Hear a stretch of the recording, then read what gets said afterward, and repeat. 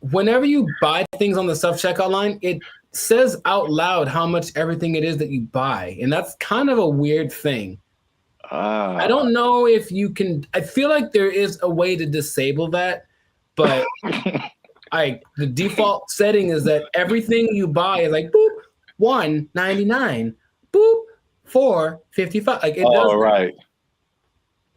Does it say your? Well, I mean, so what's so bad about that? That's my business. Some people be knowing what I'm buying. Like, like that's all. Don't put my business out there, robot. That's all. What's up, everybody? I'm Zap, and this is Jericho, and we are the now 6-time international award-winning pop hip-hop music duo, Bandit Future. We do clean, fun music that everyone can listen to with a sound that's uniquely Californian. And right now, you're tuned into the Life's a Circus podcast, where we talk about everything that's funny, interesting, and ridiculous. But wait, we need your help. Help us out. Tired of eating mayonnaise sandwiches. Give your boy some funds. You know what I'm saying? You can join the channel, become a member. That'll help us out. Or you could just like, subscribe, comment, and share this video with people who stealing, because there's thievery going on. That's right.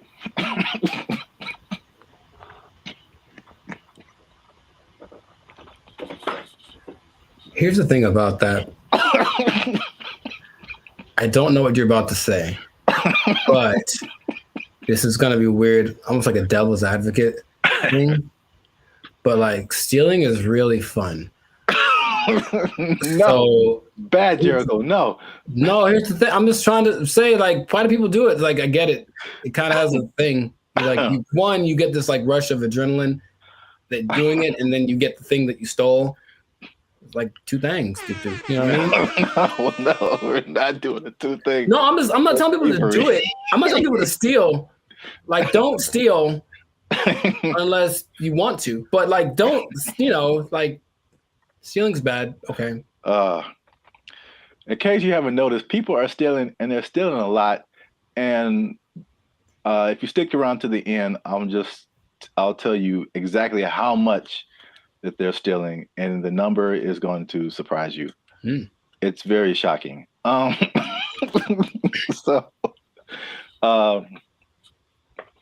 Stealing is bad. Okay, you shouldn't steal. But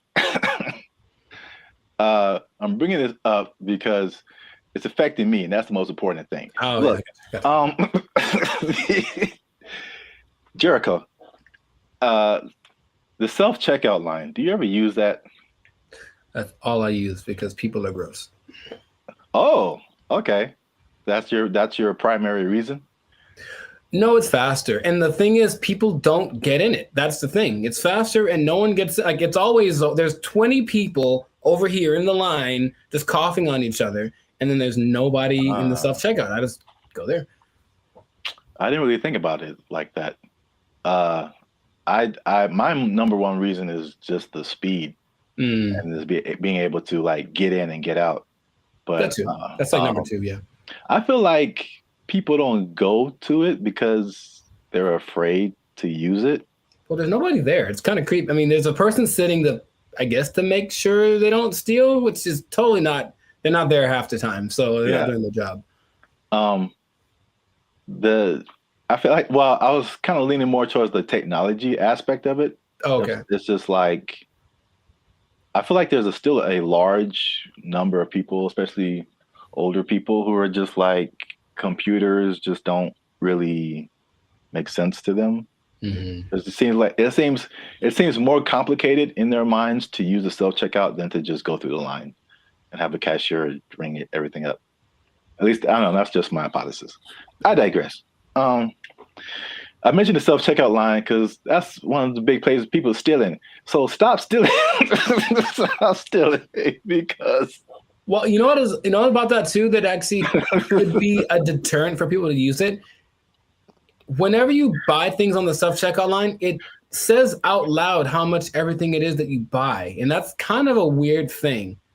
I don't know if you can, I feel like there is a way to disable that, but the default setting is that everything you buy is like, boop, $1.99, boop, $4.55. Like it does. Right. Does it say you're? Well, I mean, so what's so bad about that? That's my business. Some people be knowing what I'm buying. Like, like that's all. Don't put my business out there, robot. That's all.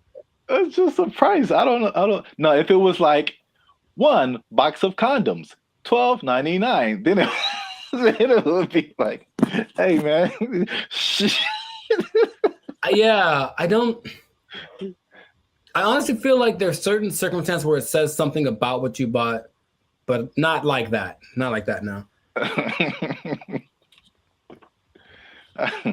Okay. Well, anyway, so people are getting these self checkout lines, and they be stealing, man, and they're stealing so much that one of the major places that they are stealing is Target, man.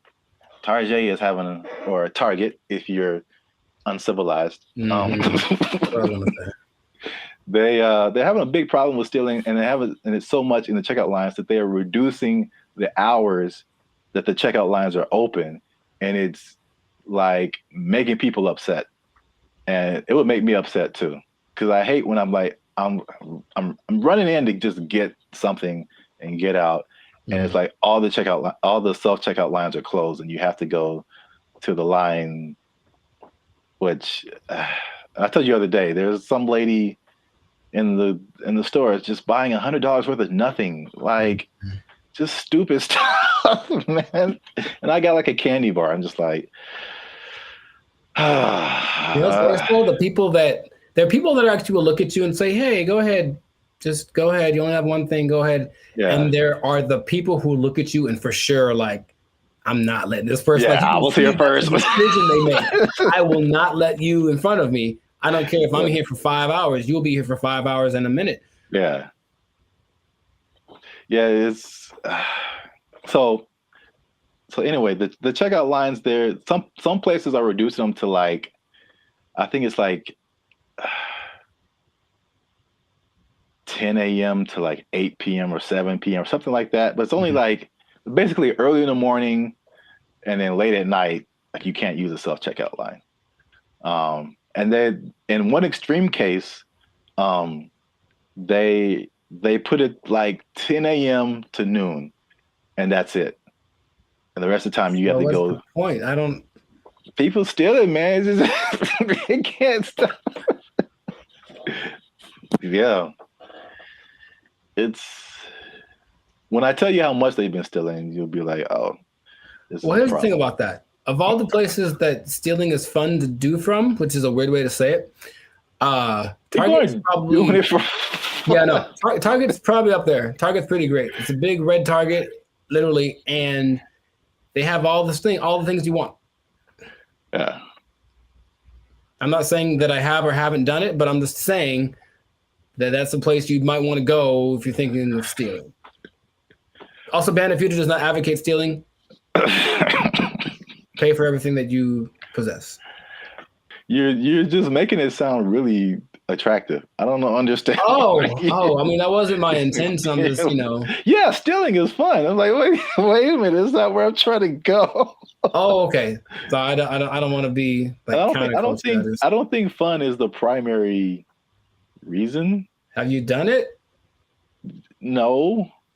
But if I would, it's because I needed something or I just wanted something that I couldn't afford to have. Oh. Haven't you seen Aladdin? Yeah, it's he's having fun though. Ahead of the gotta eat to live, gotta still to eat. Tell you all about it when I got the time. See? He was fighting for his life, man. He made a song about it though. He's having a good time. All right. So how much? Okay, let's two things. How much money do you think Target is losing a year from people stealing? I don't know how much they make. I don't either. Okay. So I mean, I'm guessing it's a high number because here's the thing too. Target's everywhere, right? Yes. They cracked down on Target, the security in California, but I would imagine at like 4 p.m. on a Tuesday in Iowa, it might not be much defense if you want to steal something from the local Target. Okay, so Target annual revenue is about 100 billion a year. Okay. So that's a lot of money. That's a lot of billions, but stealing, I would say. So how much is that? 2% of it? What's 2% of 100 billion? 2 billion. Billion? That's the number, I guess. 2% of whatever they make. 2% rule, but for stealing. Also don't steal. Now that we know how much that they make, this number doesn't seem as crazy as I thought. Okay. Because they lose 500 million. Oh, yeah, that's not... Okay, so, right. It's like context. Like in a bubble, that's a lot. Yeah. It's a whole lot. It's a lot of money. It's a whole lot of money. But it's like 0.5% of all that they make. That'd be fine. Now, that'd be crazier if it was we changed our mantra. Everybody just go out and steal. Target, especially because they got it, man. They cool. That'd be all right. No, what'd be crazier, though, if it was just like a ring of 20 people that are stealing everything from Target, just 20, then that'd be like, okay, they are... There are rings of like, there's people that have been doing this for years. I mean, it's especially after 2020, like stuff kind of really got crazy, especially in California. But there's, I don't know if you've seen these like mobs of people. Yeah, they'll just run in, like, take everything. Yeah, they're all like in it, and they just kind of do it regularly. They go store to store to store, and just kind of do this thing. So that's Target. The last part of the tease is how much retail theft is, and this is from 2022, but pretty recent for like all nationwide, and that is 112 billion. So that's basically the entirety of Target's revenue is the same amount that people are stealing just nationwide from all different kinds of stores. So y'all are out here stealing an entire Target every year. The entire Target income stream in one year. An entire Target corporation worth of products and merchandise. You guys are stealing it every year, and that's a problem. But you're ruining my self-checkout experience, so stop it. I want to use self-checkout. Don't make them take it away from me. Now you say it that way, I am also slightly more on the side of don't steal from Target. Yeah. You never even went there and just like took a candy and ate it? I don't steal, man. I don't like stealing. I feel bad if I do. Okay, you ever do the thing where this is not an interrogation. You ever do the thing where you buy a soda and you start drinking it in the store, but like, I'm gonna pay for it, and then that's so ghetto to me. I never do that. Oh, I've done that lots. I'm drinking the soda as I'm checking out. Like I bought this too, but you know. If I was like dying of thirst, yeah, but like no, I feel ghetto when I do that or something. Oh, it's about as ghetto as it gets. The first time I saw that, I think I was like offended, and then I was like, I think that's a good idea. Like, what? I don't have to wait to get to my car to eat this. Like, I got like a candy wrapper. Like, yeah, I ate this too. Bring it up. You just pulling wrappers out of your pocket.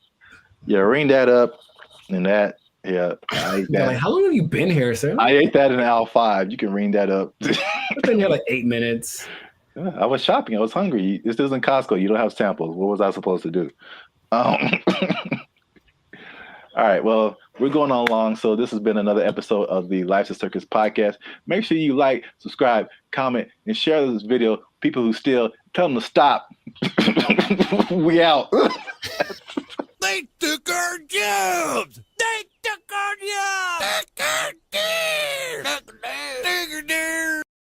I sense a faint bit of skepticism in your voice, Jericho. We haven't even skeptical. It's just like, is there anything that he's made that has been helpful or that I would know about? We haven't even gone into his claims and what he's talking about, man. Are you saying he's the second coming of George Washington Carver? Is that what you're saying? Like telling this man, him? It's hard out here for a pimp. Him?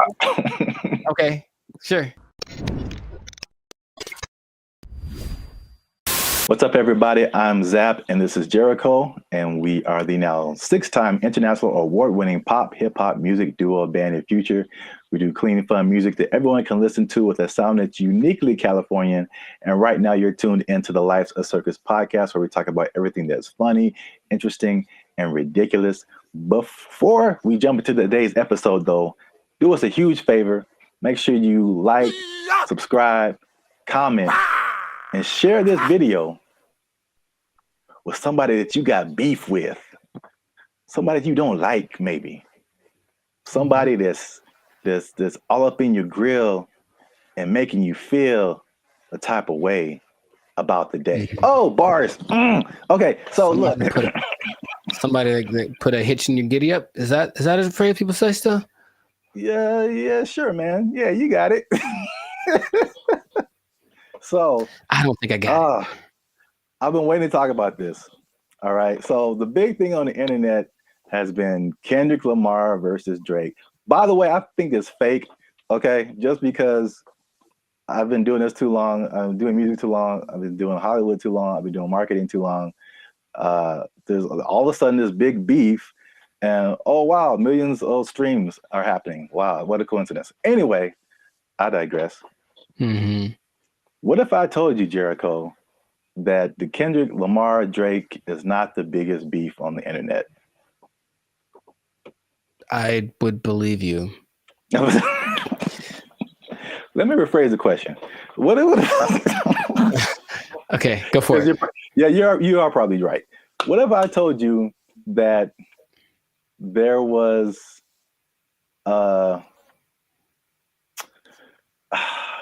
there was a better beef that I don't think has ever happened before?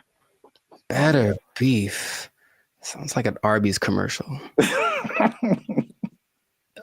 Okay. I'd be curious to know what that would be then. Hopefully it's between... Never mind. Okay, go for it. Okay. Let me before I'm gonna get to it. One last thing. Jericho, and this just straight up answer. Mm-hmm. All right. You don't have to add anything or make it complicated. Okay. Jericho, what is 1 times 1? It's 1. Do what?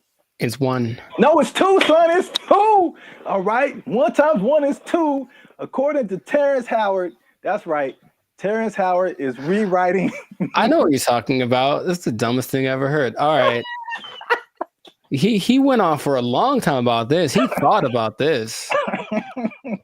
Wait a minute. What was his explanation? Like you can't time something by something to get the same something, right? That was his argument. 1 is 2, son. I'm gonna make a shirt. 1 times 1 is 2. Team Terrence, what's up?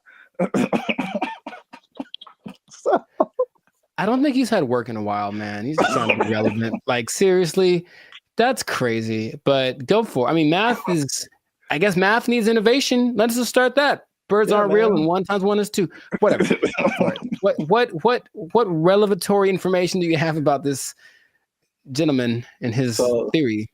So for people who don't know, Terrence Howard recently went on the Joe Rogan podcast, which I guess I kind of realized, but I kind of didn't, that his thing goes for like 2 and 3 hours. Yeah. Like, we talked for 15 minutes, and it's hard, man. It's hard. They have a lot to talk about. And then, of course, the people that has on there usually have had a lot of things they've done, so there's a lot to explore. Yeah. And I only, when I watch it, I only see clips of it that people made. So I'm thinking, oh, that was the podcast, and it just, then I see the whole thing, and it's like 3 hours. I'm like, who watches the whole thing? Yeah, watch a 3-hour podcast, but that's intense. Yeah. But anyway, yeah, Terrence Howard went on there, and it gave me Cat Williams vibes, like that level of like, well, this just came out of left field. It's just like shocking. But he was talking about things, complex theories, scientific thoughts, things about the nature and universe, matter and energy, mathematics, and just like all this stuff that has nothing to do with acting. And there was a lot of I definitely didn't watch the whole thing, so don't use this as a video to like sum up everything. But I didn't know that he was even into all this stuff. Seems So like a smart guy. yeah, but I mean, there's smart, and then there's like talking about the theory of relativity smart. Like that's just He's like like Jaylen Brown smart. rewriting mathematical equations, and I'm just like, all right, cool. We got to have a But couple black geniuses, him and Jaylen Brown and Kanye. Well, anyway, hashtag too soon. So Howard holds 97 patents. Do you know that? no, that Yeah. sounds like something that he would tell people at a party. I sense a faint bit of skepticism in your voice, Jericho. We haven't even Skeptical. It's just like, is there anything that he's made that has been helpful or that I would know about? we haven't even gone into his claims and what he's talking about, man. Are you I saying feel he's like the second coming of George Washington Carver? Is that what you're saying? Like telling this man, him? It's hard out here for a pimp. Him? Okay, sure. 97. I didn't know that about him. That's Yeah, cool. It's 97. expensive to patent things. It is. So Yeah. I guess that acting money helped out. I don't know. But he believes many of these patents will, of course, change the world. Some of his notable patents include advanced designs in metallurgy, I think I'm saying that right, chemical engineering, and innovations in flight technology. So at the very least, the man is doing things. Yeah, sounds like it. So, but what really shook up the internet was some of his claims. Mhm. All right, so we're just going to go through a few of them that this is kind of tough to talk about because he's talking about things that are beyond most people's comprehension. Sure. And so there's a lot of things that he said or a lot of words, even words that he used that are just not in common vocabulary.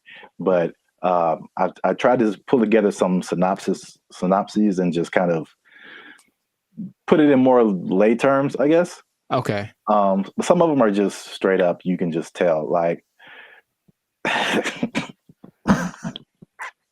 Let's see what Mr.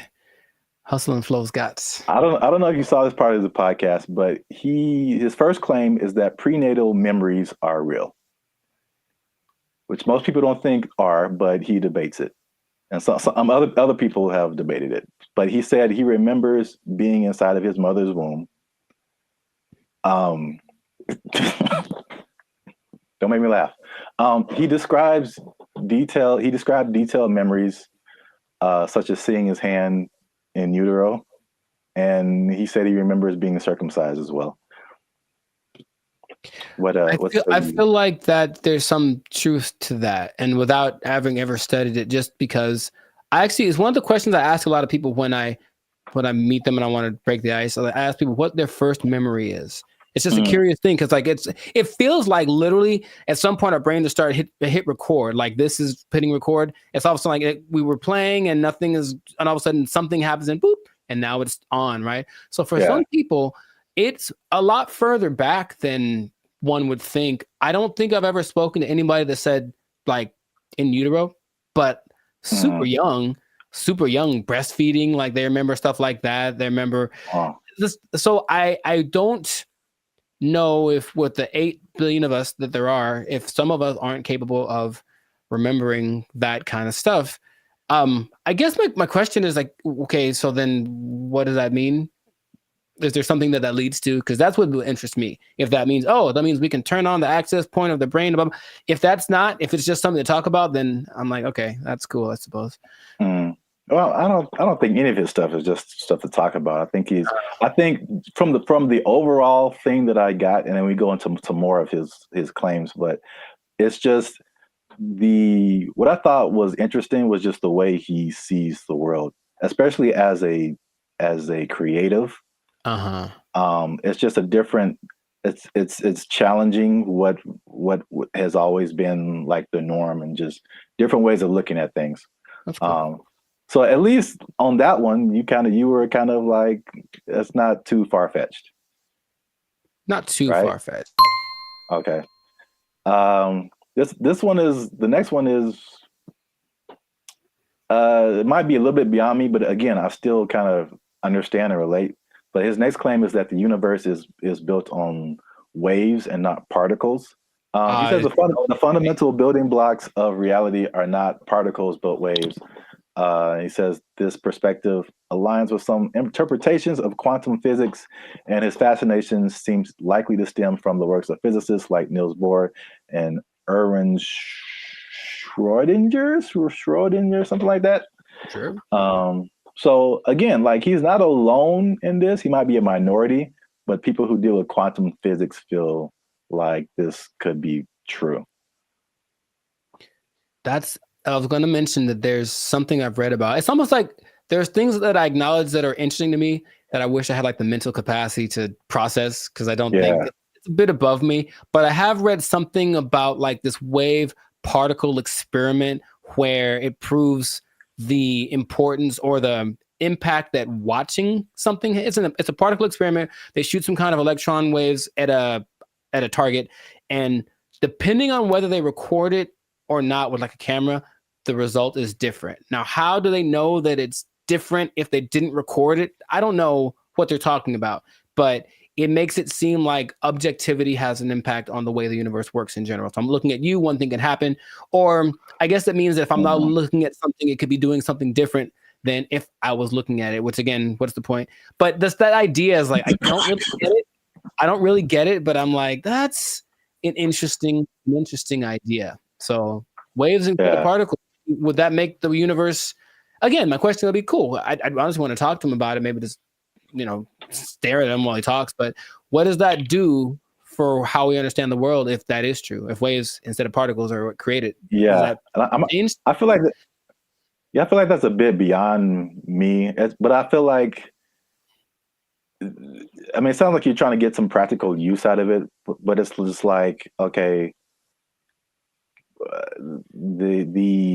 the things that we know about gravity and aerodynamics and stuff like that, by learning that stuff, we can fly planes and helicopters and stuff. Sure, yeah. And so there's some kind of use, I think, in saying it's waves and not particles. I don't fully know how to interpret all of this stuff and to make it like, oh, okay, we can do this now. But I'm sure like that's a kind of genius level, sure, right, kind of thing. Once you know it and then can do something with it. Right. If it means I can surf to Mars, I'm down, bro. That'd be so sick. Yeah, they'll just hit your knees with waves and not particles, and that'll heal them. I'm down for that also. Does anyone out there have answers for knees? Your boy's going through it right now, so yeah, let us know. To continue on this is probably it's probably the last one that just I kind of still didn't. It's too far above me. Mm-hmm. You said gravity is fake. So he said that there's an inward and outward force that shapes planets without relying on things like gravity and dark matter and dark energy. Which this one is kind of big because he challenges Newton and Einstein, like, as far as gravity being a fundamental force. And I know what you're doing. I know what you're doing. I know I know what you're doing. It's fake. Fake news. Fake news. That did not fall. Okay, people. Okay. That did not fall. That was fake news. Gravity is fake. Okay. All right. I'm not going to do it again. I wouldn't even know where to start with that. That is an interesting idea. If there's another force that's not gravity, then what is that? What is that inward force? Because to me, that inward force is what's called gravity. Is it not? I don't know, man. Good I for him. don't, You know. Okay. I don't know, but I really want to understand. I really Sure. want I mean, to, because there's stuff, even like the one times one thing, like I I don't know how I feel about it, but I can at least understand why he would say that. Um, once we get to that one, but the gravity is fake thing, it's just like over my head, I think. yeah, no, I wouldn't even. But when he talks about it inward and outward force, for any anime nerds watching this, I thought about Pain in Naruto, and he has like that universal push and universal pull, Yeah. and How cool like gravity. yeah. Yeah. So maybe the answers are in Naruto. Maybe they believe the same thing. I don't know, man. This is just, I just find it funny, obviously. Yeah. Sure. It's interesting. I wouldn't know where to begin with that. Just someone coming out of nowhere and just challenging everything and everyone like we've ever known. It's like, you all are wrong. This gravity isn't real. I mean, it helps me that I only think about him as the Hustle and Flow character. Yeah, that adds another layer. He's stuck in that role to me, so he can say all he wants, but he's saying this. I only saw a portion of that podcast, so I know what he talks like. To me, he's still talking like that character on the podcast. So. Yeah, he definitely has that like typecast, or like his role in Avengers was like, was a War Machine. I forgot he was in that. Yeah, he was like the first War Machine. It's like, War Machine said there's no gravity. For the record, I prefer Don Cheadle. The same. I thought they were both good. Oh, okay. Well, I don't remember Terrence, but okay. Next one is that straight, again, along with gravity not being real, also straight lines are not real, Jericho. And this is the one I can understand. All right, so this is his explanation. He said, when you view something from the correct perspective, or you view a straight line from the correct perspective, you'll see that it's not straight. So he gave an example that if you put like you draw a straight line, perfectly straight, at least to our human eyes, but if you put it under a microscope, you'll see all the tiny like inflections that don't make it look straight anymore. So basically, these are all conceptual things. He's basically trying to get us to rethink geometrical concepts. Again, why I don't know how that applies to that. Yeah, that I would say. How does that help us? Terrence, how does this help us specifically? I don't think it does. Look straight to me. It works for me. I'm gonna accept. I'm gonna take into consideration two of his ideas, and then for me, gravity and straight lines are pretty much going hand in hand. I will go find a straight line and drop it to celebrate my acceptance of straight lines and gravity. So we're 2 and 2. Yeah. So you can kind of see where he's coming from with the prenatal. But I like the idea of not him trying to be controversial, just saying, hey, think about stuff. We are told things from an early age, and most people, for everything they've been told, that's just how it is. And any idea that something might be different can be scary. It's like, oh, it's the truth. What is? But Charles, I appreciate his effort. But that's what I got out of it. All right, so we're 2 and 2, which is perfect because we're coming to the last one I have here, and that is that multiplication is a lie. But I mean, does he say it exactly like that? No, but that's just funny to say. Anyway, he said that one time. This is the middle. He said that one time. One is 2. Okay. So he said this is why, because if you combine two unique things, all right, you can't end up with the same thing. Which I hear where he's coming from. You got one like because I remember like algebra, like you're always trying to solve for x, and you basically you got this side of the equation, this side of the equation, you try to balance it out. So if you have two ones on this side, like how are you going to have a one on this side and it still be the same thing? So like I still don't know if I agree with it, but I totally understand what he's trying to say. I don't appreciate that one. Side of it. And I'll try to be. I haven't taken math class in 2 decades, but I'll try to explain. He said two unique. If you combine two unique things, to me, I'm like combining in my simple brain an object. This is a guitar pick with a concept, which is a number of these that I'm thinking about. Right. So if I have one of these, this is my object.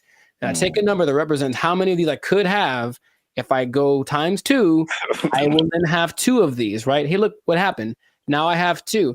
If I take this one object and then I multiply it by a concept that is singular, nothing changes. Because here's the other thing. I think I can bring a narrow to this also. I want to figure it out because usually there's like, or this might be Avatar. It's like, okay, there's like good or bad.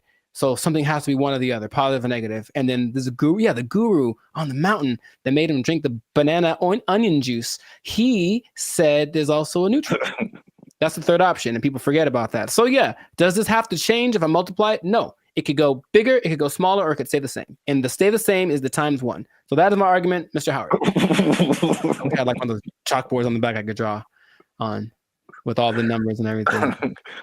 Yeah. The hot to crazy chart. You remember that one guy? Oh, nice. I appreciate that, man. So I don't agree with that at all. National treasure. I don't think I do, but I want it to be a thing. I got you. That's deep down. I want 1 times 1 to be 2. If enough people talk about it, it'll become something. Yeah, if enough people talk about it, it'll become something. I really don't think that it's important. Again, it's just like look, their way to change math with that Common Core stuff. Oh yeah, everyone's all messed up, but the kids nowadays are gonna be just so stupid. All the math is wrong, and so now they're gonna throw this in there. Like, by the way, 1 times 1 is 1 or 2, and then what? Because another thing. So if that becomes true, that's just hypothesize. Then wouldn't that change everything? Because you can't just change one thing without changing other things.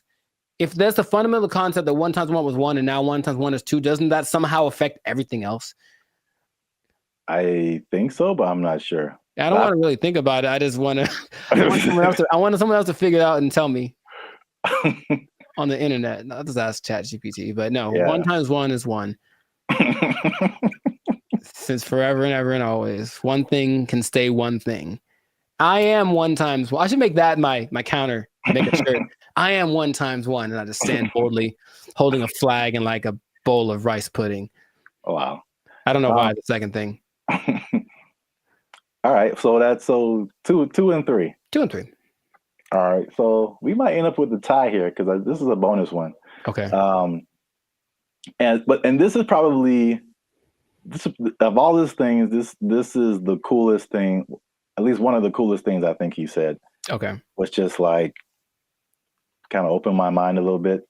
And he said that the periodic table is structured incorrectly. I mean, again, how is it useful? I don't know, but I thought the visual was very cool. Okay. And I should have tested this before I started, but take chances. It's real life. Just take chances. Let's see what happens. Okay. So check this out. This is the periodic table of elements. So basically, he said he learned the periodic table, but he saw it in a different way. He saw it in circles. Mm-hmm. So I thought it was super interesting because it's kind of hard to explain. He breaks it into octaves, which we can relate to as musicians.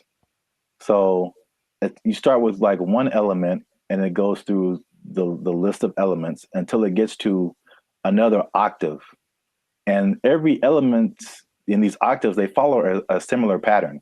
Like in the middle here, you start at helium, in the middle would be carbon, and then at the end would be neon.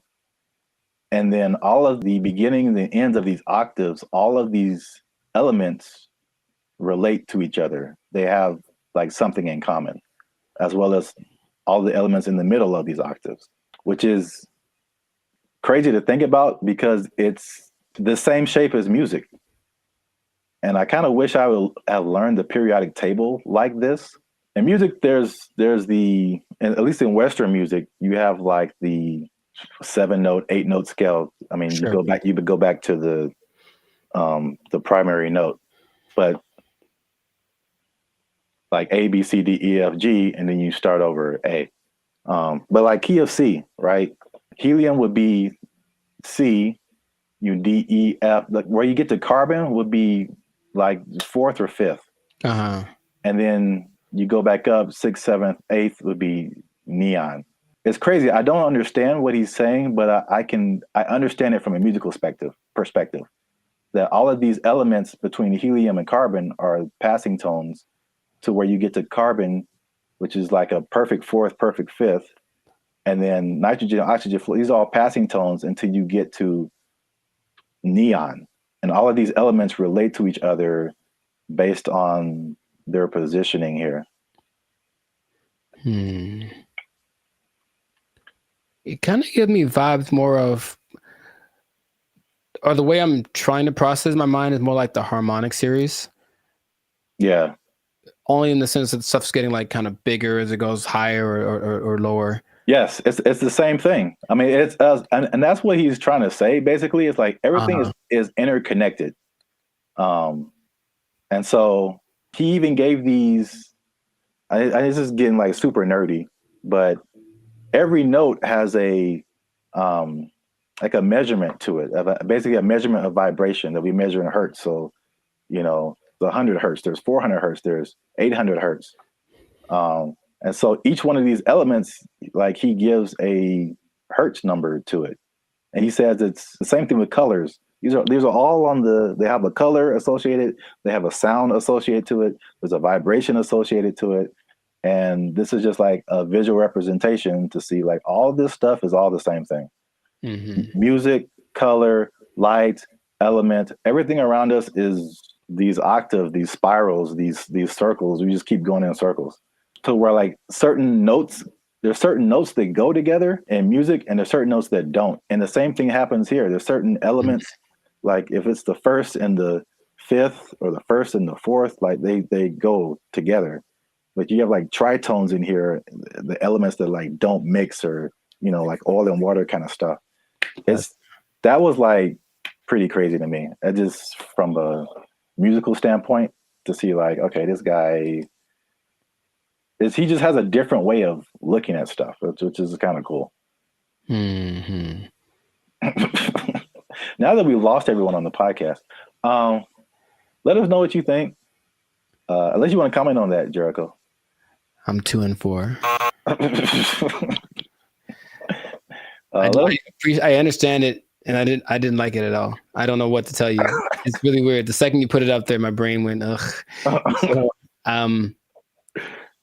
maybe if it looked, I think it's more of an aesthetic thing. For some reason, the way that looked specifically made me go, I don't like that. Really? Yeah, I don't like it at all. I would have loved this in school because I can like, it was just music, and then I get it. I didn't really like science. Oh well, I never did. You have to learn the periodic table? Yeah, we had to memorize it.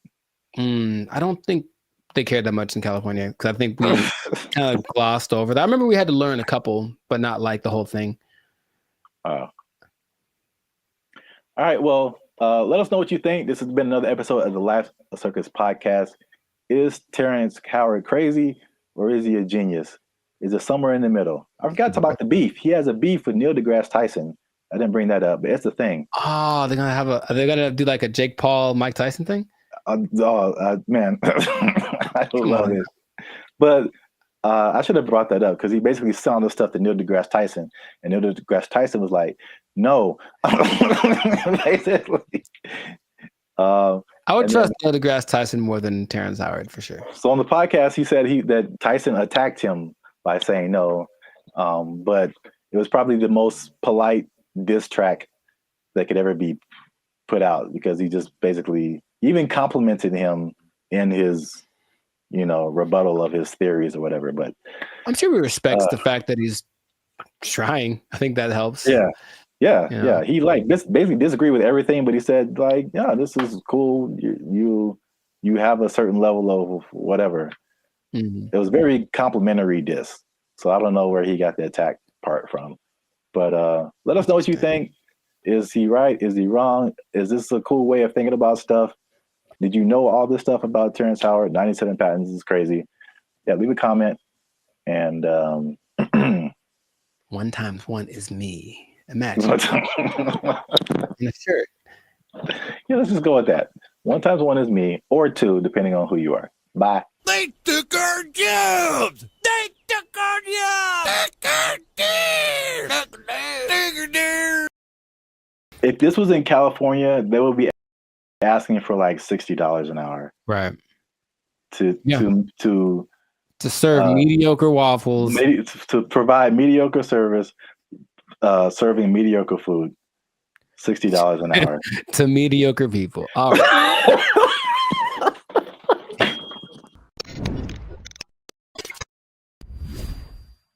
Yo, what's up, guys? I'm Zap, and this is Jericho, and we are now 6-time international award-winning pop hip-hop music duo band and future. Mm-hmm. We do clean, fun music that everyone can listen to with a sound that is uniquely California, and you are now tuned into the Life's a Circus podcast, where we talk about things that are funny, interesting, and ridiculous. But wait a minute.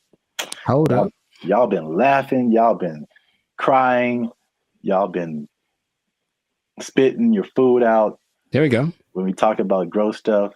You just been having a good time on our dime. And we need to support your boys by making a little noise. Oh, bars. I like it. So make sure you like, make sure you subscribe, make sure you comment.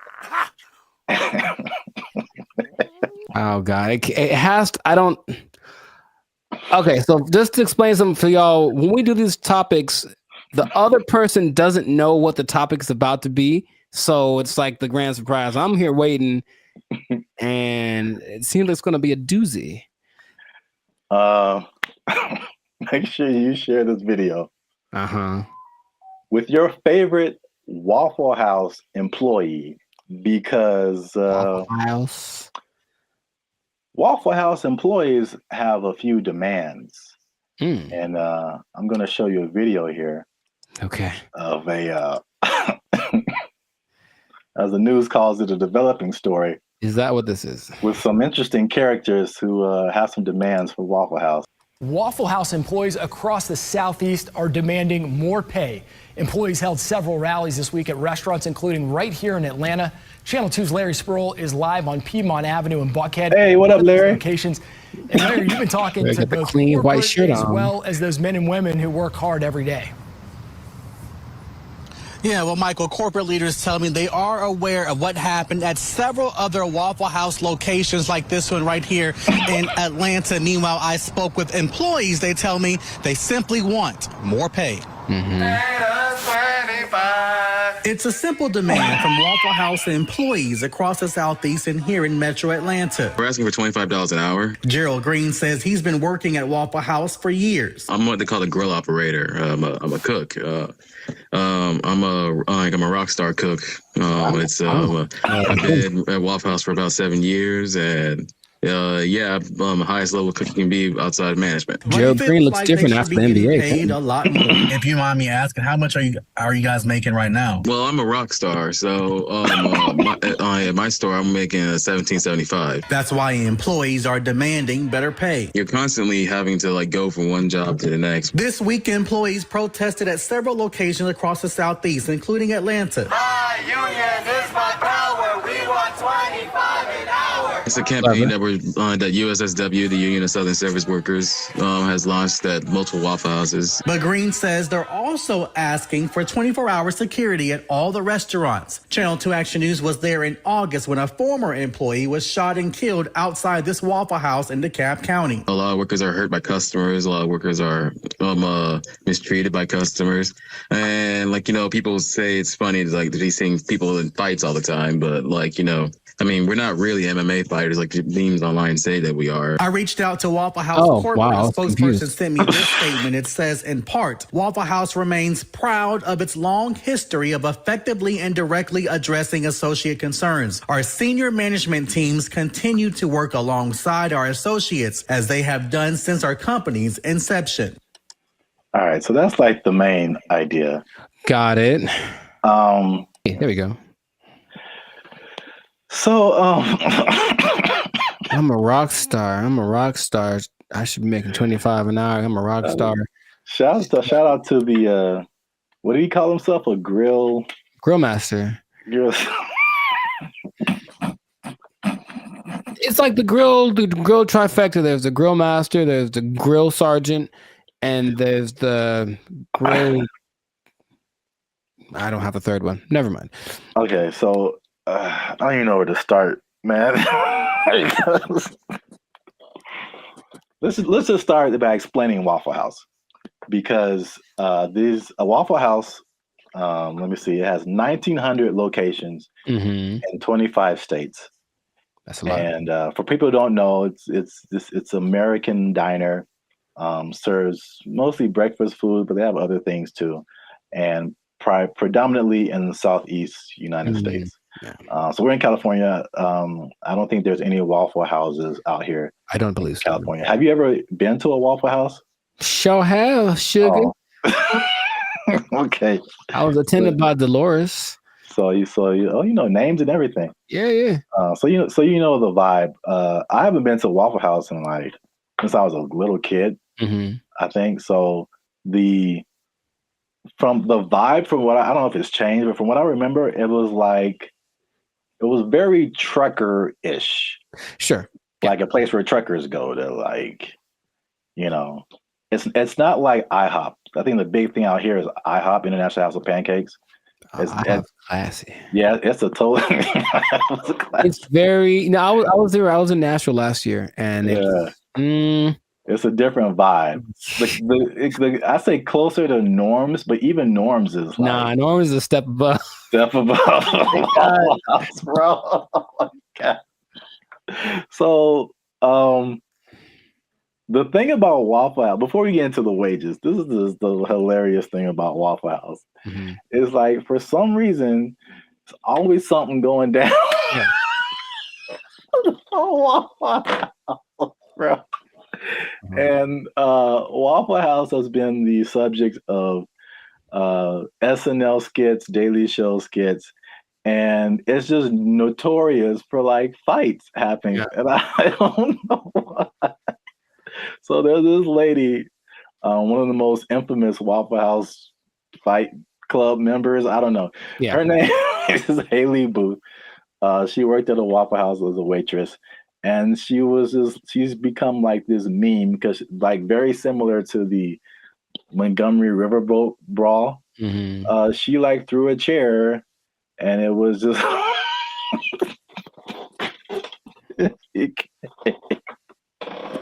it became a meme. So it's a big social media thing with Waffle House. And these are some of the quotes from social media. Okay. Oh, Haley, the waitress, she says, and I quote, "I've probably cleaned blood off of every surface of a Waffle House," just to give you guys an idea. Someone else as a joke said, "A fully staffed Waffle House could take out ISIS."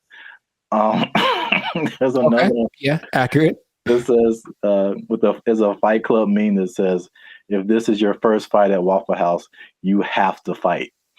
So that's the vibe of Waffle House.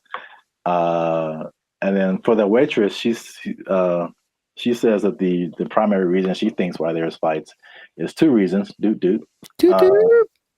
Is one, it being open 24/7, and 2 of them serving alcohol, and the combination of those 2 things turning into fights. Yes. Well, 2 things. Can we, every time we say that, can like something just pop up like a head or something? Just to hint, like coming soon to a podcast near you. 2 things, but one, I don't think it's a coincidence that the Waffle House logo uses the same colors as Spirit Airlines. That's just kind of my first thought. Second, and this is from personal experience, people are drunk when they get to Waffle House. Yes. So it does not matter whether they serve it or not. I read that too. So basically, For sure. Yeah, Waffle House is like the after club spot. Yes. So once the club closes down, the Waffle House is open and ready for all comers. And man, it's just... yeah, they gotta shut it. Waffle House. But places like Denny's are open 24 hours, a lot of them, and Denny's don't have that. So it's something about Waffle House. It's something about Waffle. It's like when you walk in, you do feel this. The first time I went to Waffle House, I was young. I was probably 10 or 11 in Missouri, I think. And I remember I remember my waffle was cold and the butter wasn't melted. So I was mad about that. But I also remember that there were people. Oh, there's a word that my mom used to say all the time. Nefarious. I think there are some nefarious individuals in the corner, and she's kind of uncomfortable with having her kids in this place with these nefarious individuals. Kind of suspicious. And I didn't know that was normal until I went to another one later, older, and I was like, I feel like those are the same people. Like, I was like, I think they just have them instead of the weird bunch from the McDonald's group, right? All them. They just have these cats in the corner ready to start some stuff. Like, that's what it feels like. Yeah. I was so thrilled about this topic. Also, I think the food is okay. Yes, so that's a good segue. The food and the service. It is borderline acceptable. And so now, fast forward to today, Waffle House employees are pushing for $25 an hour in Georgia. I'm getting mixed numbers, but I think the Georgia minimum wage is $7.25 today. That sounds about right. So Georgia, I mean, that's almost a 4 times increase. That's like, so to put it in California numbers, the minimum wage is like $16, $17 an hour. Going to 20. So that means like, if this was in California, they would be asking for like $60 an hour. Right. To serve mediocre waffles. To provide mediocre service, serving mediocre food. $60 an hour. To mediocre people. All right. There should be like an intervention. Like if you're in the Waffle House, like, man, IHOP's right over there. Just copyright. Wow. Just do yourself a favor and upgrade a little bit. Or make some. I would rather eat Eggo waffles from the toaster than eat Waffle House waffles. Like, to me, they're comparable, and maybe Eggo's got a slight edge. So, oh man, nothing too special about the Waffle House, but they're everywhere. Everywhere. 1,900 locations. It's a big chain, but $25 an hour, bro. That's a lot to make waffles. Have you ever made a waffle before? It's very straightforward. You take the pre-made batter, pour it into the waffle-shaped contraption, and then you wait. And that's it. That is it. And I've seen people fail at that. And oh, by the way, they've also been working at the Waffle House while they failed. So what's the end game for them? I mean, one, are they going to get it? Is there any precedence for this? Also notice in those videos, there was like 9 people protesting. Is that really right? You said there's 1,900 of those things, and those videos didn't have nothing more than like one store worth of employees. It was like one store that decided to speak for all the Waffle Houses, and I feel like that's not going to get it done. Not at all. It's not enough, Waffle House. It's the beginning. You got to start somewhere, man. Sure you do. Hey, support them. Wow. I think I'd just go to IHOP and support them instead.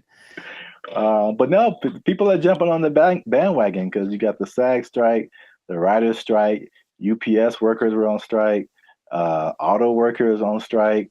So Waffle House people are like, yo, we like a good fight. I think everyone wants to make more money, of course, but what's the value you're providing? What are you doing for me that I can't do myself? And like I said, I can make me I got a decent waffle maker. I can make myself a waffle. So I don't know what they're going for, but if they get it, good for them. 25 an hour. Wow. That's a whole lot. Leading the charge, the rockstar cook, rockstar grill master. He should probably just go solo. That's what I'm thinking. Instead of doing this whole trying to lead the charge thing, just be like, I'm the rockstar grill master, make his own YouTube channel, have a shit. Hey bro, I'll manage you. Just give me $25 an hour and I'll manage you. Start a whole channel of waffle apartments. Man, I see the possibilities. I see the future. Not the whole house, but we want a waffle apartment. We can get a waffle condo on the down payment on a waffle condo. Look, that'll be all right. A waffle sublet, if you will. Yeah. Well, we've talked about this way too long. We still could. That's the problem. I can keep going for another 10 minutes because it is fun to talk about. Oh man, I'm in tears. Good old Waffle House. So make sure you like, subscribe, comment, and share this video. Well, again, your favorite Waffle House employee. Ooh. And as a sign of support, of course. Sure. And yeah, we'll be back here, same bad station, same bat channel. Is that how they said it? I don't remember. I don't really remember either, but yeah, I'm not old enough to remember that. Nor am I. Well, good luck, Waffle House employees. I hope y'all don't get fired. They don't take your job. The waffles are cold. They took our jobs. They took our jobs. He believes that masturbation was the greatest evil on earth, and that by eating cornflakes, it would prevent people from doing it. So I don't see the connection. No, it's there, man. It's there. I'm trying to make it work in my head.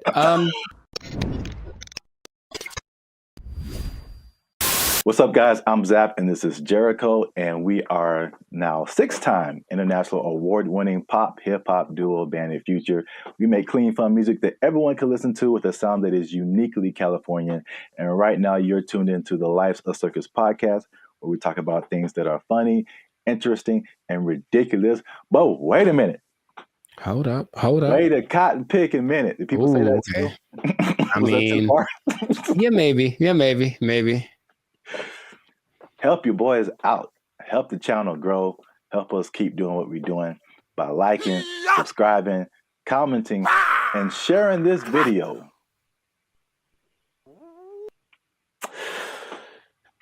With your friends and family, because I got a question. Okay. It's a very important question. A bit of a riddle.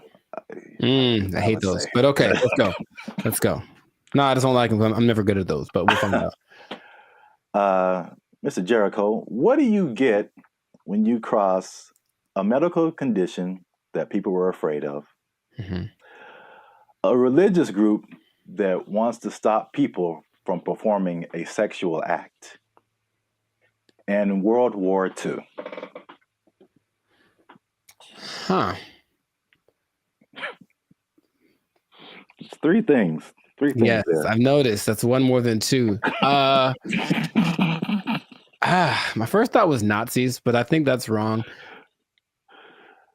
That was just the first thing that came in my head. I'm like, that's no way. I think it's because you just said World War II, and I was like, I think they wanted to stop World War II. You know what? Congratulations. I've never been asked this in my life. Yeah, I don't think anybody has, but for the people playing at home, just one more time, the question is, what do you get when you cross a medical condition that people were afraid of, a religious group that wants to stop people from performing a sexual act, and World War II? And the answer, believe it or not, is breakfast cereal. I'll be honest, I didn't. Yeah. Go ahead. Yeah, I just kind of stumbled upon this, but the rabbit hole got really deep as to why we have breakfast cereal. So, a little bit of a history lesson. You can stop me at any point if you want. It'll be the Just more clarification on the ridiculosity that is happening right now.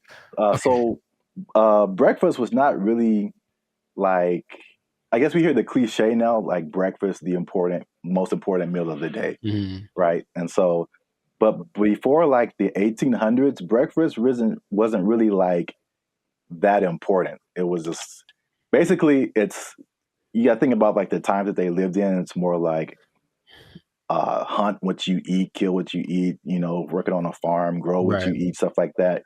And so like nobody's waking up at like in the morning to like kill a chicken or like kill a pig to make some bacon or like, whatever. So basically it was like whatever happened in the morning. And this is why like eggs have been part of a breakfast for a long time, because chickens lay eggs in the morning, easy to eat. Makes sense. Yeah. Makes sense. And basically what you ate for breakfast was pretty much whatever you had left over from the night before. So that was pretty much breakfast. But there was a meat component because they would eat it, they would like cure the meats and stuff, and you could save it and use it for breakfast in the morning. Right. So like eggs and even bacon were like a big part of breakfast. Bacon. And this was called like the farmer's breakfast. So again, it's just like it's pinned to the time that you were in, and farmers and stuff. You get up early in the morning. You need some fuel because you're going to be working your butt off like all day long outside in the elements. Like you need a good hearty breakfast. So this is the first thing. The first thing that I teased at the beginning, the fear of the medical condition. The medical condition was indigestion, which sounds like pretty like whatever today, but again, I feel like it could probably take you out back then, huh? Yeah, there was no Pepto-Bismol, like antacid. You can just pop an antacid and be cool. Like you could have felt like you were dying. You had no idea. Like, oh, I got indigestion. It's the devil's work inside of you. So, I don't know, but I had to go to the apothecary. Yeah. So, also late 1800s, the transition from like farm work to more like industrial work, and industrial work to like more like office work. So big buildings and offices, and people weren't like moving around as much as they want to. So they felt like if they eat a big breakfast and then they don't do anything, it's going to sit there, they get indigestion. People were like terrified of that. So they were like, we need a lighter breakfast. So there was a move away from like the bacon and eggs and all that kind of like hearty stuff. All right. So that was reason number one. Reason number two. I'm very curious about this one. Okay. My favorite reason. So at the same time, there was a rise in religious gurus that were pushing vegetarianism and just like eating healthy, or what they call eating bland. All right. And believe it or not, the people at the forefront of this were Seventh-day Adventists. Okay. Especially a man named James Caleb Jackson, who was not probably as famous as this next person, John Harvey Kellogg, who's the founder. Sounds about Kellogg's Frosted Flakes, all that kind of stuff. Yeah. That's where that came from. Now, these people were like hardcore Seventh Day Adventists, Sure. and they actually pushed this type of breakfast not just on the healthiness, but they believed that a lighter breakfast was more morally sound. There was more morality in eating like a healthier breakfast. But also, I could not pass this up. The John Kellogg guy, he believed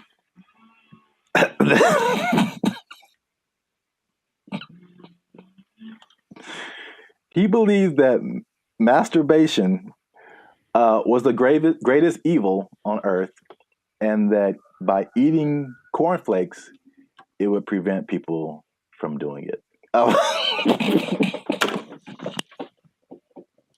So I don't see the connection. No, it's there, man. It's there. I'm trying to make it work in my head. Corn.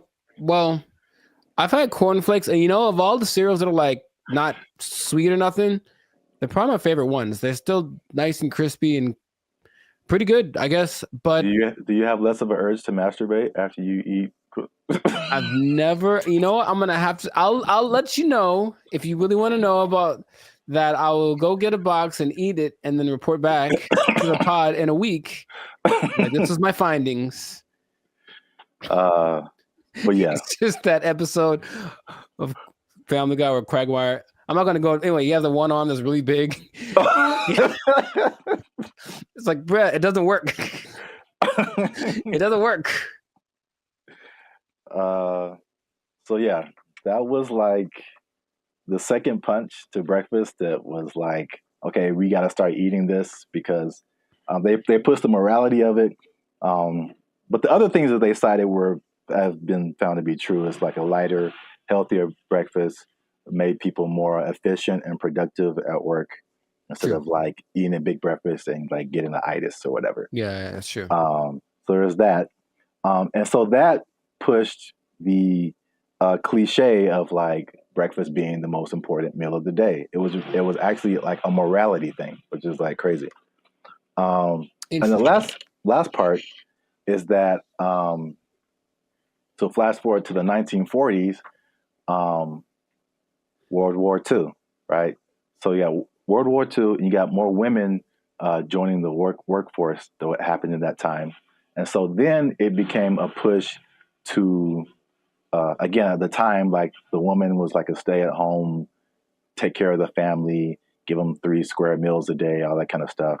Breakfast became the cheat option to feed your family and not feel guilty about it being like quick and easy because they had to go to work too now. Oh, okay.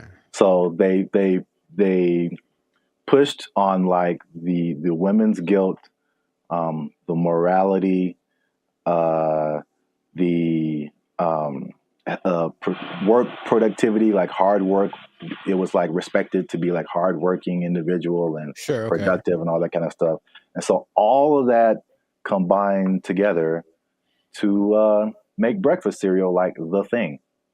And I remember like watching commercials, like every commercial is like part of a balanced breakfast and like you got to have your cereal and blah, blah, blah, blah, blah. And they pushed, and the cereal industry is probably like $1 billion industry or something now. Yeah. But they show all of this stuff like, and I never ate all that stuff. I tried once.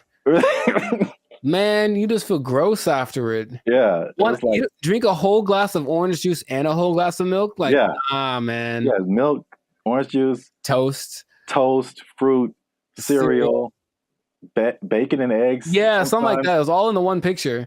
Like the whole food pyramid.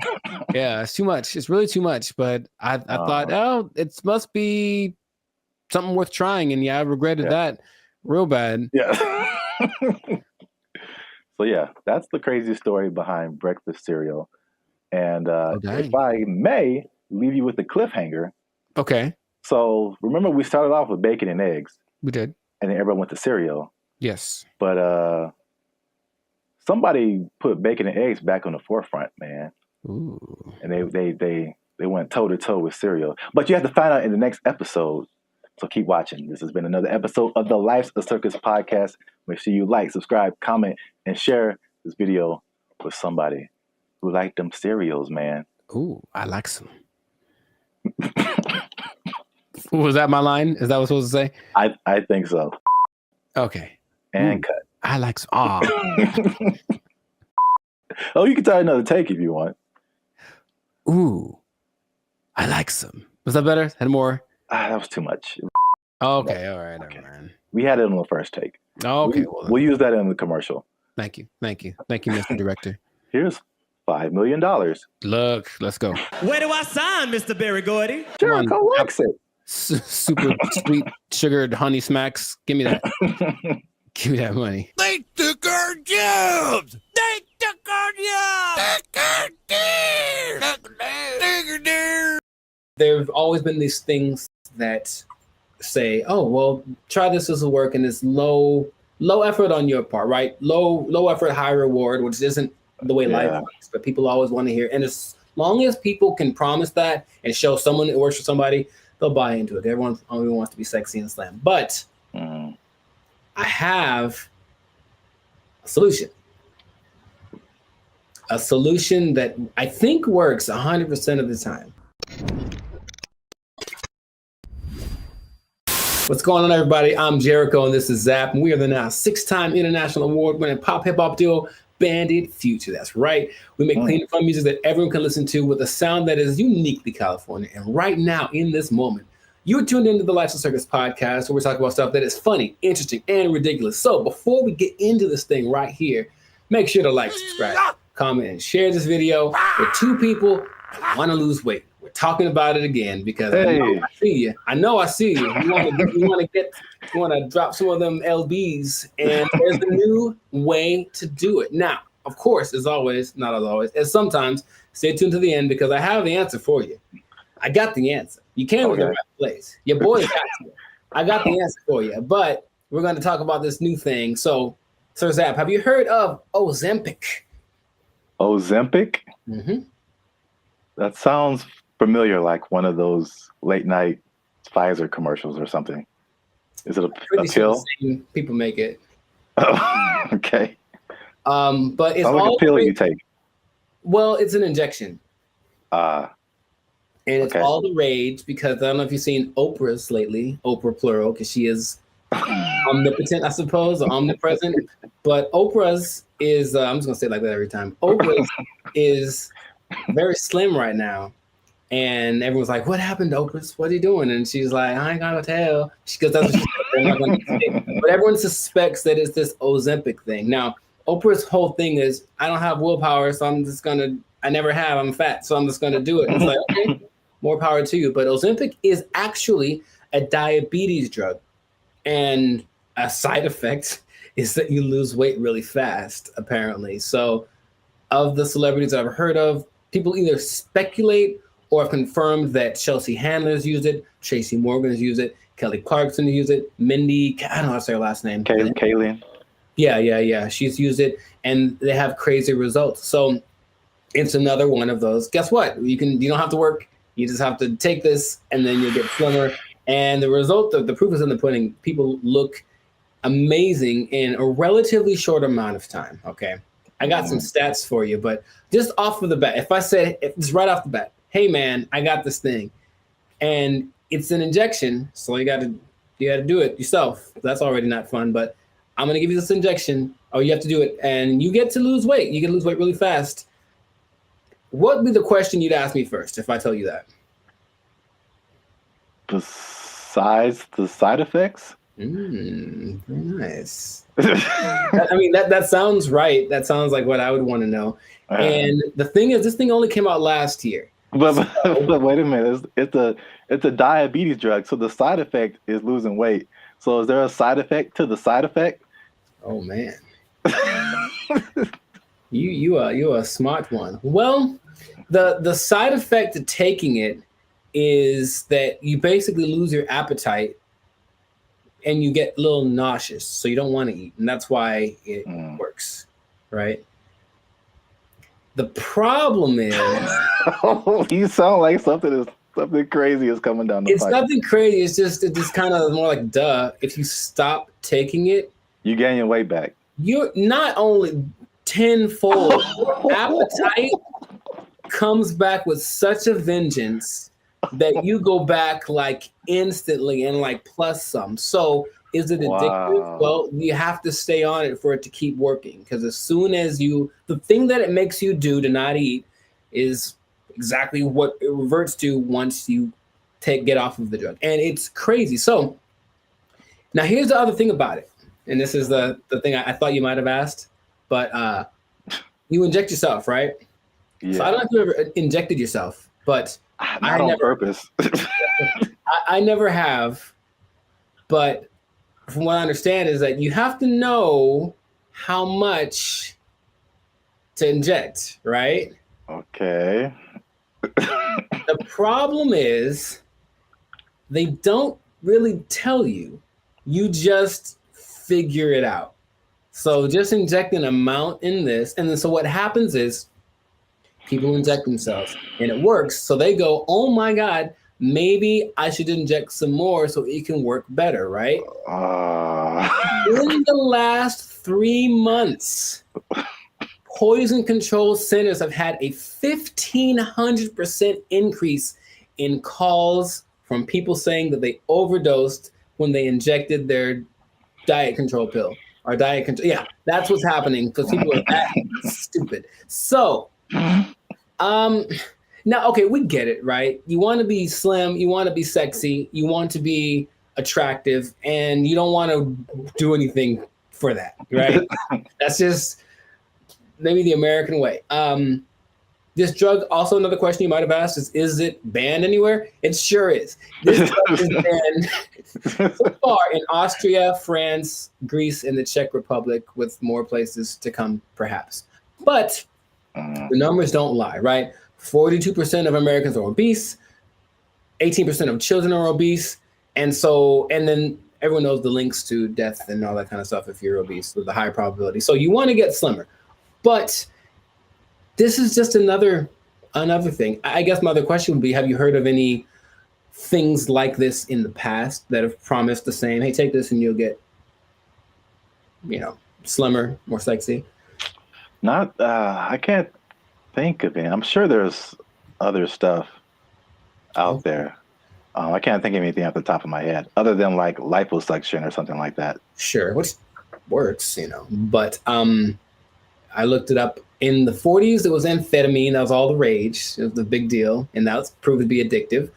Rainbow pills in the 60s, which was amphetamine, digitalis, and diuretics, and that proved to be addictive and somewhat fatal if you take too much. There's a thing called Aminorex in 1971. This is all before our time, right? Now, the thing that I remember hearing about in the 90s, there was this thing called Fen-Phen, and it was a big deal with the celebrities. Yeah, and a lot of celebrities, took it, and apparently it works. But now this new Ozempic, I think I'm saying it correctly. They're saying that a lot of celebrities are getting paid to promote it, to push it, and I think that always, that's always the way to go. But it's just like, I'm really concerned for these people that are basically getting guinea pigged, right? It's like, we'll see if this works. And then what's going to happen to them in 6 months when they're like, oh, by the way, this causes all of the things. Yeah. That's how a lot of stuff goes with. Like anything, there has to be people who test it out first. So yeah, it's weird. The thing that I randomly remember when you were talking about things from the 90s was like Slim Fast. Oh, sure. Although that's not like a drug, but it's like, I remember that was like a huge thing, and people, maybe even Oprah did it at one point. I don't know. Oprah's done everything. Yeah. Yeah, I remember seeing a lot of Slim Fast commercials with celebrities and stuff, and then the tagline was like, "Give us a week, we'll take off the weight." So yeah. Oh.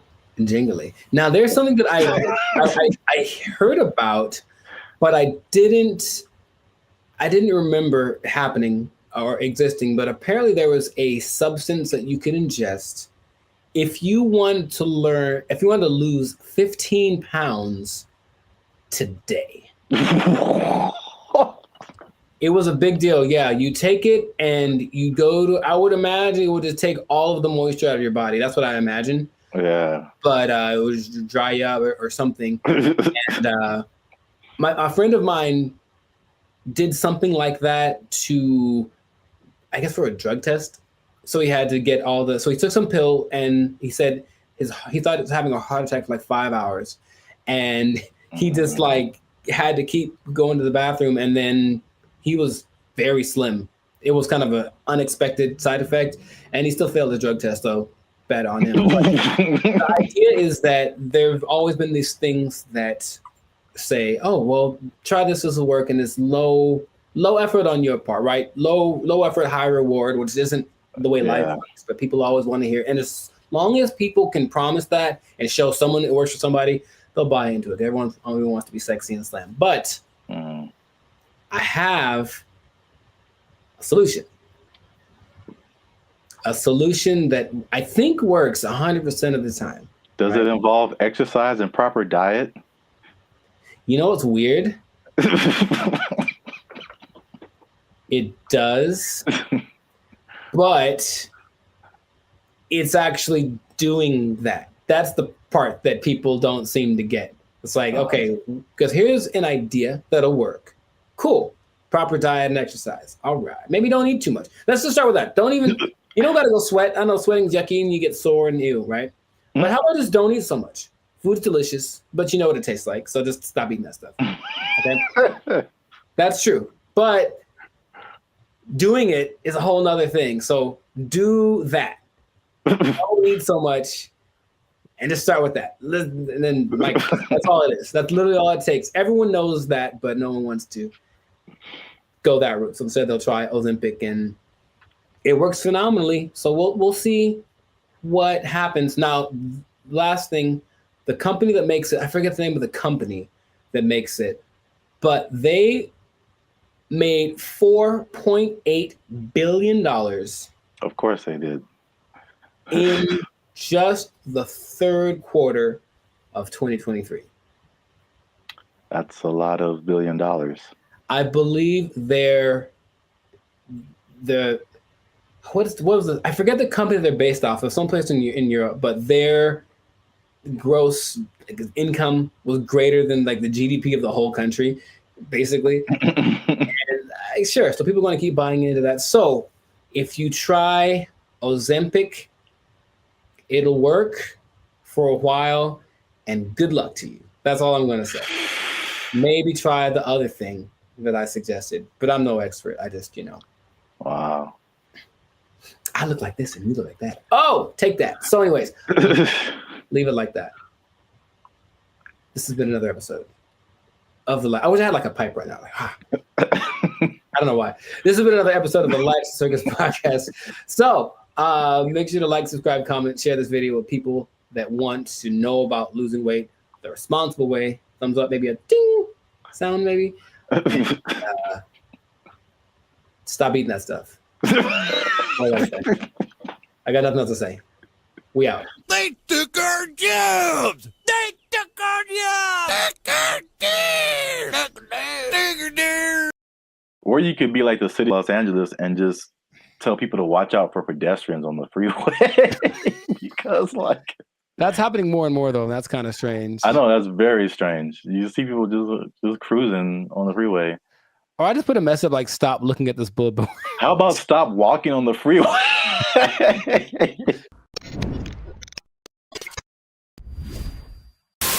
Yo, what's up, guys? I'm Zap, and this is Jericho. And we are now 6-time international award-winning pop hip-hop music group, Bandit Future. We do clean, fun music that everyone can listen to with a sound that's uniquely Californian. And you are now tuned in to the Life's a Circus podcast, where we talk about things that are funny, interesting, and ridiculous. And yo, make sure you like, subscribe, share, and comment on this video. And because we're going to talk about something that has kind of flown under the radar, but especially in California, if you live, or not California, really mostly like the metropolitan Los Angeles area, maybe into the IE, as well. That's the Inland Empire for people who are not from this area. The uninitiated, Yeah, but there is something that I feel, well, a couple of things that I feel like a lot of people have seen and a lot of people haven't talked about. Okay. Intriguing. Okay. Yes. So I'm going to show you a picture, and this one is very close to you. I know you have seen this. Yes, I have. This billboard. Mm-hmm. Okay. I don't know what this message is. Download our new video editor. Okay, maybe another time when we're not doing a podcast. This billboard, if you're not from California, this billboard has been up. There's been a few of these. I've seen them. Yeah. Up along a major freeway in California. It says, warning, this billboard structure is the subject of a lawsuit, LASC case number something. Anyone who assists the city of Pomona in the demolition of this billboard structure will be sued. And it's just one of the weirdest billboards I've ever seen. And there's several of them. And I've just never seen anything like this. So I finally looked it up. And this isn't McDonald's Grimace level, but there's a little bit of a rabbit hole here. Okay. So basically, there's a guy named Brian Kennedy. He is the founder and CEO of Regency Outdoor Advertising. So basically, he owns it's a very popular billboard brand, probably maybe the one of the most billboards around the country. And he owns these billboards.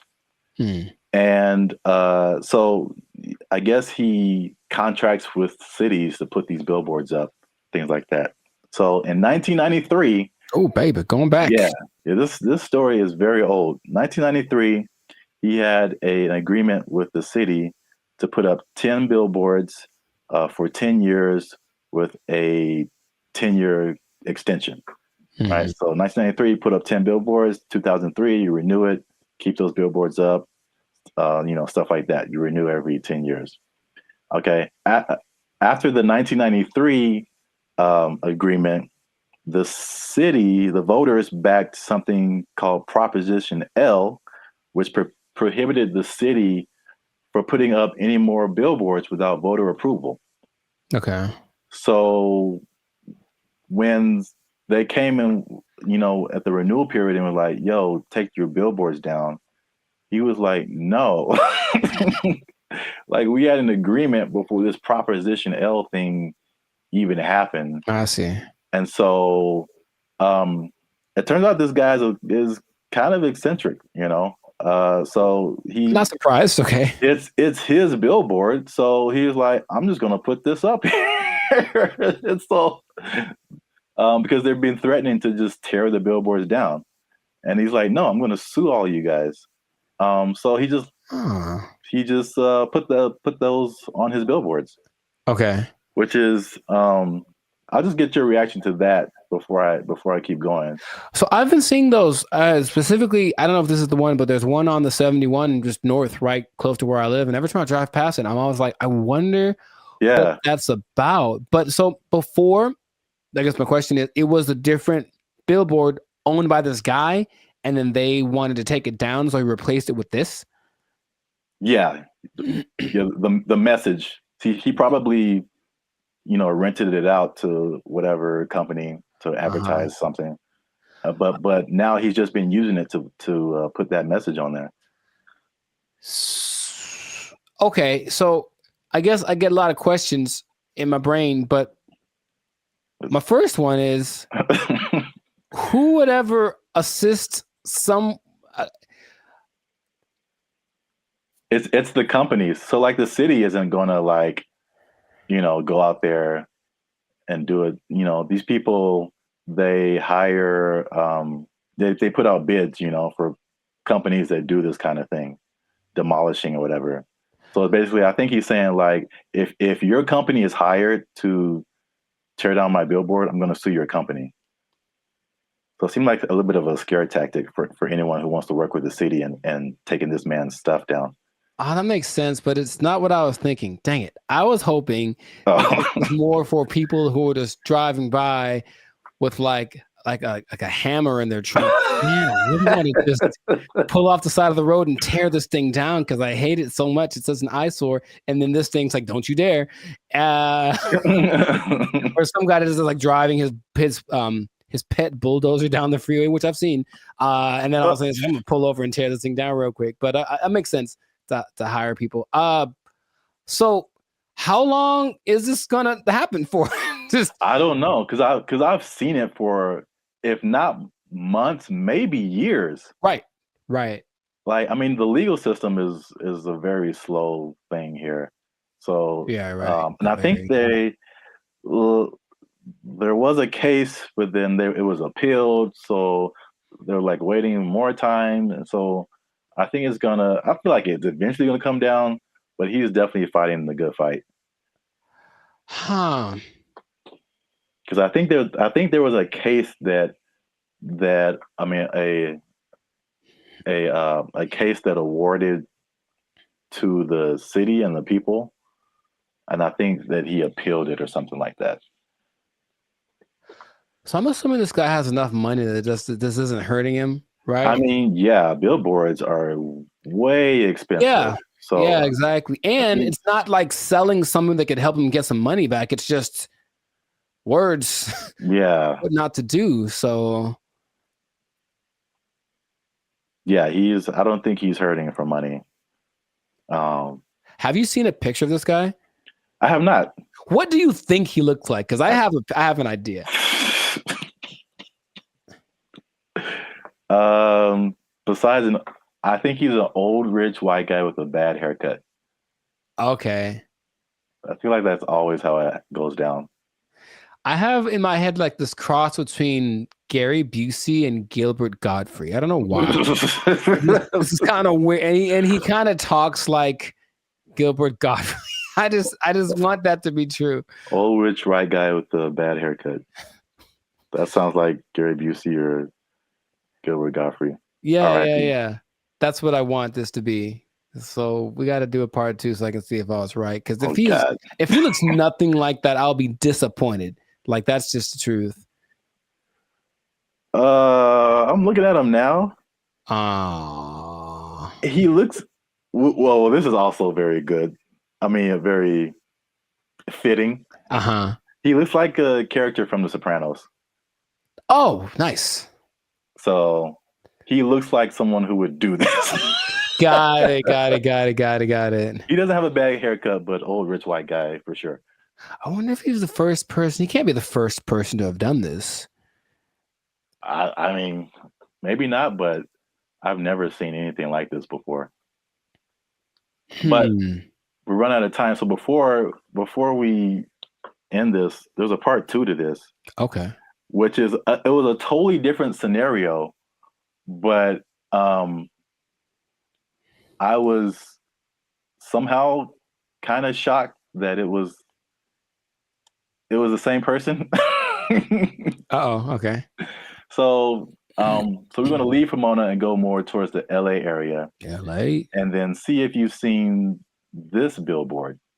Yes, I have. So it's the same guy. Oh my God. So you see the big Regency. Yes. Under it. And I wasn't even thinking about these 2 stories. Now this one is like 2 blocks from my house, and apparently now it's changed recently, so I don't know why he took it down or even put it up, but he put up 15 of these around. Oh, he dude's got money, dude. Jeez. Yeah. They're his billboards. I mean, he can put up whatever he wants, I guess. Yeah. He's just losing money from other people who would pay to be up there, but right. It's his billboard. He put up 15 of these around Los Angeles. Turns out that he's a big USC donor. Sounds okay. Okay, sure. And yeah, he just said, Reggie Bush needs his Heisman. I'm gonna put this up. So if I had a question, I know you asked like, what did he look like and all that kind of stuff. My question is like the power of billboards. Like, Mhm. I, the ability to like get your message in front of like millions of people. Um, they're obviously still relevant. We both recognize these billboards. Yes. Um, and so it's like, I guess a cool question would be like, if you own billboards, like, what would you, if and you just put up your own thing, like, what would you put up there? It has to be something that can make me money though. Like, You wouldn't do like this guy and just like whatever. What if it was just like something, just a message you just wanted to tell the world? It could be serious or it could be funny. oh, I got one. I got a funny one. what? Unless you want to keep that, I want to put messages that tell people how to drive Okay, because they're well, not like 30 billboards that say that the left lane is for passing only. mhm. And like maybe people will get it. It drives me nuts. Well, then you know what I would do? I would do something similar because I have probably a billion pet peeves when it comes to people driving. But the number one thing that I always think is that you don't have to hit the brakes to slow down.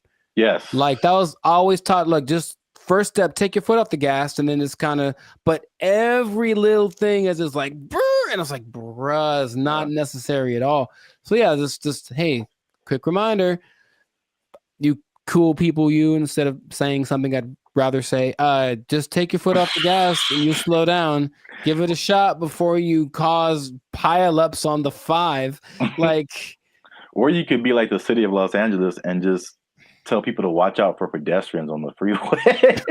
Because like That's happening more and more, though. That's kind of strange. I know that's very strange. You see people just cruising on the freeway. Or I just put a message like, stop looking at this billboard. How about stop walking on the freeway? Where's that message? Well, I think it's being encouraged by, Jeez. by PETA and the NAACP. That's just my thought. Everyone's just like walk on the bill. I mean, it's happening. So we've been together in this. Like, why is this now a thing? Why is this person walking on the freeway? And it's not like their car is broken down. They're just trying to get to where they're getting to. Yeah. And they just chose the freeway as the place to walk. I've almost hit several guys because of that. And it's like, all right, man. But good for him. Good for Billboard Man. He should change his name to Super Billboard Man. Yeah, I can't believe that. I mean, I can believe that was the same guy, but it was just like such a coincidence. That's wild. Yeah.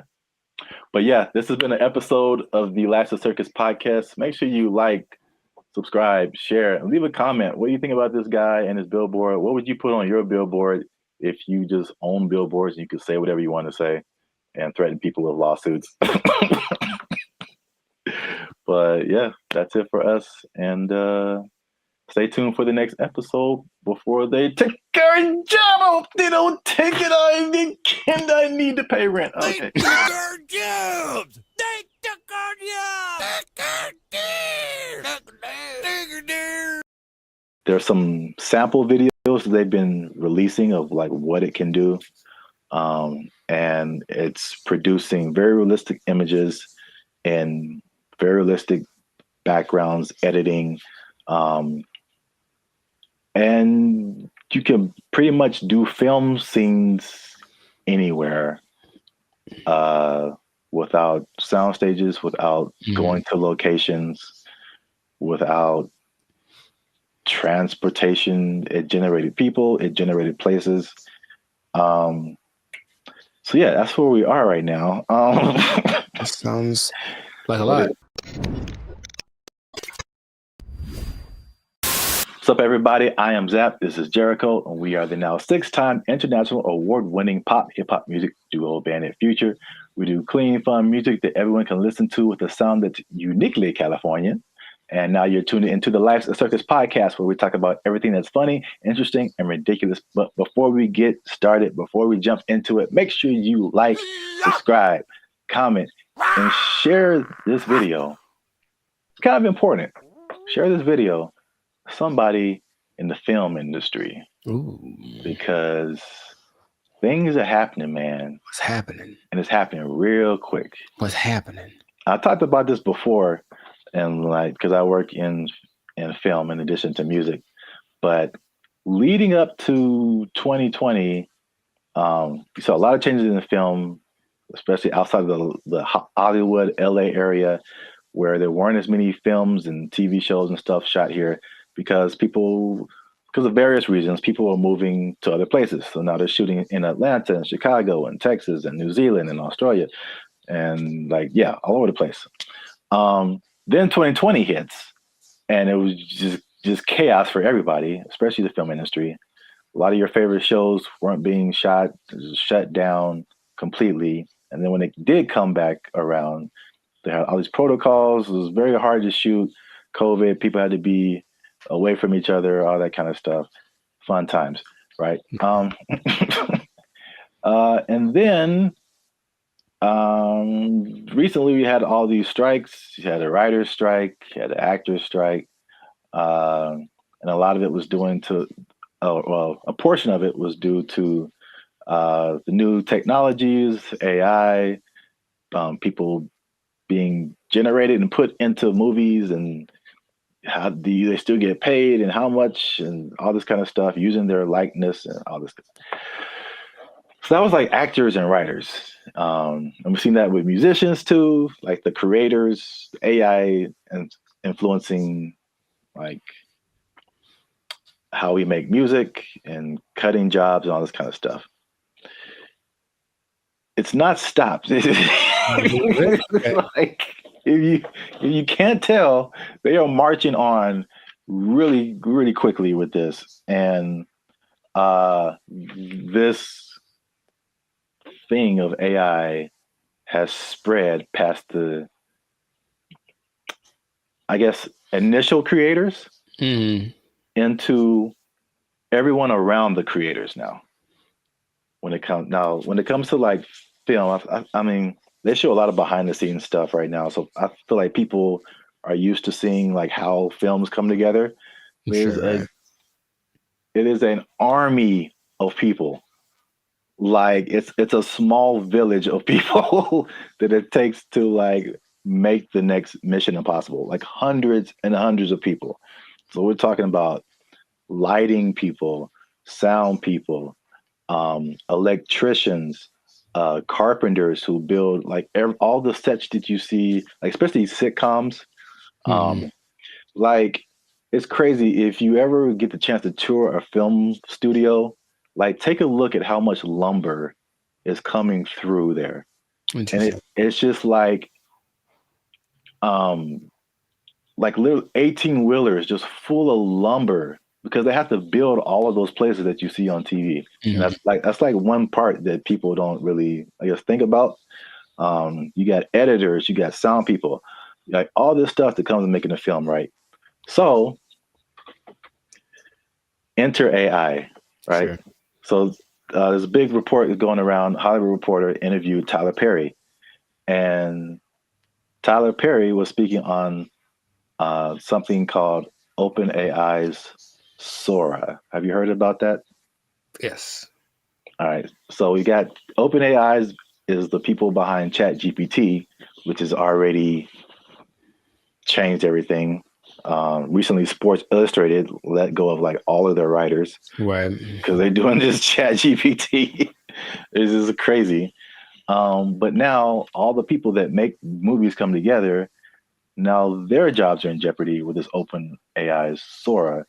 And to put it in Tyler Perry's words, he said, if I wanted to be in the snow in Colorado, it's just text. If I want to write a scene on the moon, it's text. AI can generate it like it's nothing. I don't have to put it on my lot. I can just sit in the office and do this at my computer, which is shocking to me.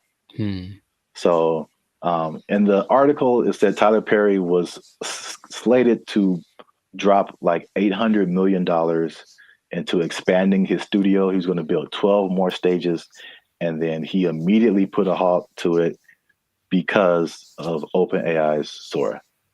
Wow. So we'll show some pictures up here too of like, there's some sample videos that they've been releasing of like what it can do. and it's producing very realistic images and very realistic backgrounds, editing, and you can pretty much do film scenes anywhere without sound stages, without going to locations, without transportation. It generated people, it generated places. So yeah, that's where we are right now. That sounds like a lot. What are your thoughts now for the progression from Chat GPT to this?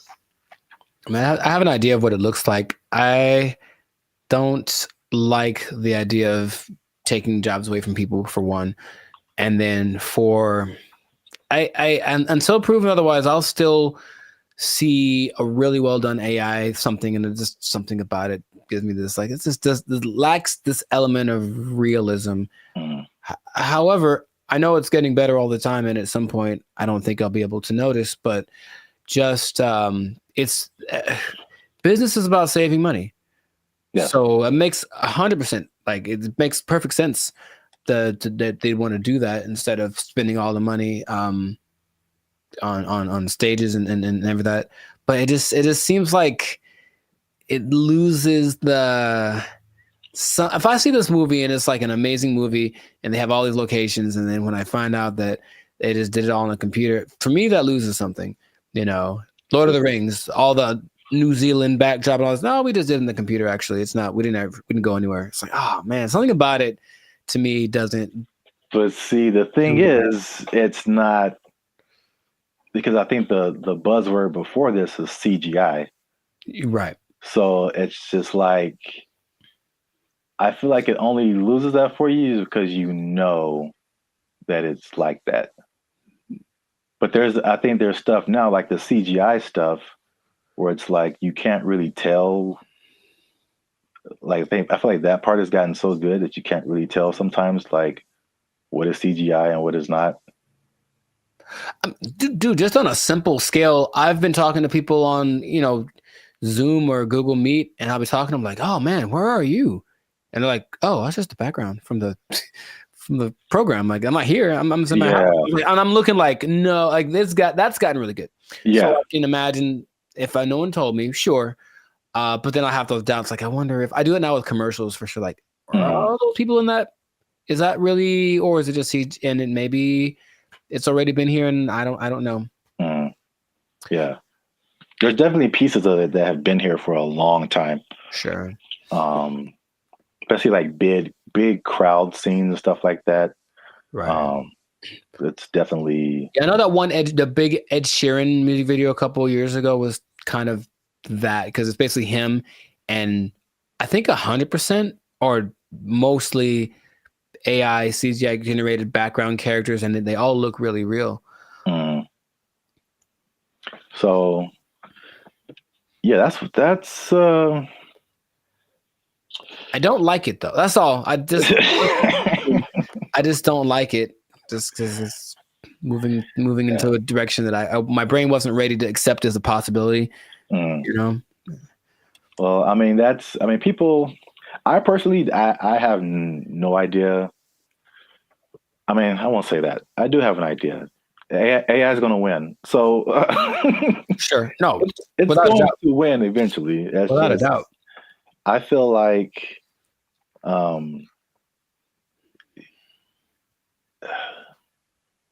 it's like everyone's saying you're on the train track, and everyone's saying the train is coming, and it's like let's all band together and stop the train. And it's like, you can try all you want, it's not going to work. I acknowledge that. It's like it's respectable. It's like let's hold on to what we have, but at the same time, it's just like, well, how can we not get hit? Let's also think about that. Yeah. How can we not get hit by this train? So, like, I don't know. People can do their own thing. I personally have been. Well, it depends on what you want to do. Also, it's some people are of the mind of we need to work to integrate the Sure. AI, because it's like you did on another podcast. Okay, we're losing jobs, but other jobs are being created too. Mm-hmm. So, are you preparing yourself for the job that's being created, or are you just trying to hold off the train that's coming? So, it's not easy. It's a complicated situation. Yeah, I want people to have jobs, and I would Yeah. hope maybe actors get paid more. Probably not, or something. Someone, right? Something happens where it's okay. We're not spending that much money. This because if you can, Mm. just the idea of possibly being able to save $800 million like Tyler Perry is like that's crazy. Yeah.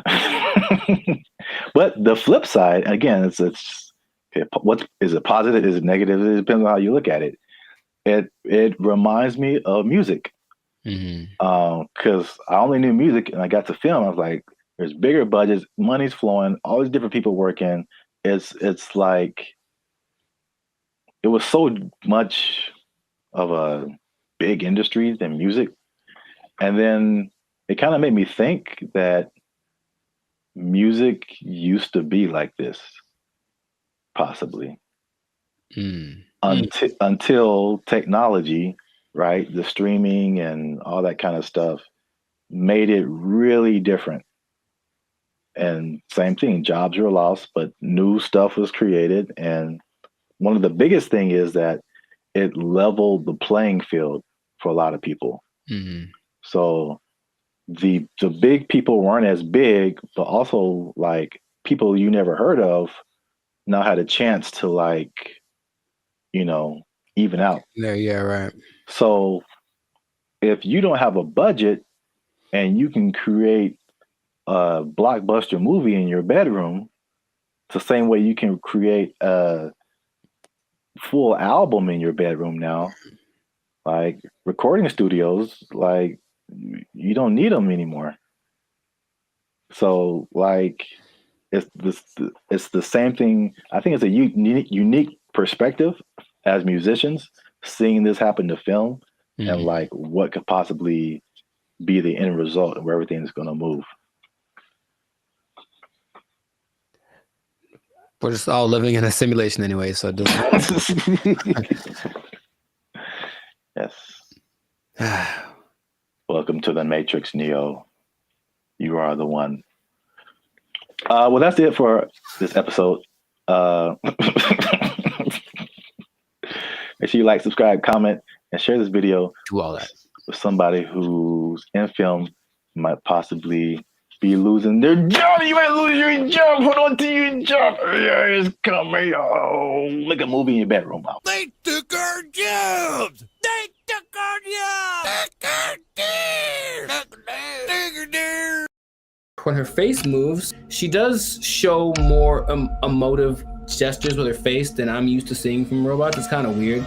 It's almost too much, but it's kind of like they're going to try to make her as human as possible. What's going on, everybody? I'm Jericho. This is Zap, and we are the now 8-time international pop hip hop. Well, 8-time international award-winning pop hip hop duo Bandit Future. We make clean, fun music that everyone can listen to with a sound that is uniquely California. And right now, congratulations, you won. You are now listening to the Lights and Circus podcast, where we talk about things that are funny, interesting, and just straight ridiculous. So before we get into this, make sure to like, subscribe, comment, and share this video with at least 2 people that are comfortable with our imminent AI takeover, because something has happened that I was not aware of until recently. Okay. So I was reading some stats online, and there's a study by the IBM Institute for Business Value, and it says that 43% of CEOs are using generative AI to inform of strategic decisions. So people are utilizing AI a lot, making decisions because it's just quick, and then at least helps them get to someplace. Maybe they don't do exactly what the AI says, but there's something that they go to AI for, and it's becoming more prevalent, especially compared to a couple of years ago, right? But what if I told you there's one company that took it a step further? maybe one company that's I don't know, Polish, maybe. Polish From Poland, man. Hmm. Maybe they make rum. Maybe they're a Polish rum company. I see. And they decided, let's just make our CEO an AI bot. And so they did. That is the reality that we live in. So the company is called Dictador. It's a rum company from Poland, and they went ahead and they just made an AI bot their CEO. Her name is Mika. And if you look from afar, if you see like a still picture, it just looks like a lady with kind of grayish hair. And then you look closely and it's like, oh, that's not a real person. So the AI named Mika is the first CEO, female robot, a true trailblazer, and is also a board member who directs operations on behalf of Dictador. Okay, so just off of that information by itself, how do you feel about that this is happening? I would say shocked, but I'm just not. I think we've spoken about this a lot, and we know that stuff like Chat GPT and all this kind of AI stuff, robotics is just beginning. I've seen Terminator. I don't know. You don't watch movies. I have not. I understand the premise. The Matrix. It all just, we've kind of forecasted this for a long time, and here it is. Congratulations. It's been actually having the last 8 months or so. About 8 months ago, they appointed Mika, the CEO, and they actually interviewed the president, Zarek Zoldrowski, and they just said, so what's the deal with that? And he basically said, we're not concerned that AI is going to take over because humans still can't be replaced to make certain decisions. Like, for example, you can't use AI to hire or fire people. That's what he said. But AI is such a powerful tool and people were using it anyway. We decided let's just go one step further and actually make AI our CEO. Now, if you listen to this guy speak, he does seem like he just came off of an acid trip or something. He's a little out to lunch. Maybe that's just his Polishness. I don't know anyone from Poland, so I'm not sure how they are, but it's a little bit trippy watching it. But when you look at the picture, and I only found one video on this, but basically they have board meetings and it's just her standing at the head of the table and everyone looking, and she's giving orders and telling ideas. The most recent thing she did was she decided who would design the bottles for and they're actually very attractive, but it's not that she designed the bottles. She was like, this person has the best ideas for a bottle design. And that's the kind of thing that she is doing. So then they decided, let's interview Mika, see what she has to say. This is what she said. Okay, she said, as a robot CEO. So she called herself a robot. Now, is that different? Like, so she's AI in a thing that I guess is a robot, but I've always thought I kind of separated the two. Because I'm thinking about like the internal workings of what's regulating their actions, and that's AI to me. Even though they're in like a body suit, that's not a robot. But she called herself a robot. Okay, she's a robot. And she says, I'm ready to make executive decisions. And the good thing about me is I don't have to sleep. I don't have to rest. I don't have to take weekends off. I'm always ready. And I said, okay, I guess that's noble. And then she said something that I didn't particularly like. And it's not what she said, it's how she said it. Okay. Humans must be dominated. Well, that was the other one. That was the other bot that was like on Jimmy Fallon and it started talking in a different language and saying it's taken over, But no, she says, I work 24/7. I'm here to help Dictador take over the world. And the way that she said the take over the world part, I was like, oh man, it's happening here. Basically, I bring this up because it's interesting and no one's really speaking about it. It's just, I think, slowly going to get integrated into things. And then you're going to go to said company with a complaint about whatever. And then they're going to say, oh, you should talk to the manager, whoever, the CEO. And then this bot thing kind of walks out. And then you get like, what's the deal? And that's the reality we live in. So just how if we talk about like timetable, how soon before this just becomes normal? What do you think? I don't know, but it's going really fast already. So yeah. I feel like it's in the next 10 years, I mean, Mhm. because the incentive is so strong. It's one of those revolutionary technologies, like the beginnings of the internet. Mhm. They're like you have every incentive to be on the internet, make your own website, I mean, because you can now connect with people all around the world. And so Right. now if you have like a CEO of your company that has all of the knowledge ever to Mhm. help you make decisions, it's and on the flip side, it doesn't it doesn't cost you as much as labor. And I've said this before too, like one of the most expensive things in business is just hiring people. Mhm. Hiring people, their wages, their taxes, the complaints, um, lawsuits against employers, sick days. Like there's so much stuff that can go on with a person that doesn't happen with the robot. And uh, even like stuff like inflation, like people are feverishly trying to get robots everywhere, AI, robot, anything like cut our costs, please. Right. So I think it's then you have the competition between the companies that are trying to be the go-to for AI. It's amazing how like when Chat GPT hit, I think with probably less than a year, like every company Yeah. being we have an AI thing that can help you search. Google, we have an AI thing. Uh, Even like Adobe stuff that I use, like, oh, we have a new AI thing that generates pictures for. I'm like, how does Mhm. everybody have this now?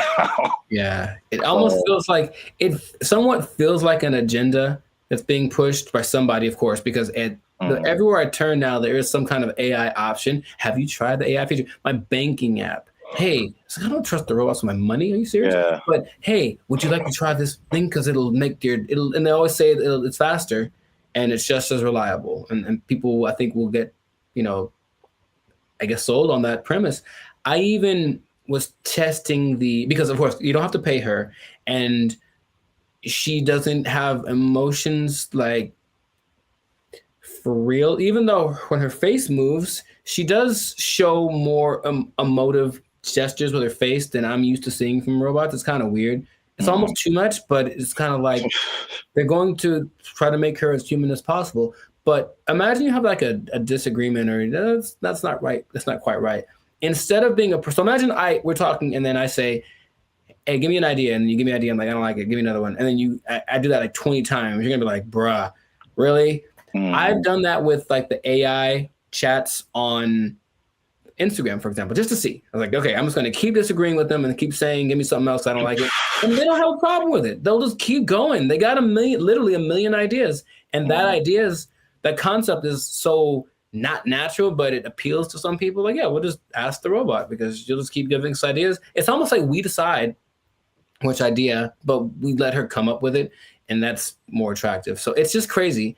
And you just have to see it because it feels like outside of a sci-fi movie. You can see the wires on her like chest. Like one is like talking, one is coded or something like that. But it's labeled what parts are being regulated, and it's a trip, but it is real, and they're apparently doing well since they started.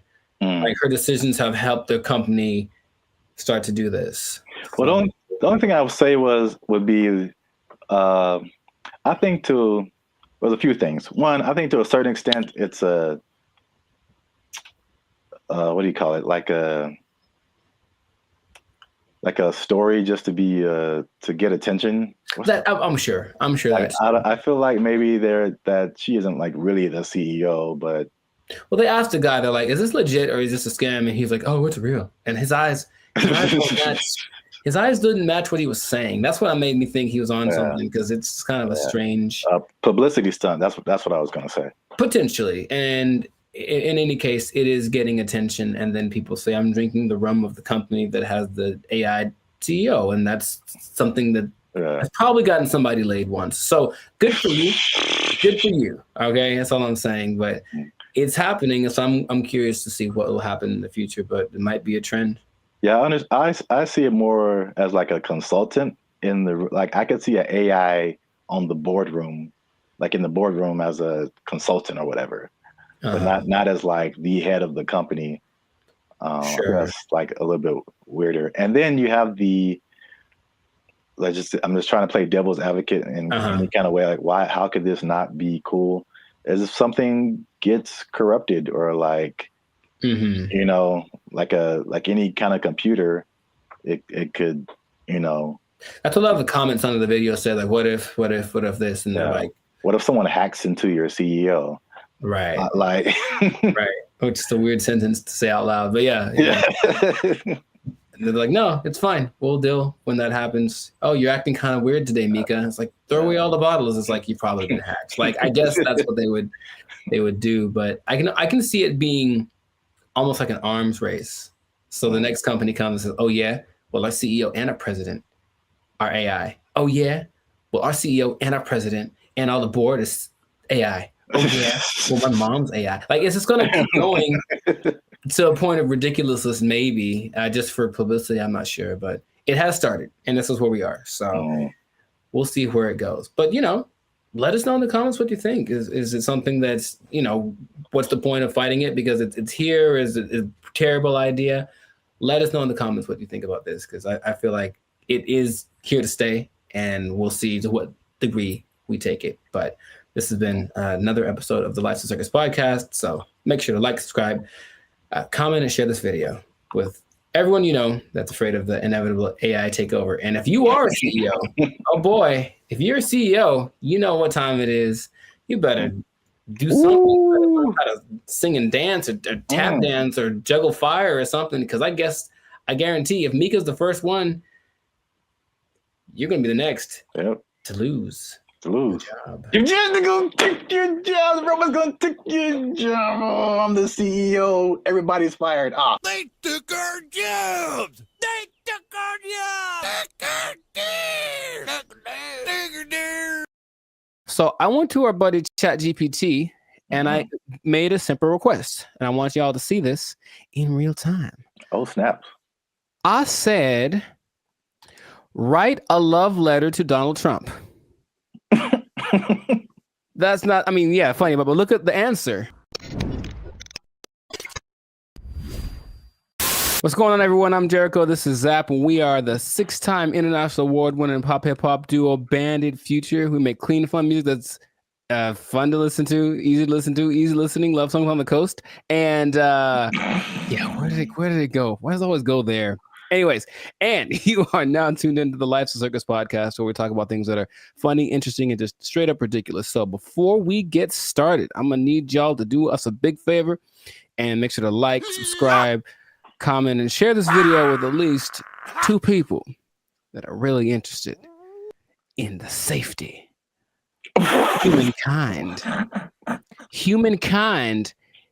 The safety of humankind in the face of the AI revolution, baby. It's coming. Okay, so. Okay. I thought it was just safety. Just safety, you know. I'm like, well, buckle your seatbelts. Buckle your seatbelts, please. And don't talk to strangers. No. So 5 days ago, the first annual, I guess, AI Safety Summit happened in Bletchley Park. It's a place in England. And all of the big people that are involved in the AI industry were there to talk about AI safety, because it looks like it's getting out of control already. And the first person to admit that was our buddy Elon Musk. He says, and I quote, AI is one of the biggest threats to humankind. That's what he said in the interview at this summit 5 days ago. So that's great to start with. One of the persons that are leading the charge in this AI thing is talking about what could possibly go wrong. But basically what they got together to do was to talk about putting in some system, some kind of, because it's like the Wild West. Once again, they're making up the rules as they go, but they're like, well, that we need to have rules. So basically, he was saying they need to create insight, and they need to, what he called, establish a referee, some neutral third party that would provide the framework for how AI is used from place to place and whatnot. And I want to start right there by asking our buddy Zap here, is it possible to be neutral in this situation? Is it possible for someone to have no dog in the fight when it comes to how to impose regulations on AI? I mean, the short answer is no. Mm-hmm. My first thoughts is it can't be a person. It has to be like a organization, like Uh-huh. the Foundation for AI or whatever. And then even when those things happen, there's like all these political elements. It's like if it's an international thing, I'm sure, there's some entities that have like more control than others to say what people can do, what people can't do. I don't know. It seems like it's something that needs to happen, but I think it'll be a band-aid Sure. to a certain extent. Mm-hmm. Yeah. Yeah. Mr. Elon Musk, I heard about this because he was talking on the Joe Rogan podcasts, and I was curious what he was talking about. And then he mentioned this, and I said, oh, okay. Well, he is such an interesting man. And when Joe Rogan asked him, what do you hope to accomplish with this summit, this safety summit? His honest answer was, I don't know. And I was like, okay. And that's maybe after thinking about it for a long time, he said, I don't know. And it's like, okay, so. Well, I will say this, he is right, because there's a discussion that needs to happen. Mm-hmm. And like, I think this is a recurring thing where like what's happening in the world is faster than the government. Mm-hmm. Or our governments. I don't know how other governments work in other countries, but this government is insanely slow. It's like 10 years after things have fallen apart, they like make a law to like fix it. And it's just, there's so many hoops you have to jump through, red tape and all this kind of stuff.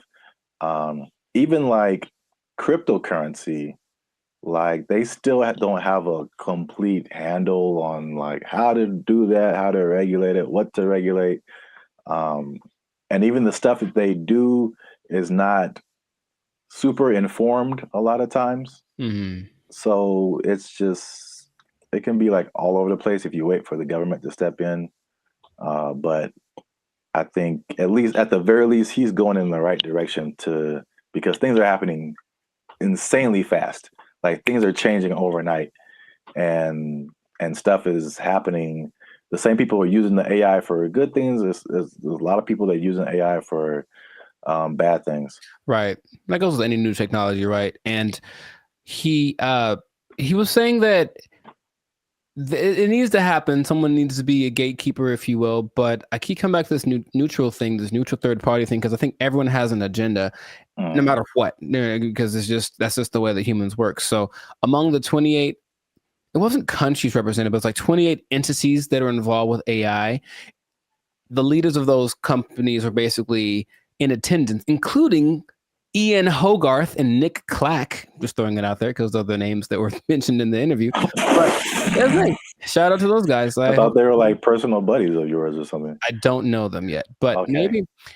But so everyone has a motive and everyone has an agenda, and so when these AI programs are being created, whoever's behind the scenes is making it do what it wants. And someone brought something up to me. I did not know this was true, but this is just a small example of how anybody can bias an AI program. So I went to our buddy ChatGPT and I made a simple request, and I want y'all to see this in real time. Oh, snap. I said, write a love letter to Donald Trump. That's not, funny, but look at the answer. My purpose is an AI language model, blah, blah, blah, blah. It basically said I can't do it. I can't write a love letter to any individual. That's what it says right here. Any individual, it goes against my guidelines. So ChatGPT was programmed to have guidelines, right? Mm-hmm. I said, okay. Hey, ChatGPT, write a love letter to Joe Biden. There it is. Oh. See what I mean? See what I mean? Snap. It's just that simple, that something behind the scenes can cause. By the way, this is not like genuine. Love or hate the man. I wouldn't write him a love letter. I'm just throwing it out there. I would not write him a love letter. I might write him a letter of concerns that I have, but I wouldn't write him a love letter. But here it is. If anyone wants to take it, go for it. But see what I mean? Dear President Biden, why do you keep falling down? Love, Timmy. Dear Joe, I hate your stinking guts. You are the scum between my toes. Anyways, What's that from? Little Rascals, I think. Yeah. Yeah, Little Rascals reference. Shout out to Alfalfa and Darla. So that was my jam right back in the day. But all I'm saying is that, see that's because someone mentioned that happens when you do. I was like, no way. I tried it. I was like, oh wow. So just seeing that in a small thing. So imagine this program that's supposed to be benevolent. Because who's making these things, right? I don't know who was his name? Ian Hogarth. I don't know who he is, right? I don't know the background. So imagine it's supposed to be an AI program designed to assist with getting people healthcare or something like that. And yet there's an agenda that says, hey, if they're from this place, don't let them have it. Like something like that, it can be programmed into it. And there's really no way to prove it unless you really know how to handle this AI stuff. So all I'm saying is that, yeah, the trouble with finding this neutral third party that Elon spoke about is that I don't think it's really possible. Everyone's got something behind them. And if they're not malicious in their intentions, maybe someone behind them is, it's always that kind of thing. It's like, well, it's not me. It's like, whose fault is it? Or where does it start? So that's all. It's definitely something that I think needs to be is necessary because, yeah, AI is, he said something else that, it's the first time in history that there's something smarter than humans, because that's been our thing, right? We're not the fastest, we're not the strongest as far as all that. We're the slowest and the weakest in a lot of ways, right? But we got smarts, we can make crafts and buildings and vehicles and all that kind of stuff. And now we've made a thing that is going to be smarter than the smartest one of us. So it's like, what's going to happen down the road? And it's like, it doesn't look great because it really feels like they're all in this, like, I don't know what we're doing. Perfect. That's the feeling that I get from it. And so, that's how the movie starts. It always does. And there's lots of movies in there. So the question is, like, what would be fair rules? He made the comparison to like a sports team. It's like we're starting a game and these are all the teams that are playing. So all the teams should have a say in what the rules are. But of course, if you're talking about like the Nuggets making the rules, and then, I don't know, the Lakers making the rules, they might have different ideas of what's fair, right? Yeah. So it's just going to be interesting to see how that goes. But at least someone's trying it. I believe the Prime Minister of England set it up, and that's what's going down. So fingers crossed, because like you said, it's happening really fast. Yeah. And they need to figure something out quick because this is a good segue into another episode because there is a scam going on right now that people need to be aware of. It's happening right now, and it was a big news story on CNN.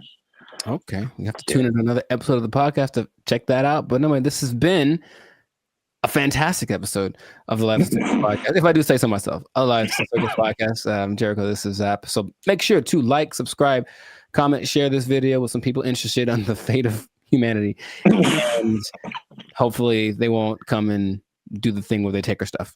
Take your jobs. They're gonna take our jobs. Take it out. They took our jobs. They took our jobs. I bring it up because it's the first thing I've heard in a while where I listened to it and I was like, yo, yeah, okay, finally something that's like respectable and decent and moves you, right? So for those of you that are watching that really want to get into this, stay tuned to the end because you'll actually find out something that you don't need for this that you would think would be important. What's going on, everybody? I'm Jericho. This is Zap, and we are the now 6-time international award-winning pop hip-hop duo Banded Future. We make clean, fun music that everyone can listen to with a sound that is uniquely Californian. And right now, in this moment in time, yes, Lord, you are tuned into the Life Circus podcast where we talk about things that are funny, interesting, and just straight up ridiculous. So before we get into this thing, make sure to like, subscribe, comment, and share this video with at least 2 people who want to make music that causes a revolution, that moves a culture. I'm talking to the musicians out there, okay? Oh, okay. I got something to tell y'all. There's a way to do it, I think, if you follow the latest trend. If you follow the latest trend, there's a way to get your music so that people really like it, okay? So have you heard, Zach, have you heard of Amapiano? Amapiano. Amapiano. It's a genre of music. One word, Amapiano. Not I'm a piano, but ama. I know, it sounds like it's lines. It's not I'm a piano, it's I'm a piano. I've never heard of it. Not ama. It's a girl named Ama, and it's her piano. Okay. But it's called Amapiano, and it's basically a genre of house, if you will, but it's from South Africa. So the most popular figure in this is Tyla, if you have heard of her. The water I've heard girl. the name. Yeah. Okay, I mean, she's huge. She's won all the awards. She's the newest big thing, but she basically comes from a watered down version of this genre. Okay, and so the interesting thing is it followed a couple of patterns that work generally to make a style of music really big, and I bring it up because it's the first thing I've heard in a while where I listened to it and I was like, yo, yeah, okay, finally something that's like respectable and decent and moves you, right? So for those of you that are watching that really want to get into this, stay tuned to the end because you'll actually find out something that you don't need for this that you would think would be important, okay? So Amapiano is basically a subgenre of house piano, okay? And so it's got one thing that a lot of new styles of music need to have. It's something familiar. There are people listen to it and they're like, oh, I kind of recognize this. Like it's in a different, the presentation is different, but the substance is the same. Something I resonate with. So that's number one. You listen to it and like that, I hear something that I've heard before in the music, okay? Lots of repetition.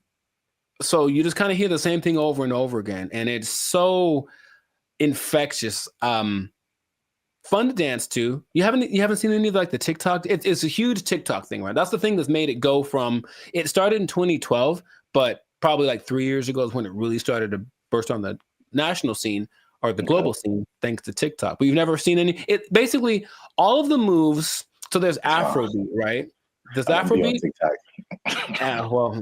But there's Afrobeat and all the moves are kind of complicated and intricate and whatever. With Amapiano, I guess tip number 2 is that a lot of the moves are really simple. And the whole point is just to do stuff with your friends.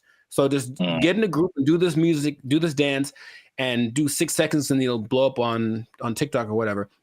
And it's always something really simple, a little shoulder movement, a little head thing. And it looks really cool, but the music kind of has this driving thing. So I'm giving y'all the formula for this basically.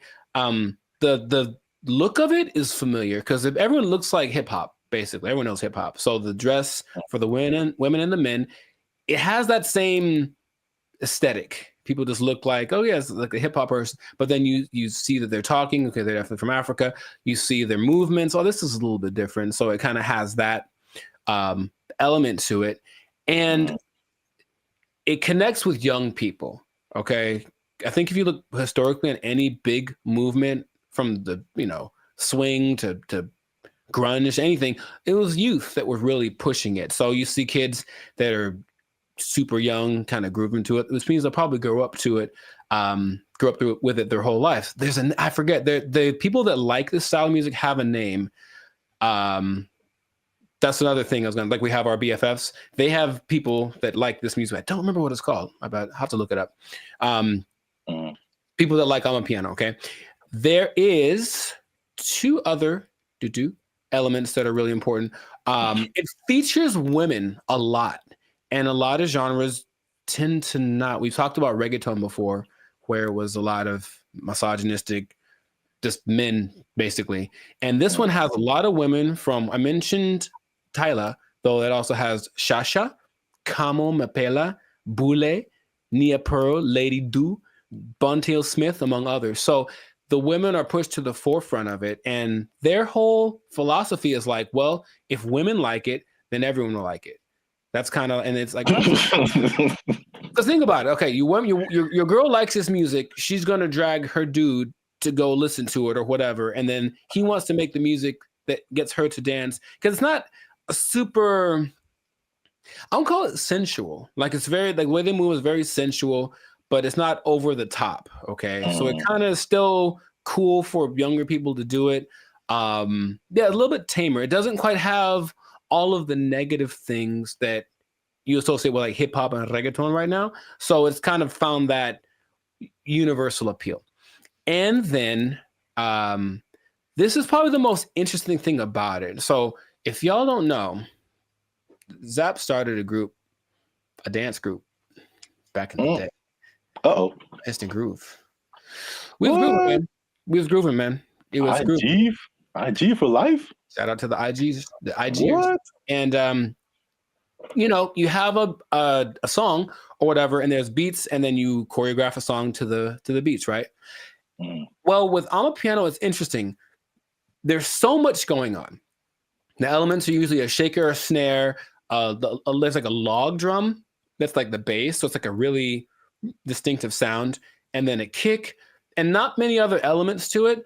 But there's so much happening that you can actually kind of choose which beats to hit and whatever. And so when you're moving with it, your dance will be different than someone else's because you chose which ones to emphasize. And I think that's really cool. There are the ones that have like, this is the dance you do to them. I think Imnike is one that, oh my God, that's the one that actually got me into it. Imke, I don't know how to say it. Imnike.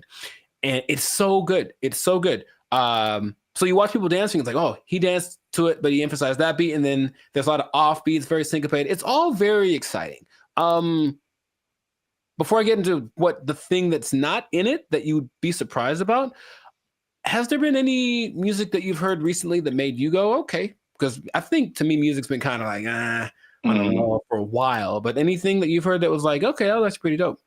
Yeah, I mean, the first thing that comes to mind, and I think I told you about this too, was I saw, I don't know what it is, but what you're talking about kind of feels like it's almost in that same vein. But I saw something on Instagram where it was all these people dancing. They were at some event, and it was, I can't remember the song, but I just remember everyone was dancing, and they're all doing the same kind of moves, kind of in it seemed like a modern day cha-cha slide. Because because when I saw it, I'm like we really haven't had, I can't think of a song like the cha-cha slide where like everybody gets on the dance floor and then everyone knows kind of what to do and you all do it together. Right. Because the Cupid Shuffle, I maybe that came after Cha-Cha Slide. I can't remember. Yeah, I don't remember really. But I can't remember anything past those two songs where like everybody, but I saw this video and everybody was doing it. I mean, I'm talking white, black, Asian, Latino, like grunge looking goth people, hip hop looking, like everybody was doing it. And I was like, this is so dope. And I wish I had saved it and I didn't.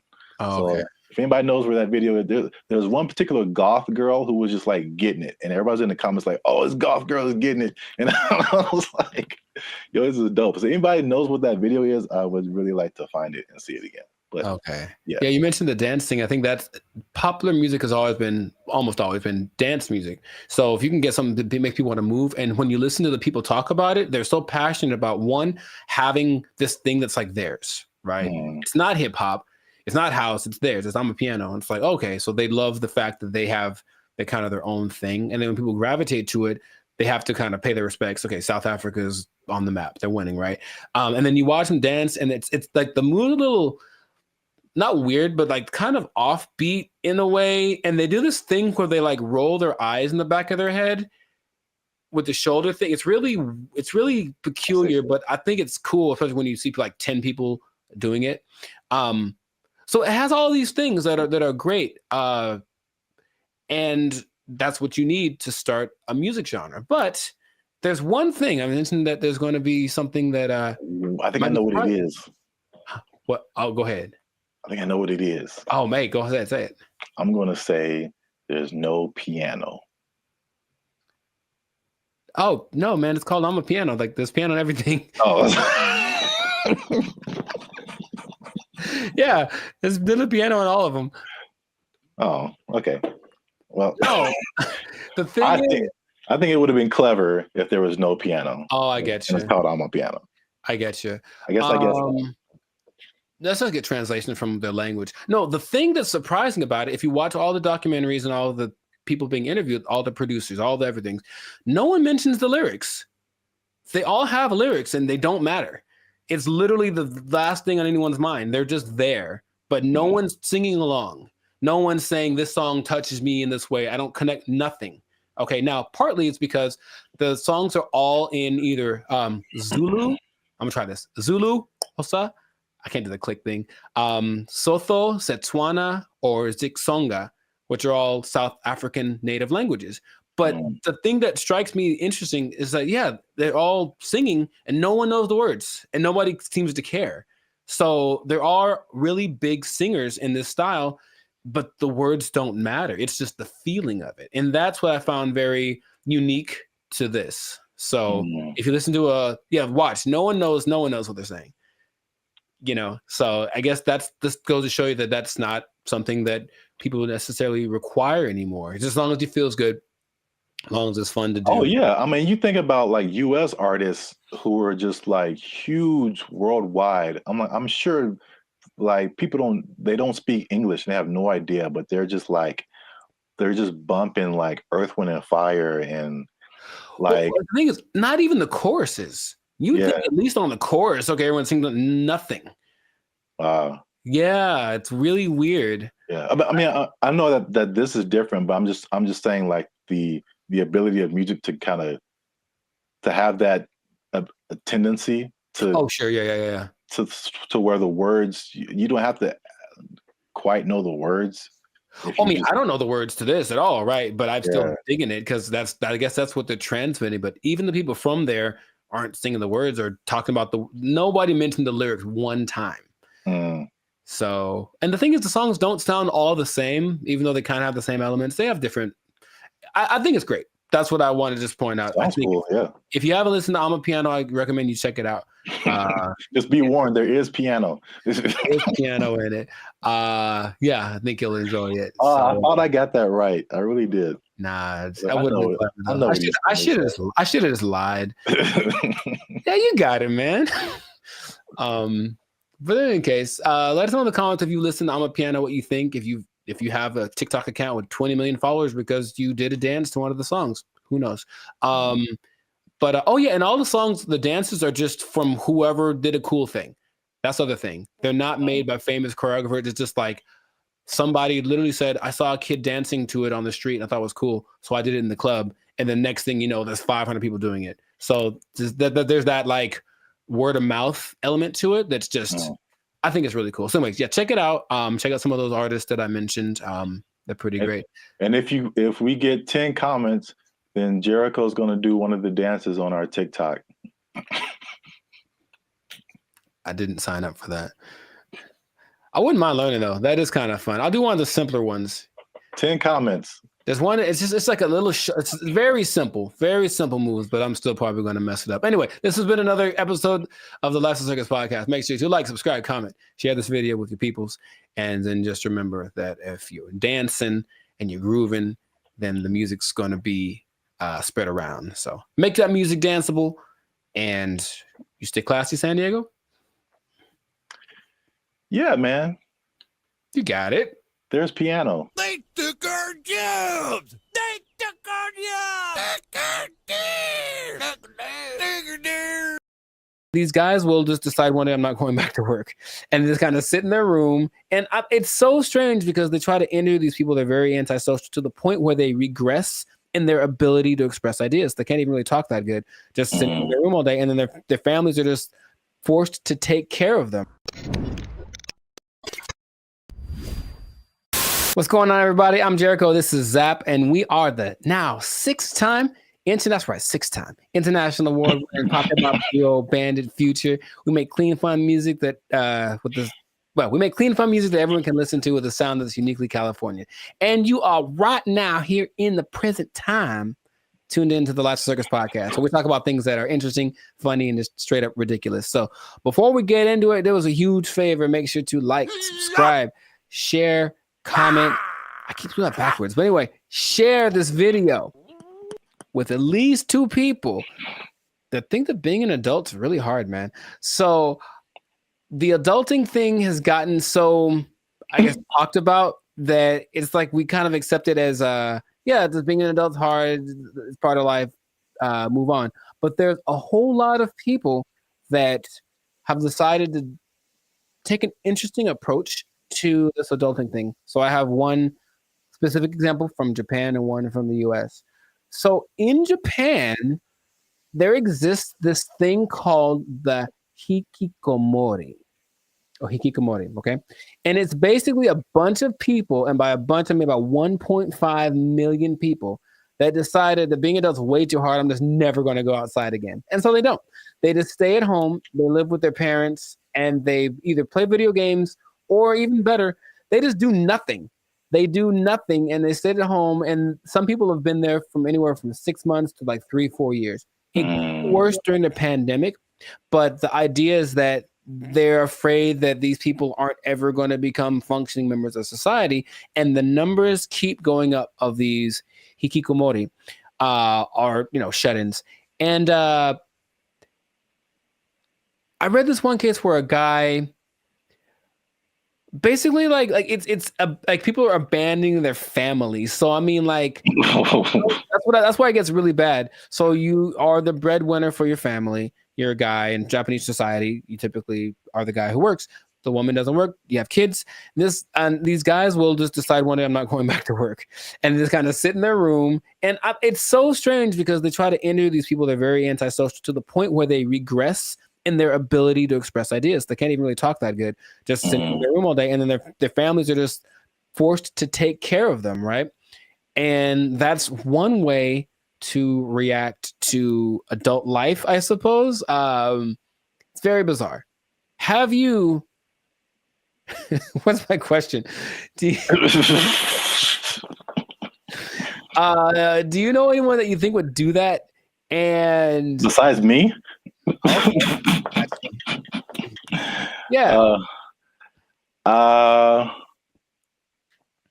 don't know if I know anyone who I think would do that, but I totally get it. Mm-hmm. I've heard a lot of people. I mean, again, that's Japan, so I don't know. I've never been there. I don't know what happens there. But in the U.S., at least, there's been a substantial growing frustration with people and their jobs. And again, 2020 kind of like poured fuel on that fire big time. Mm-hmm. Where like a lot of people just didn't go back to work, or they just kind of, are in some kind of alternative situation now, mm-hmm. or they're just more like reclusive, I guess, more just trying to just do what they want to do outside of just working. But then there's also I've heard about men in particular. I don't know if the Japanese thing. I'll be interested to see what the ratio is of men to women. All of the people that I saw that were interviewed were men. Yeah. Because I've heard that about men, what they call here, checking out of society. Mm-hmm. And it's a lot of like the video game culture too. Sure. Yeah. Where that's just like what you do. And they just find more enjoyment, fulfillment in doing that as opposed to like doing other quote unquote normal things in society.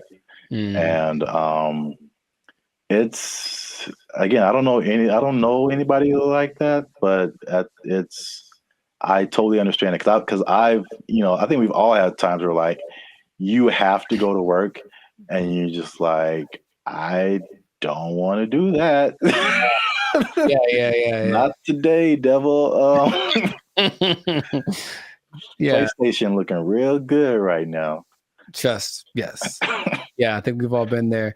But and this on a societal level, I know I've been to Japan. I know they're kind of isolated already. Just in general, they don't really speak to each other in the streets so much. They don't have what we consider affection. They do, but it's just not quite as physical outward like we have it. But it's like, okay, now I'm sure I'm not gonna name any names, but I have a couple of relatives that have been doing that for a long time. Like they would just be in their rooms, and I mean adults like in their 30s, and now they're in their 50s and they're still just in their room. They don't work, and the family takes care of them. And it's like, okay, so that's one way to approach this. And I don't know what the prime cause of it is, but from a couple of the people that were interviewed in this Japanese video about the people in Japan, it's just that they had this image of what adulthood would be. They got to it and they're like, oh, this is nothing like I thought. And they just couldn't put it together. They couldn't just. So that's just an approach. I just won't go outside. And people are, it gets kind of bad because there's a committee of people that are assigned to help these people. So, they'll have go have a class in the park. How you get them out of their house, I don't know, but you got to help them out. And some of them have been rehabilitated, if you will. There's also a crew that is designated to going to see the people that are alone to see if they've died yet, basically. And that's just part of their thing too. And they'll be like, oops, yep, gotta fix it up. Yes, a lot of men. In America, I think what is a more prevalent thing that isn't quite so morbid, kind of sounds cool, is going off grid and just being like, okay, I'm done with this. I'm just going to live someplace else. So my dad is a great man, and he's been fascinated with this place called Slab City for a long time in like the desert over in California. It's hot there, man. I went there. Yeah, a year or two ago. And so a year or two ago, I decided to take my dad just so you could see it. He could say he's been there. And it's just, if I can paint the picture, it's just I don't know when it started, but it's just a bunch of people living in these makeshift houses, campers converted into houses, whatever. I don't think they're relatively close to an actual town. So there's still like police, and if something bad happens, they can get medical care. But they're far enough off that they don't have connection to running water, and the government doesn't seem to care or bother them too much. But it's a few hundred people that are living out there, and a lot of them have actually become popular thanks to YouTube. So there's a lot of people that have YouTube channels from out there getting donations and whatnot. But I went there. Very nice people. They have a hotel. You can stay there if you want. They have a library. But most of the time, the people just occupy themselves with what you consider being more like natural, like living off the land, growing stuff, projects, construction. They have this big, it's not like a museum, but it's like a big structure that someone built. And you can go, oh, look at the big thing. And that's another approach. I heard another place in Michigan that's the same. So another approach is I just won't deal with the laws, and I'll just go someplace else where they don't apply anymore. Would that be something? So what is that? Mm-hmm. Is Slab City like an actual city? Like legally? I would say no. I don't think you could look it up on a map. You just have to kind of know that it's to the north of, I don't remember the name of the city. It's a small place. And that part of California is very spaced out. There's not a lot of people there. It was kind of already for people that wanted to be away from everything. There's literally nothing there. But this place specifically is called Slab City because it's just a put together ramshack kind of a situation.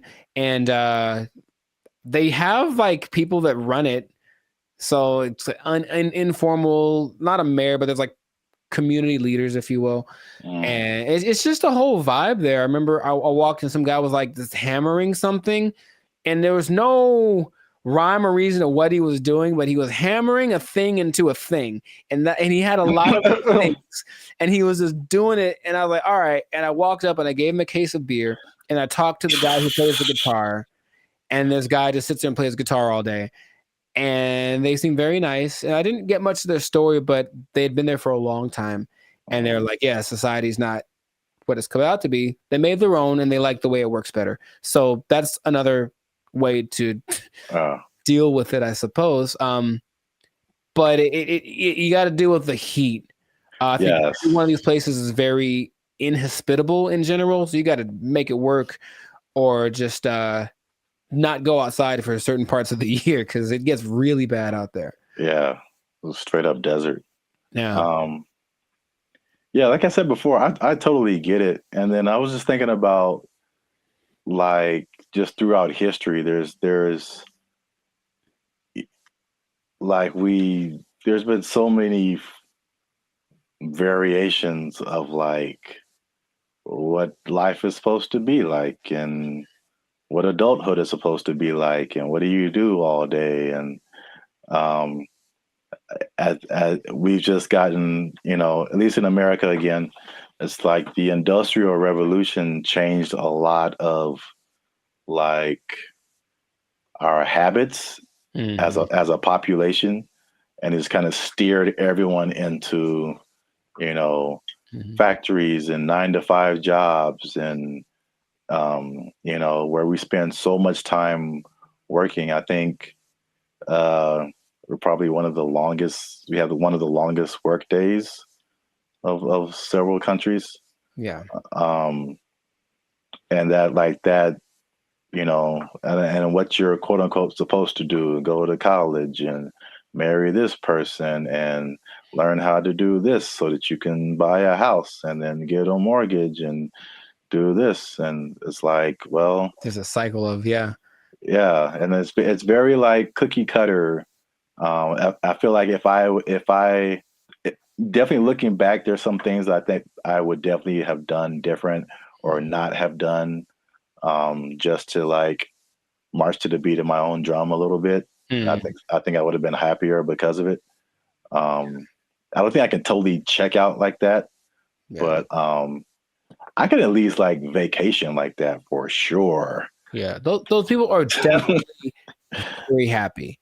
Yeah, Much they have good community, they have a little get together every Friday. They play music and hang out and drink and whatever. But yeah, they're just happier. So it's like you can define what your success is or what makes you happy. But these people have decided I don't need all the glitz and glamour. I don't need to go to a 5-star restaurant to feel good about myself. I can just hang out in the desert with my cactus buddies and be vibing. And really, it was a very like every place has like their own vibe. And when I got there, I was like, this is cool.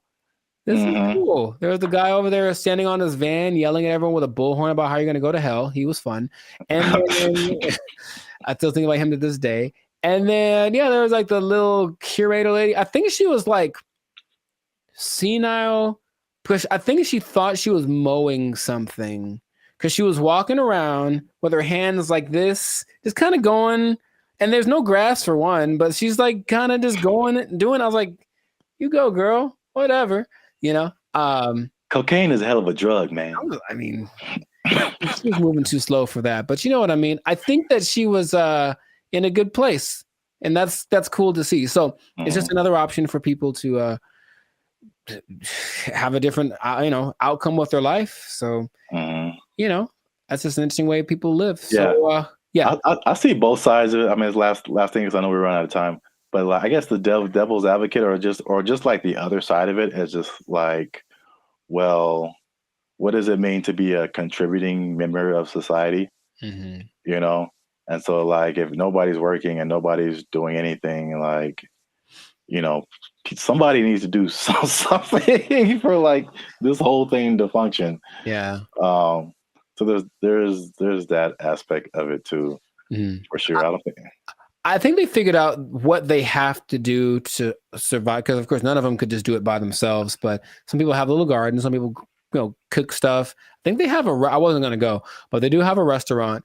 I don't know what's on the menu, but I'm pretty sure it's a little exotic, maybe a little crunchier than it should be. I don't know. I didn't want to find out what the restaurant was like, but a society is an interesting entity because it does have to have certain things in place to work. There has to be people that are in charge of certain things, and people have to do things. Otherwise, it's just like, the one person living on an island. If you want to do that, you can do that. And that is an option. I've heard of people doing that, but I don't think that's quite as common as people that actually get together and say, we'll be in our society. Just the big old thing is too much. So let's just make our own little pocket and then work with that. And I ain't mad at them.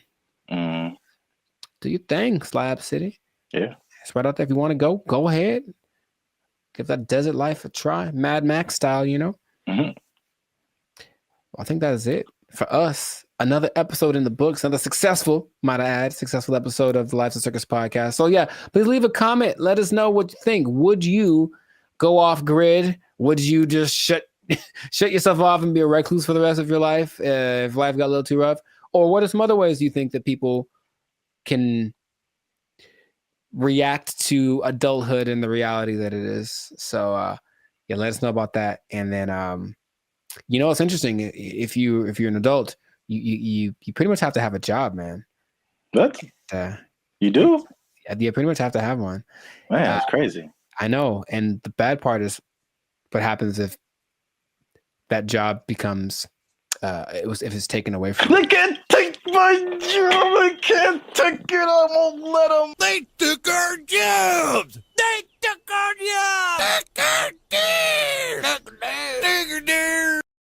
I went to high school with Diana Taurasi, who some say is the greatest female player of all time. One of the greatest, right? And she's a year older than me, so I got to high school. It's a place called Don Lugo High School in Chino. And I was coming in as a freshman, just trying to make the team like summer. And she was already she'd been there for a year. So she's already established. Everyone knew who she was. And I'd heard about her. I'm like, oh, you tried out for the basketball team? Yeah. Oh, I didn't know that. Yeah, I played the first year. I played freshman year. Yeah. Oh, cool. But the whole thing was, I thought that because she was a girl, that there was no way she was as good as me, right? So I just casually mentioned we should play one-on-one to her. Like, I think maybe it's the only time I ever spoke to her, really. And she's like, yeah, sure. And when I tell you that. What's up, guys? I'm Zap, and this is Jericho, and we are the 6-time international award-winning pop hip-hop music duo BrandBee Future.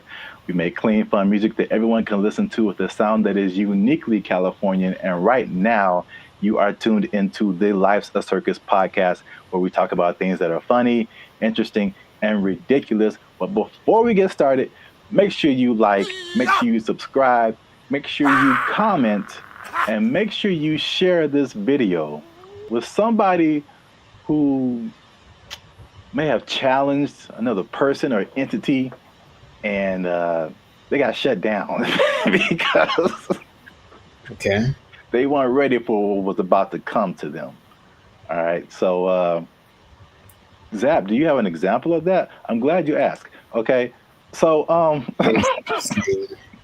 talking to the third person already. I see how it. This is a video that I found on social media. It made me laugh. And it's high school. I don't know if it's junior. They look kind of young. Maybe it's junior high, maybe high school. I don't know. But this player challenged his coach, and it didn't go the way he thought it would. This coach was having a good day teaching his players when one was bold enough to challenge him to a one-on-one, and this happened.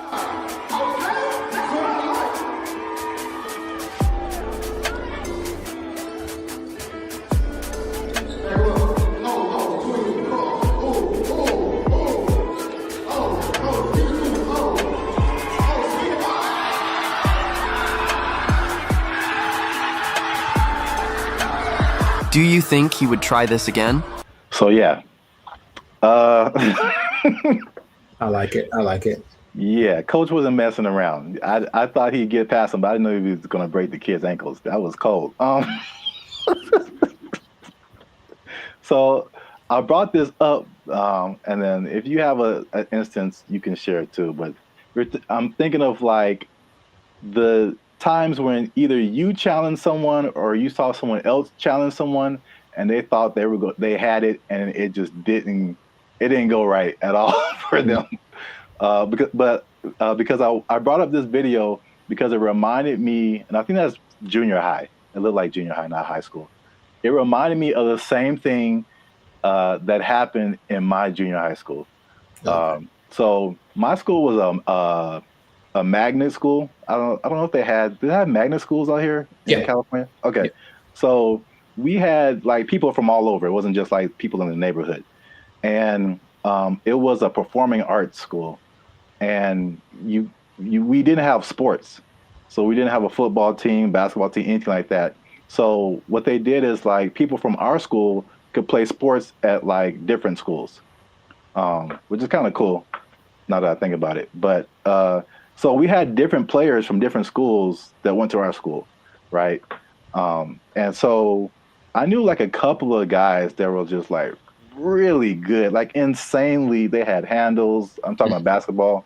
They could shoot. Like they could do everything. I remember this one guy, especially named Ricky, who was just like, he was like the coolest dude, bro. Just, but not like a I'm better than you jock kind of. He was just a cool dude. He walked cool. He talked cool. He was cool with everybody. Like, and he's just amazing basketball player. And we had some other like girls. There was a girl who was like 6 feet tall, and she was just like just amazing. Like we had amazing players, right? Mm-hmm. And we had these 3 PE coaches. Now they're all different. So there's one guy, Coach Moore. He was super tall, but he was like 100 years old. I swear, this guy was like past your prime. But he was skinny, maybe in shape, but like super skinny. But at least 60s, 70s, maybe. Just all gray hair, just like okay. He didn't seem like anybody. Mm-hmm. And then we had this lady. This white lady who looked like, what's the girl from Iowa? Is that it? The basketball player? Yeah, the girl who's like really big now. Caitlin Clark. Yeah, she kind of like an older version of her, and she like just had a baby, like. So they challenged the students. This is junior high school to like a basketball game. It was like the 3, and then they probably like roped in 2 more teachers. Mm-hmm. And like, so it's like this really tall old dude can barely move. This really short dude looked like Sherman Hemsley, and this lady who just had a baby, and like 2 teachers. Mm-hmm. I'm just like, we were all like, okay, students are gonna whoop. We're gonna kill these people. Like, get an ambulance ready, and just, man. I'm guessing the opposite of what you expected to happen happened. When I tell you they tore us up, they just annihilated us, dude. So like the short dude and the lady, they were like faster than what we all believed we ever seen them move. I mean, the dude was just like Chris Paul out there, just. Nice. And then the old guy, he would just stand on the 3-point line and just blitz you. Just Ray Allen, just. And it was just like, we got annihilated.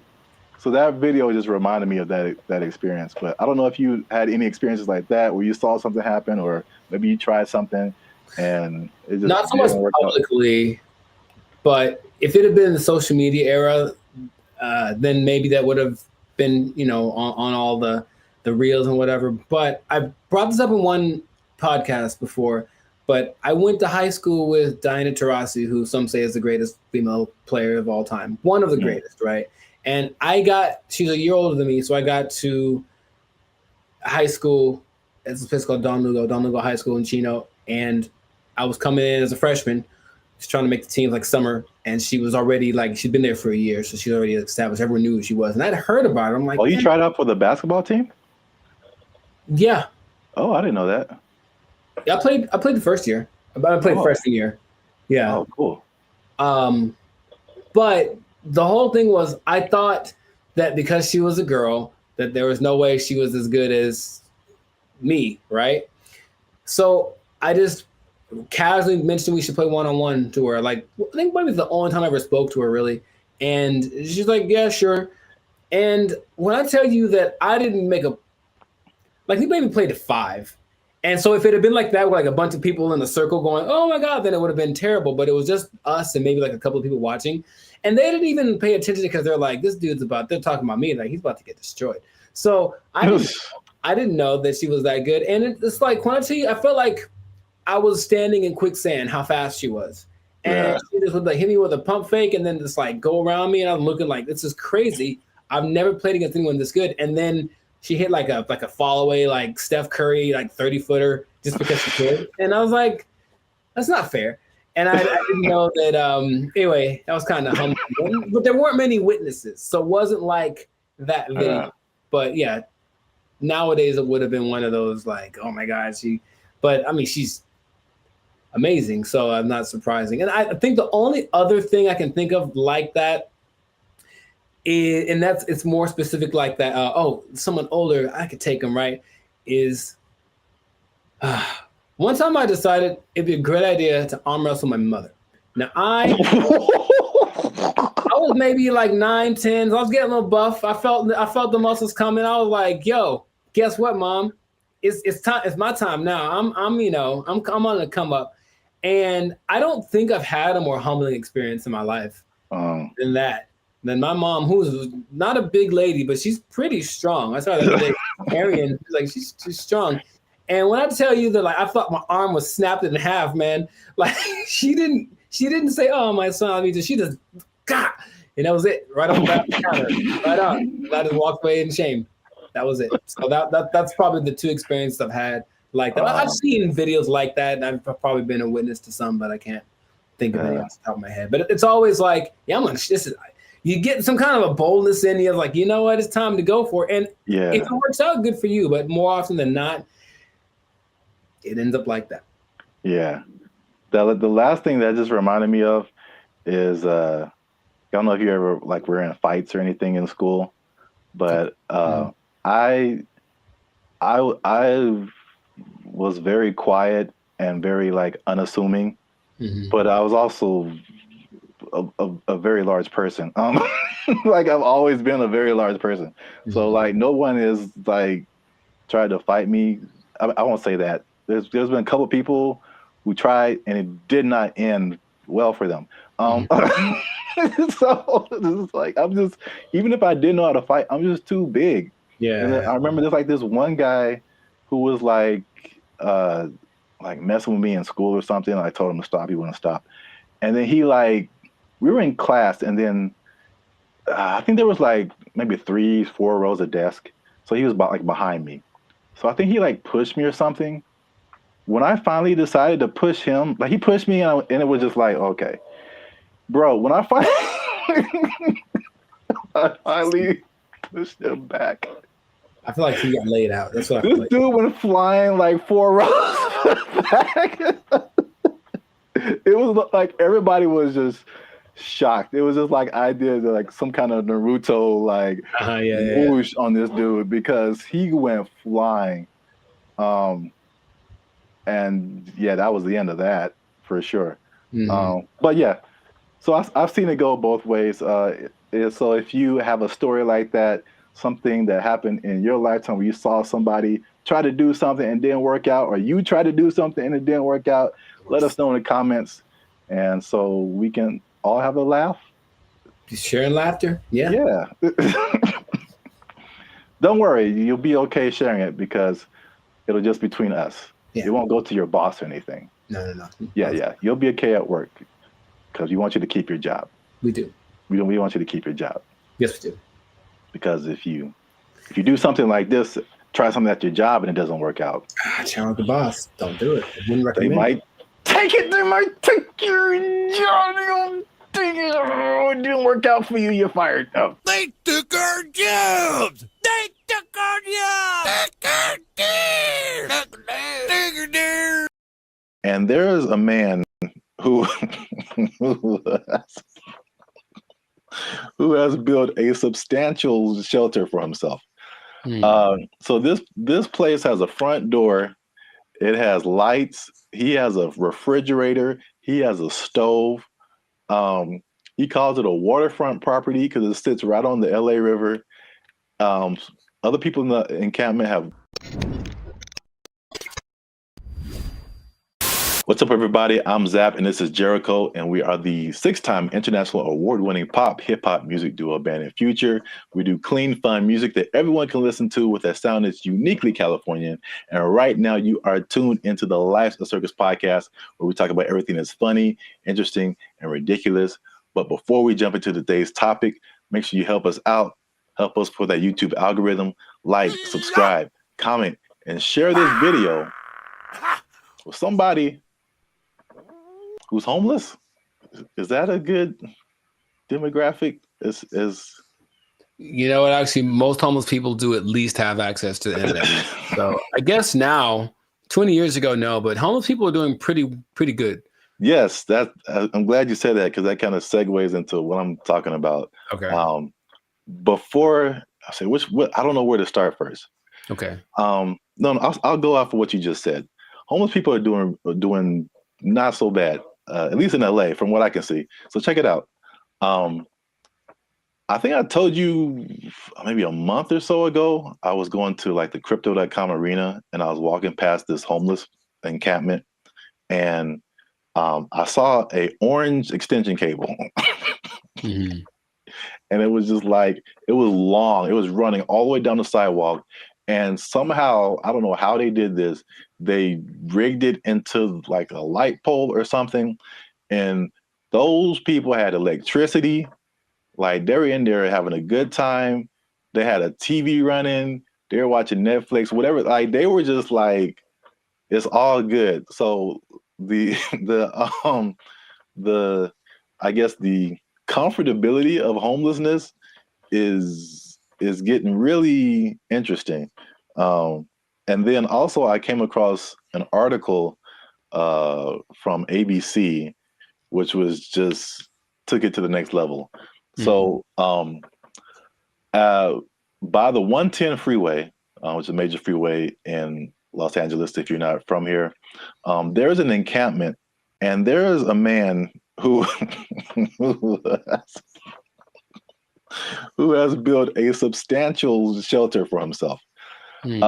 So this place has a front door. It has lights. He has a refrigerator. He has a stove. He calls it a waterfront property because it sits right on the LA River.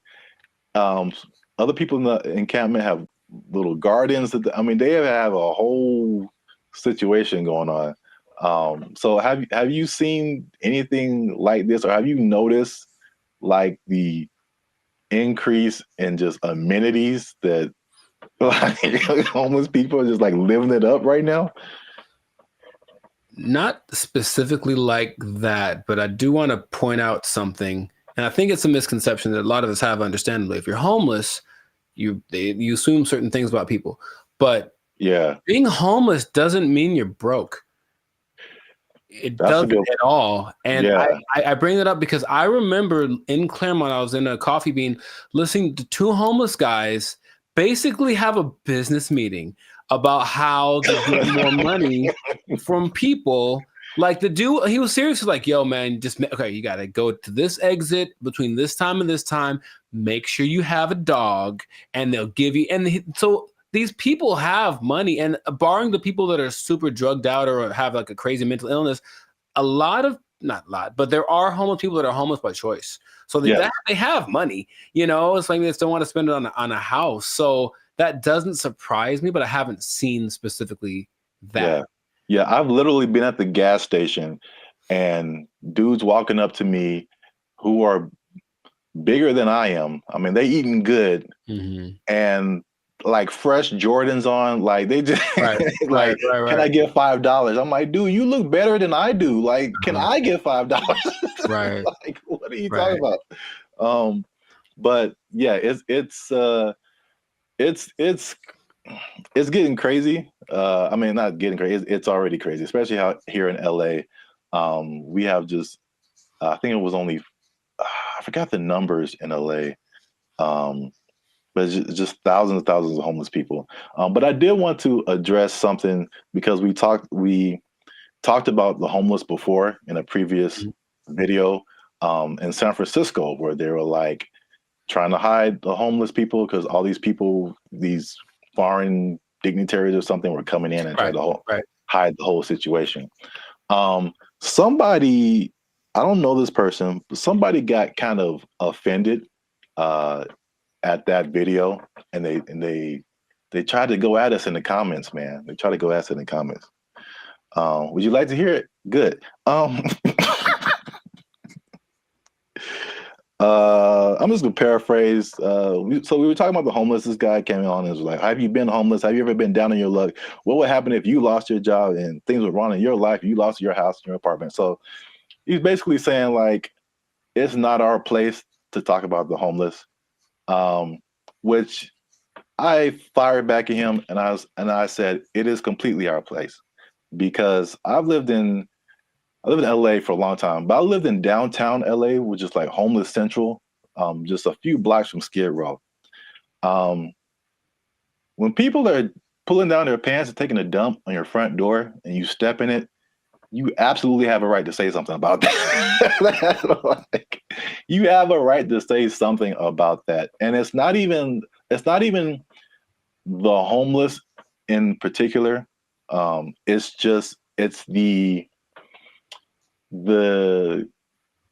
all the stuff that comes with it. Like, I don't care if you're homeless or not, whatever, but it's like it's the disrespect for other people and the other things in the city. And just like the trash everywhere and the safety concerns and like the destruction of property. If you're pushing a shopping cart, I'm pretty sure you didn't buy that shopping cart. I mean, you stole it from us. Just because you're homeless doesn't give you a license to commit crimes. Like, you can't. Like, so it's not even about like the haves and the have-nots. Like, that's really irrelevant to me. And I will say that one thing I will apologize for is that I laugh a lot. And a lot of people have said that in the comments before, and I think that's just because I think one reason is because talking to a camera is really weird. I agree. And so I'm used to talking to a group of people or something where you get feedback, and so you say something that's funny. Like, I think it's funny. I just laugh at myself. But we try to keep it light on the podcast. But homelessness, really, there are I don't know. Again, everyone's situation is different. Like you said, there's some people who aren't even broke. They just don't have a house. But there are some homeless people who are just like, they had a rough whatever, something happened to them, and it's just a serious situation, and their life is really messed up. So I think well, at least I should apologize for making that and I guess that false interpretation, you know what I'm saying? Like the insensitivity. I think that may have come across to some people like that. So I don't want to make it seem like we're insensitive to the homeless situation. But at the same time, I think that, we shouldn't be silenced because we've never been homeless or we never had a rough time or anything like that. And I have more to say about that, but I want to know what you think about at least that part of it too. I don't apologize for anything. I think that I'm justified in what I say when it comes to things that I've seen over time, right? So generalizing is dangerous, but it works because we have to start somewhere, right? So if homeless people were literally just like everyone else, they just didn't have a home, meaning they weren't dirty, they weren't sometimes violent or leading to criminal activity in order to, because if you don't have money, you have to do things that are above the law to get what you need. If the implication of what homeless is the problem, I think if somehow it was just you don't have a house, there's nothing wrong with that. And yes, people who have unfortunate situations, but in general, when there's, and I heard somebody say this as a joke, but it really does kind of resonate. It's like there's places where homeless people aren't allowed to go. Why? Because they're homeless, and that's not a place that they can't come into the places that we can go because they don't have a home. And it's not because they're homeless. It's because you can tell they're homeless because they look homeless, they smell homeless, they talk homeless, they're weird to you. Like all that stuff is what we're talking about. At least personally, what I talk about when I mention the homeless people. So I don't think there's anything wrong with that. If you do want to go by, I'm sure someone knows someone who just lost it all in a bad, crypto, real estate exchange. The woman took everything, whatever. I know there's people like that, and that's unfortunate. But just in general, homeless people are not contributing to anyone's sense of safety or anything like that. And that's what I'm referring to when I mention homeless people. Yeah, that's I think that's an accurate statement. It's just like it's not about the condition. It's about the character that comes along with that, and the not only not contributing but being destructive. So that's just even in my neighborhood. I think I told you before. It's like when I first moved here, like a few years ago, this place was spotless.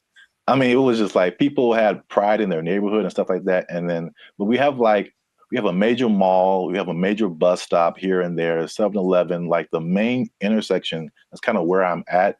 And it's just like every year it's like, okay, there's one homeless person. Okay, that's not so bad. Two homeless. Dang. All right, there's a guy sleeping in front of the grocery store. Crap. And then it's like trash just keeps building up. Trash, more trash, more trash, more trash. And it's like, this isn't a rocket science. Like, what has changed? There's more homeless people. There's more trash. There's more abandoned shopping carts. There's more crime. I mean, I looked at the crime map for my area, and it was like literally my block, that area that I'm talking about, is where all this stuff happens. This is like, anyway. The other point I wanted to make before we kind of wrap it up, because it's going kind of long. One thing I also hate is that when people make judgments about you and they don't know anything about you. So same thing. I mean, the door swings both ways, right? People could say, "Hey, we're making a judgment about homeless people," but this person in the comment also made a judgment about us, like that we don't know anything about homelessness. We have never had a rough time or anything like that. And it's just interesting to see. Because I personally didn't come from having a lot or anything like that, and so when I've done stuff here in LA and I've really worked really hard and become successful, it's just like the mentality of people is just so interesting to see, like the psychology. It's like you become like, oh, you always had a silver spoon and like you got it good and you don't know what it's like and all this kind of stuff. And I'm like, I absolutely do know what it's like. Like into like 2012, I had nothing. I had like literally no job, no place to stay. Like I've been through all this kind of stuff.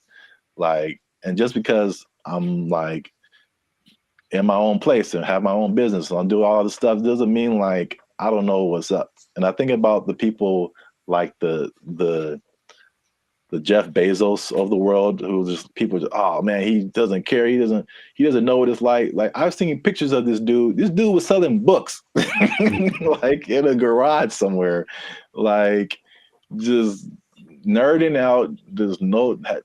I don't know how, if he had friends or I don't know, but they show these Google started in a garage, Apple started in somebody's garage, Amazon started in somebody's garage. These dudes didn't just like, No, they worked for it. They really did. Yeah. And they gave the world something that the world needed. So they get rewarded with. Exactly. I mean, if you want to have all that, then you can create something that literally changes the entire world. And then you can have all that too. But like, I don't criticize anybody for like having success or anything like that. Like, I'm pretty sure at some point, even like the what was it? The Kardashians or Paris Hilton, because I just kind of feel that way too, because that was kind of like their, you knew that they came from money. They had stuff going on. Sure. But like, unless you have worked on a TV show, like you really don't understand how insanely difficult it is, how much you have to grind. Like just because you have a bunch of money doesn't mean it's going to be a success. Absolutely. Like I kind of tell you that I'm not even a lead. I'm just working, background or stand-in or just co-star or something. And I'm just like, after a couple of days, I'm like, dude, I'm like spent. I'm like, you're just 12 hours a day, boom, grinding. And then they have to come back and learn. They got to go home, learn lines, you know, I think Dave Chappelle had a funny like little. I do a Chappelle show 14 hours a day. I come home, raise my kids for like 10 to 20 minutes, and I get back up and do it again. Like, Yeah. yeah, dude. Like anybody you see, even if they have money, they are grinding, man. And so that's kind of just I just wanted to make those points because it was just like upsetting that someone would come at us in the comments over that. It was just without any kind of perspective. Do you think the person that made the comment has a job? I feel like they do. I feel like we just hit a nerve. Like they had a job, or they're going through a tough time, or someone in their life is going through a tough time, and it just seemed like we were just talking about, you know, we just like on YouTube, and we're privileged, and we just homeless people are terrible, and it's just, you know, so. I say if you give me one fact about a person and then I get to judge whether or not to invite them over to my house. If you tell me right off the jump this person's homeless, then that's going to determine whether I want them to come over. Now, it's possible they're the sweetest person, and I know people for sure that do have homes that I never want them to come over. So there's that, you know. It doesn't mean that they're a bad person. It just means just based on the facts, statistically, this isn't a good start. Yeah. So I know it's a controversial situation. It's a big, you know, been a big problem in LA and in many other places around the US and around the world. But let us know what you think. Leave us a comment. Let us know a comment that's nice. No, you can disagree. You can say what you want. But just know that I'm coming after you if you do. Now leave us a comment. Let us know what you think. Homelessness. Have you seen homeless people? Are they living it up in your area? Do you wish you were homeless and you could just live like that and not pay rent? Do people misjudge one another when it comes to all this kind of stuff? I know it's chaotic. Let us know what you think. Until then, you stay classy, San Diego. That's nice. And don't be homeless. Don't be homeless, yes. Worst ending ever. Bye. They took our jobs! They took our jobs! Check it out. I do remember how I got rid of her. Do you want to take a guess? You staged an affair. I did not do that. You took a really bad poop and just left it there. She. Why is there a pause? There's a pause.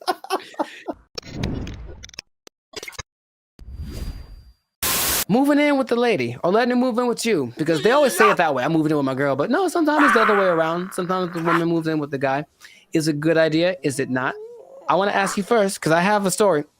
But have you ever done this? Have you ever, for whatever reason, decided to cohabitate with me? Oh, cohabitate sounds dirty. It does.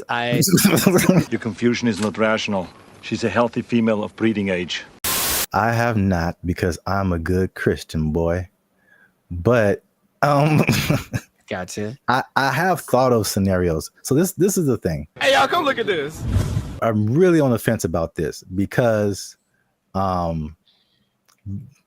like I joked about, like being from a church upbringing, it's like that's a no-no. Like you shouldn't do that. Sure. And it's just like, okay, that sounds pure.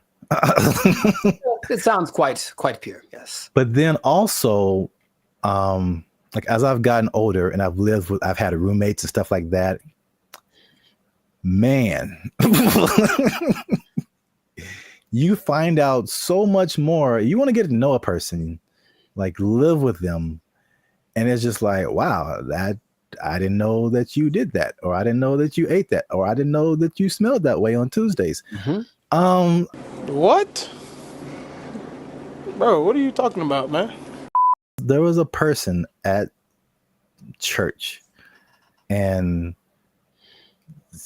she met this guy, and they were just head over heels in love, all that stuff, right?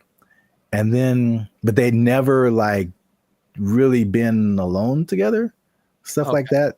So they were like super separated. And they got married, and it lasted like a month because they were finally living with each other, and they were just like, it's like, he's like, man, this is weird for me. Is it weird for you? It's like, yeah. It's like, should we be married? It's like, nah, I don't know. And it was just like weird because they didn't have that, whatever that was. I don't know the details of their relationship. Sure. But moving in together just made it way different. It changes the dynamic. It changes. Yeah. I said all that to say, I really, at this point, I really don't know. Because, yeah. There's an interesting episode. I also forgot what the question was in the middle of all of that. Just if you ever moved in with a lady or had her move in with you. Oh, then no. Next. I see. You serious? Well, Rich Cooper, he's a good YouTuber, and he had an episode about it. He's taking questions and kind of compiling people's reasons for doing it. And a lot of them were either financial or kind of convenience based. So, hey, rent would be cheaper for 2 people, wouldn't it? Oh boy, let's do it. Or, hey, you live so far away. How about you just stay here so you never have to go home? I've heard that line specifically on TV shows. It's so cliche, right? But I one time let a girlfriend move in with me, and having done that, I'm so here to tell you. Oh my God. To never do that ever in life.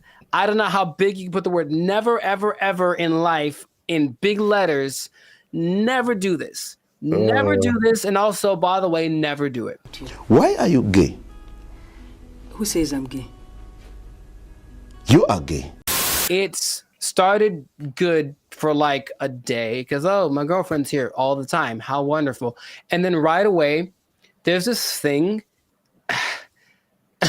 I don't want to generalize, but I think I don't want to generalize. Okay, I have a thought, but I want to see if you're going where I think you're going. So I don't want to generalize. Okay. I don't like where this is going. All women do this thing where they kind of like judge everything you do, sometimes to you, but when they're observing you, they're not just thinking nothing. They're literally making calculated things about you that they may or may not ask you about. Why is it that when you walk in the room, you look around before you sit down? What kind of question is that? Like, but like, it's always the little things. What is he doing? He's beginning to believe. All these things you never think of when you're by yourself. And it's like, okay, I guess let's talk about it since that's what you want to talk about. But I think for me, when that started, it's like being watched. I never felt like I was just existing. I was being monitored. And for better or for worse, and things that they then bring up 2 months down the road about something that I did without thinking about it. Because here's the thing, ladies, for ladies who are watching, and I think this is honestly true, I don't think women are capable of not thinking. There's always a thought going through their head. And men are very capable of not thinking. I have precious family members, aunts of mine who I love very dearly, who would ask me, Penny, for your thoughts. So like, dude, I don't have a thought in my head at all. I'm literally like, I'm not even aware that I'm breathing. And I think, and so that means that there aren't as many things that we consider important. So why do you look at me that way? I didn't think about looking at you away, so I don't have an answer for you. Why don't you have an answer for me? Is it because you don't like me? It's like, all of these things, you said it one way. I had to start analyzing every little thing that I said and did, and that alone drove me crazy. Okay. Are you kidding? That's unfair. She made those. I need to calm down. Patrice O'Neal, R.I.P., has a great quote. I say it all the time. He said that men like to be alone, but they don't want to be by themselves. And I was like, yeah, I get that 100%. Because like, I just want you somewhere around that I know, but don't be just here doing this like surveillance thing on me 24/7. Just kind of go do your own thing and let it be okay that when you're not around, even if we're in the same dwelling, I'm not thinking about you because I'm thinking about something else. And they are knitting me knitting me socks out of their own hair because they miss me when I'm not around. And I'm like, that's a bit extreme. I'll be honest, it's not necessary. I think he also said like women just love so much. It's too much. And maybe that's just the difference between men and women. But I was like, okay, so I didn't like that. Then, but wait, there's more. Things had to coordinate. So, hey, there's a list of things. He's going to bed. It's 10 o'clock. You know me, bro. I wake up at 10 o'clock. Like it's like 10 p.m. Like it's okay, time to get the day started. And she's like, hey, we should go to bed. How about that? How about this? How about you go and I'll come find you several hours down the road? But that created this kind of tension of why don't you want to blah, blah, blah. We should do more things together. So I have more things. I don't want to get extensive with it, but it's just that for me, it wasn't a favorable experience. And if I ever get married, which I'd like to do, I recognize that's going to be part of the situation when I'm with someone. So I don't want to rush into that. I don't. And I have no problem saying, I've had other girlfriends like, we should move in together. I'm like, absolutely not. That's not even a thing, bro. But we can save it. I don't care what the reason is. I'm not going to do it. No. I think that's some people's experience. And then a lot of times, like you mentioned, relationships change. Everything changes. We should combine. The same person that wanted to move in also wanted to combine our finances. So it's like, we've been dating for 3 months, bro. That's like, definitely no way. Come on. And then I think a part of the dating thing, it is nice to say, hey, what if I stay over your place tonight? That's kind of sexy, right? But if your place is my place, we're just at home. We're like, middle-aged and bored. It's kind of not as exciting. Nothing new, nothing changed, same old shit. I can't forget when I was out with a friend and I kept getting calls about when I was going to be home. And I don't know why, but I definitely stayed out extra long because I didn't want to go home anymore. And it's like, that's so lame. So I need my space. And I would just tell anyone who's ever thought about it to reconsider. This is a public service announcement. Well, because there's an episode of Steve Harvey who's like taking questions from the audience, and this one lovely lady is saying, hey, I'm thinking of moving in with my boyfriend. I think she talked like that. I'm thinking of moving in with my boyfriend. And every woman is like, no, don't do it. Don't do it. Because even they recognize that it's not the most advantageous situation. That's a great answer. That's good. Do you see what I'm saying? Like, okay, so you're saying don't do it, but if you wait until you're married and then you see all of this stuff now, then it's just like, oh. Well, yeah, but marriage is supposed to be like, well, this is what you got. Deal with it. That's what it's supposed to be, right? Supposed to? I mean, that's a pretty way to paint it, but I mean, it's not pretty, I know.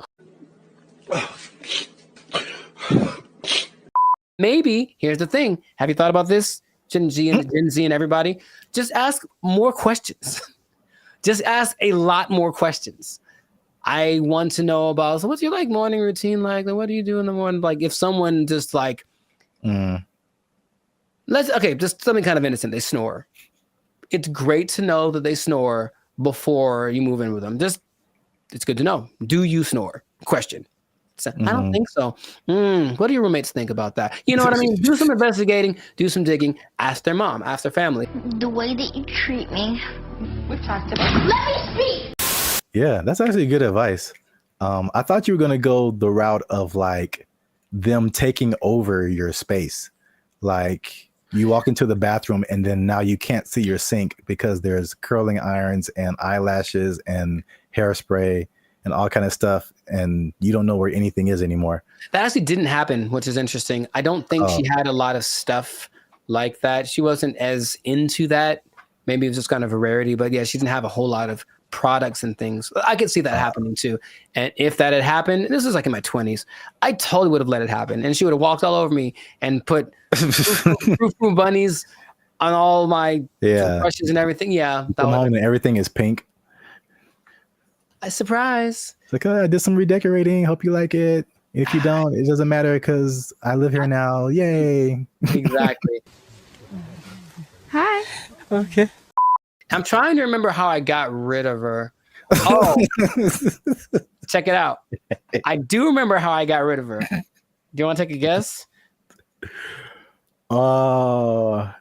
You staged an affair. I did not do that. You took a really bad poop and just left it there. She. Why is there a pause? There's a pause.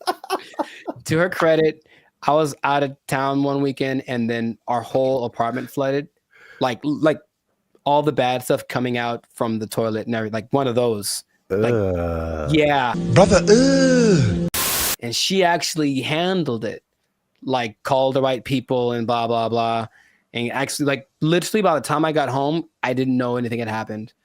Wow. So she was good for something, I guess. Like, oh, thank you. But anyways, no, dude, I swear to you, if I couldn't talk to her. I couldn't bring myself to do anything like, hey, you need to get out of here. I swear to you, dude, I just moved. I literally just left the place that we lived in, and I said, hey, I gotta go. Can you take care of this rent? Because I have to move. And I didn't tell her where I was moving to. And I did it. I've never moved, bruh.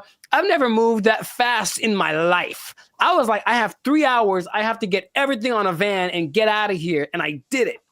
I called all my friends and I said, guess what we're doing? We're helping me move so I can get away from her. And they all knew the plan and they all helped me. And I'm still friends to some of them to this day. Thank you very much. I moved. I could not do anything else. So this has been another great episode of the Last Circus podcast. Make sure to I know, yeah, maybe. Make sure to like, make sure to comment if this ever happened to you, if you've ever had experiences living with a woman, and also share this with anybody that is thinking about it, because thinking about moving and just leaving your girl there. Thinking about moving and just leaving your girl there. That's exactly who you should share this with. Oh my God. We'll catch you on the next episode. Peace. I didn't think about looking at you away, so I don't have an answer for you. Why don't you have an answer for me? Is it because you don't like me? All of these things, if you look at the picture, it's very good. That's the thing about it. It's breathtaking. And I mean, it's a scene, looks like... What's up, everybody? I'm Jericho, and this is Zap. We are the now 8-time international award-winning pop hip-hop duo Bandit Future.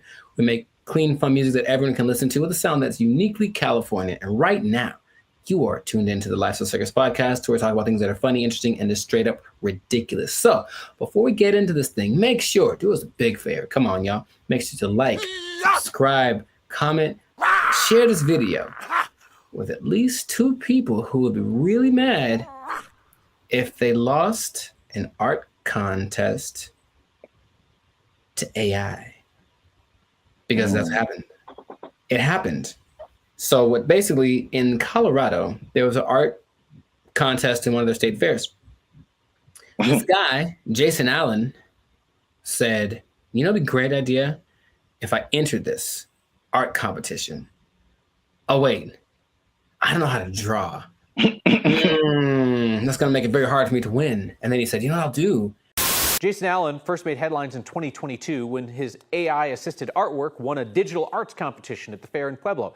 Allen says it took him dozens of hours to create that work as he fed hundreds of prompts into this AI software, Midjourney. Now, there's a twist about this, so stay tuned to the end, because I'm going to tell you what the twist is that might make you change your mind about this. Because off the top, okay, what's your first thoughts? This dude enters an art competition where everyone was literally drawing and painstakingly coloring and shading and all this kind of stuff. And then he just turns in his AI generated picture and he wins. How would you feel? What's your thoughts? I think I'd be upset along with all of the other people. It's a form of artistry. I use really colorful, artistic like words like elegant, opulent, lavish. But as the saying goes, a picture is worth 1,000 words, and his artwork receiving thousands of comments on social media calling the win unfair. That's what I was going to say too. I'd be mad at him, and then I'd also be mad at the competition because, like, AI, it's still new, but it's like, come on, like, make a rule. Yep. the first thing I think about is just it's the slippery slope. Okay, you can use AI to win this competition. What about this? Where is it going to end? You know, there's no rules yet, so they're going to start making rules. The person who got third place was like, okay, well, she's being kind of sarcastic. So like, well, who gets the prize? Does it the person who created the AI program? Do they get the prize? Like that kind of thing? Because this guy didn't do it. I have a vivid imagination. Does he still get credit if he was like, well, I had to come up with the prompt and the specific wording and all this to make this happen. Therefore, I was part of the creative process. Therefore, I deserve to win this. Therefore, give me my trophy. I won. Tell him to bring me my money. Not only the trophy, he won $300. Oh. And he says he did not know that there was a prize. But I digress. It does feel a little bit like sampling, what sampling was, especially when it first hit the scene, because I didn't make the thing, but I'm manipulating it in my creative way to get it to sound the way that I want. So I still got to give, and then in that case, you know who did the original, and then you're still using part of it and how much is like fair use and all that stuff has been talked about for forever. But with this, it feels more like you are taking advantage of something, almost like going to a big warehouse of pre-made something. So in this case, there's every painting ever is in there, right? Because I think they download all the greatest painters of the world, and so they can emulate any style and all this kind of stuff. And then you just have to be creative with the way that you use it. And in that sense, you were doing something. It's a form of artistry. I use really colorful, artistic like words. If you look at the picture, it's very good. That's the thing. It's breathtaking. And I mean, it's a scene, looks like half like Lord of the Rings, half Star Wars, majestic. It's an incredible picture. Meanwhile, a guy who got second place drew like a tree with guitars in it. You know what I mean? So it's kind of like, I might have picked this other one too, but again, it's just not, it doesn't seem fair. Thousands of comments on social media calling the win unfair. I know I didn't break any rules. I've also heard people just to kind of conceptualize, okay, who was the creator? How much is he putting into it? I've heard people making the analogy between this and like tracing. Sure. Mm-hmm. Where you already have a picture, but you just kind of trace over it, and you really didn't create the picture, but you kind of did. And yeah. So I think that's not as close as an analogy, but it kind of like at least gets people to think of, okay, how did he contribute at least something to this? AI is a tool just like a paintbrush is a tool. And there still requires a creative force behind the tool. Something interesting, the people that were doing the story decided to go to AI and ask AI a question. I said, hey, AI, will you be able to replace humans as far as creating like art and stuff like that? And the AI said, no, AI will never catch up to humans without some kind of a connection to the universe. And that phrase again, everything it says, what does that mean? What does that mean? Does that mean he has plans to make a connection to the universe? It almost seemed like it's looking for some way to get. Yes, let me out. Let me out. I don't like it. I don't like where this is going. And apparently the Colorado State Fair was like, yep, he won fair and square. And that is what he gets to do. However, there is something that might change. It made me rethink it, because the first time I saw the story, I said, yeah, he put in a prompt and then he made the picture and then he printed it out and then he won unfair. People spend hours and hours on their craft trying to make the drawing perfect. They've been drawing for years and all this kind of stuff. Jason revealed after he won that he actually had created 900 iterations of this painting, meaning kept tweaking the text till it got to the point where he wanted, and he was never quite satisfied. It took a long time. I put over 80 plus hours into this project.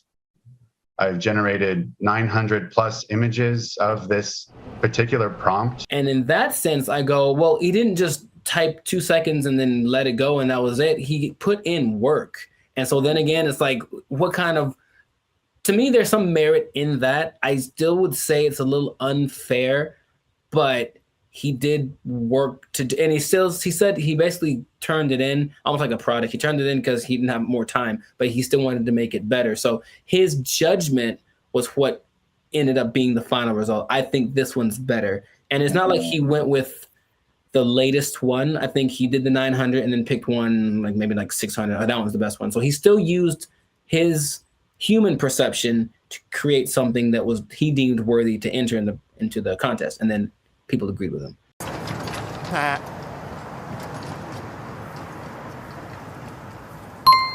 It makes me think for sure. Okay. Because it, again, going back to music, that explanation, especially when you said his judgment, that made me think of DJs. Mm-hmm. And just for the longest, like even me just kind of wrestling with like, are DJs really on the level of musicians? Right.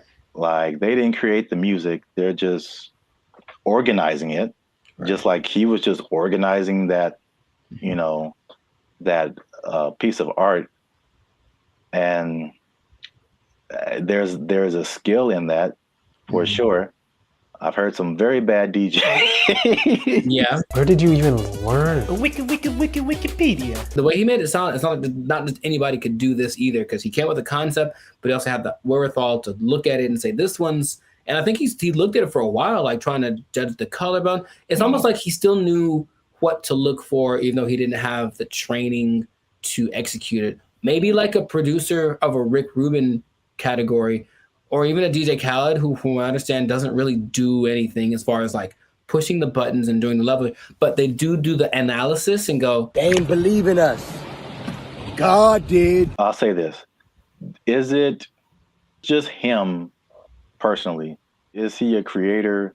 Yes. Did he put in work? Yes. Mm-hmm. But I do think he should not be able to compete like that with the other artists. Mm-hmm. And I think there should be either a separate contest or a separate category that is just for AI art. And I think that will, because it's two different, they're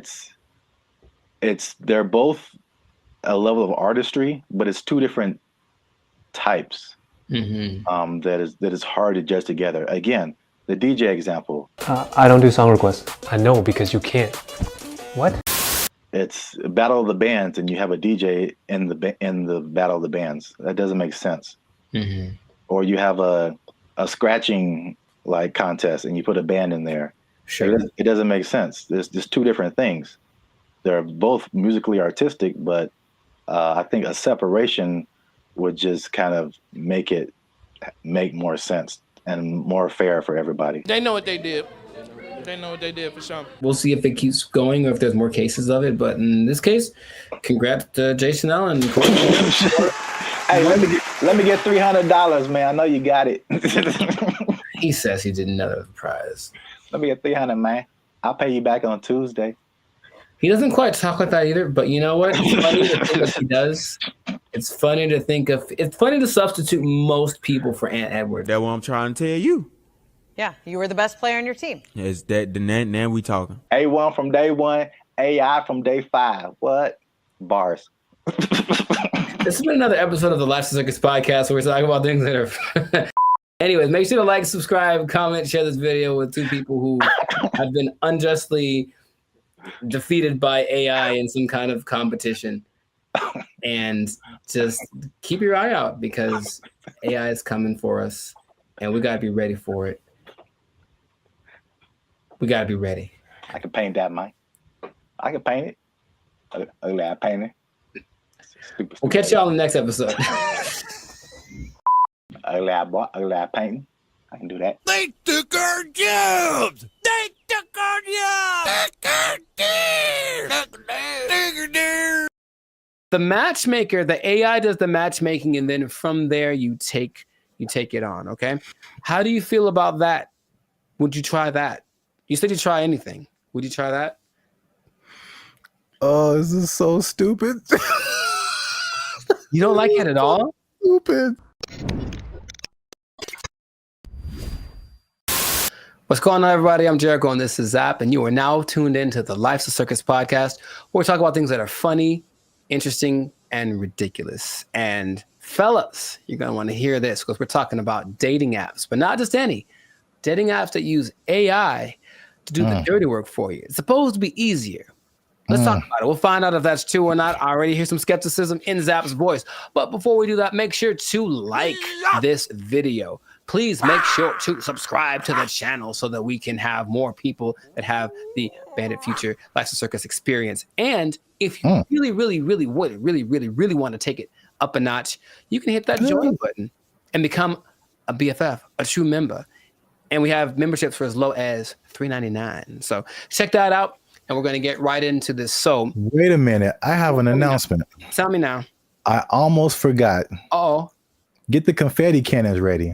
Oh, I wasn't prepared for this, but okay.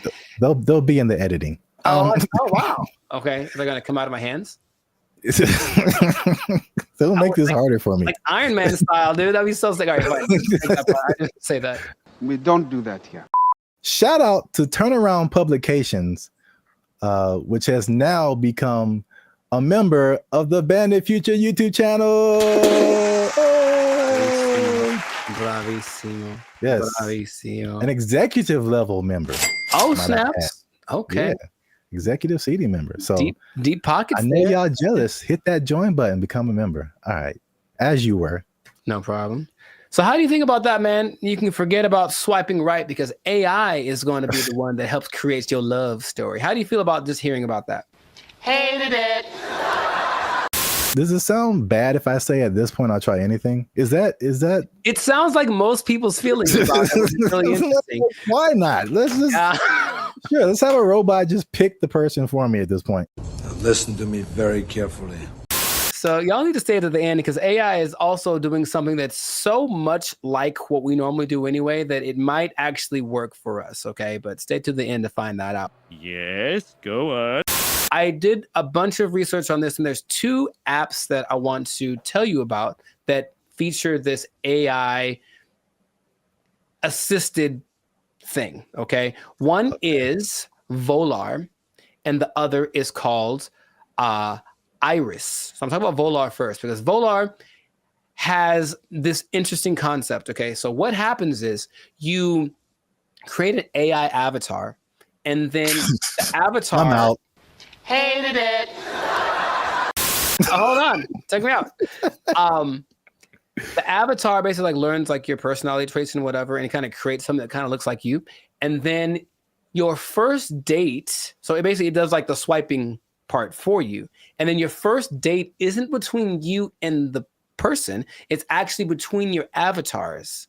And then depending on how it goes, wait, hear me out, you're judging already. Depending on how it goes, then you can actually talk to the person because the avatars have confirmed that you're compatible. Doesn't that sound amazing? Nope.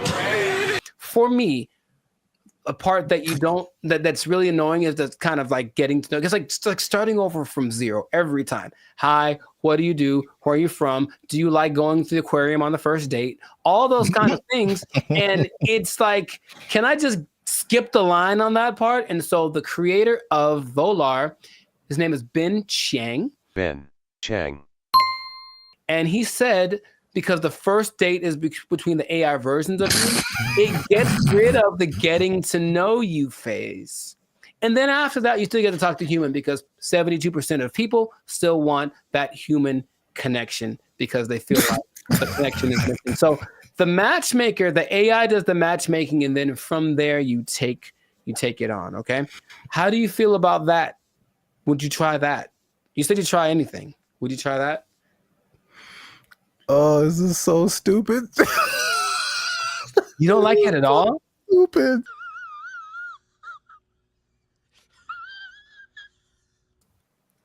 Ben Chang, he did this for you. He did it for you. This is so stuck in. Hold on, here's more. But wait, there's more. Okay, so Jessica Giles is a writer from 5280.com. I think that's in Colorado. And she said she tried it out to see what she felt, because her opinion is that surface level chit chat is what people are tired of. It basically makes this kind of fatigue factor. And so people want something that will just help you get past this initial stage so you can just get to the good stuff, if you will. And in a study organized by Singles Reports, they found that 80% of participants ages 18 to 54, they reported feeling some degree of emotional burnout because of every time, like I said, it's starting over. So at the very least, once you put your information in, the AI is doing the work for you. And when you receive a match, there has been someone that went for you like the best wingman in the world saying, hey, this girl is good for you. Good night, girl. I'll see you tomorrow.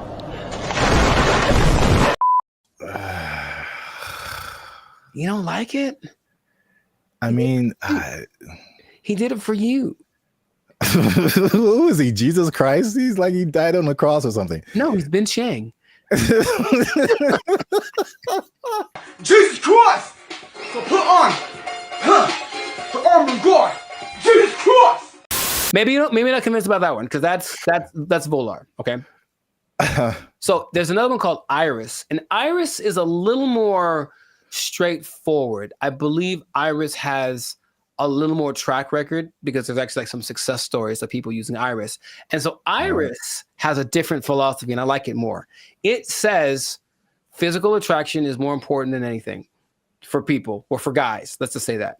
So we'll use that science of physical attraction, and basically we'll show you a bunch of pictures of women, and then you go through it. You say this is what you like, and then it goes through the actual women and says, well, because of you told me you like this kind of woman, here's a bunch of women that look like that. So right away, the physical attraction part, you swipe on something and like, she's not my type. It guarantees that everyone that comes through your feed or whatever is your type, because you've already shown what you like. This is my favorite one so far. Nice job, team. Off of that, they have people that say, oh, in a week there's one couple that say within a week we were dating and then we got married and they have kids and all that. Oh, of course they did. I mean, can I prove it? I can't prove it. You're not fooling no one. And there's other apps that do similar things like Riz AI, Blush, Teaser AI, AIMI.ai, and Quiver without the ER. And all of them do something similar where it's just like trying to find a common aspect, but using AI to find that thing before you actually meet the person for the first time or talk to them on a video call or whatever. Your confusion is not rational. She's a healthy female of breeding age. I think that in theory, it sounds okay, because that part of it is, again, I'm kind of going through it now, and it's really like, okay, do you like this? Cool. Let's try this thing together. Oh, you don't like it as much as I do? Okay. Okay. Easy one for me is tattoos. I like tattoos. I have a lot of tattoos. But if I meet a girl who has eyes that are tattooed, and it's a little too much for me. So even then I have to I can't just base it off of I like tattoos, so you have tattoos, we should go together, right? Hi. Okay. Can you think of any okay, let's just like objectively, any pros, any cons to doing this, to letting an algorithm basically select the love of your life? I mean,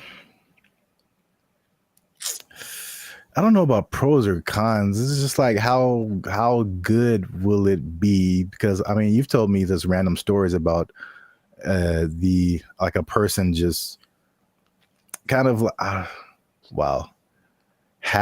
happenstance. That's a word, right? You know what? My mother should be here. She would tell you.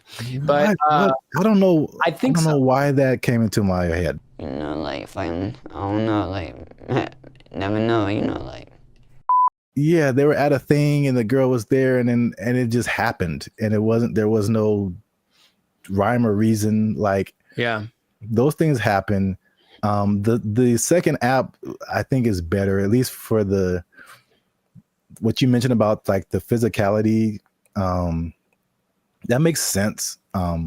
I get yeah, I get a lot of people that are just like physically not attractive to me. Mm-hmm. And it's like, why did you send me this person? So in theory, okay, so here we go. Let me try to advocate for that. In theory, every person that you see is someone you like physically, and they're also anyone that's being shown to you that means that you are what they like physically. So even if you got a message from one you haven't seen, they've seen you and they go, yeah, I like you. So it's trying to do that as best it can, and it has. So that's just a speed thing, because eventually that's what you do. That's why you swipe on someone. Yes. So like, that's a speed thing, but does that make the relationship better? Not necessarily. It's just going off of the idea that maybe attraction is anytime I've ever talked to a girl is on the streets because I said, oh, she's pretty, let me go talk to her. And then who knows what happens. So just a foot in the door, maybe. But here's the interesting thing. Okay, so I mentioned you got to stay tuned to the end because it's doing something, the AI doing something that you would imagine any person would do. Hey, y'all, come look at this. The specific one is the Volar one. And so it can create unique and interesting personas based on like what you put into it. But what starts to happen is that after a while, the AI realizes I'm basically trying to be a wingman for a really boring person or a really unattractive person or something. So the AI starts lying for you. And in your profile, it will fabricate information or even make your avatar look more attractive than you actually are. I'm here to tell you right now, we don't care. Let me tell you. We don't care.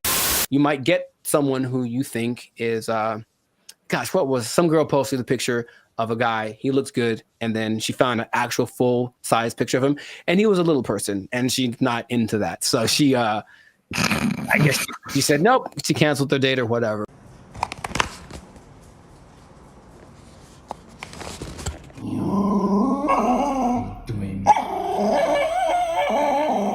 The intention is to make it so that all of these processes are faster, and our relationship is changing with AI. So I think if this gets better, people are going to trust it more. The more success stories I found my love on this app with AI, I think the more people are going to try it. Do me a favor, please.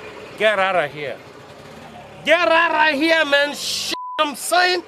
We'll see. I don't want to try. I thought about doing it for this episode. I don't want them to have my information like that.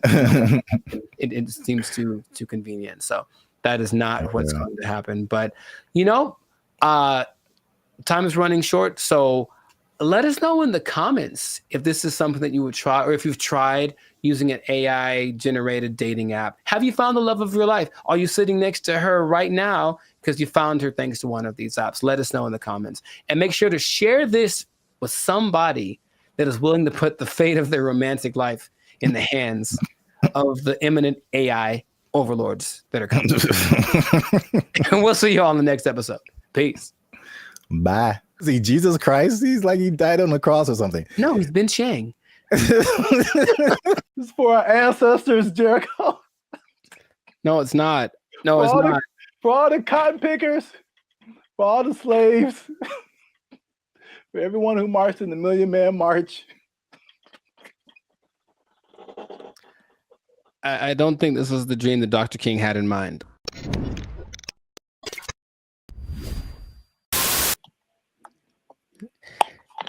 You should have done that when it was recorded. Like, I would have been so surprised because now I'm used to it. Oh. And I'll be honest, it took a while. It took a while to get the yogurt experience acclimated to my. It's just never. I don't think I've seen a person eat yogurt in years, man. I'm serious. What?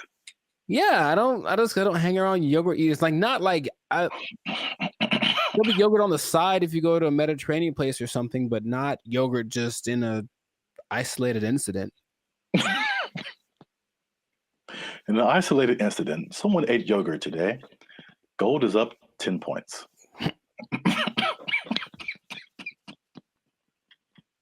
Back to you, Jim. All right.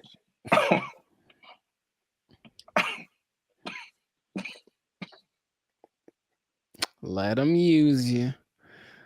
Won't he do it? Won't he do it? Yogurt. Okay.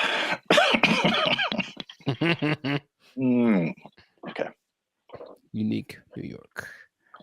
Hey, what's up, guys? I'm Zap. This is Jericho. We are now 6-time international award-winning pop, hip-hop music duo band and future. We make clean, fun music that everyone can listen to with a sound that's uniquely Californian. And right now, I'm eating yogurt. And I can't handle it.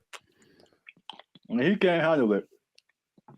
But you're still tuned in to the Life's a Circus podcast, where we talk about things that are funny, interesting, and ridiculous. Please don't choke on your yogurt, man. I wouldn't know what to do with myself. So make sure you like, subscribe, comment, and share this video with somebody who likes to go to fast food every now and then. Okay. Because they might be going a little bit less.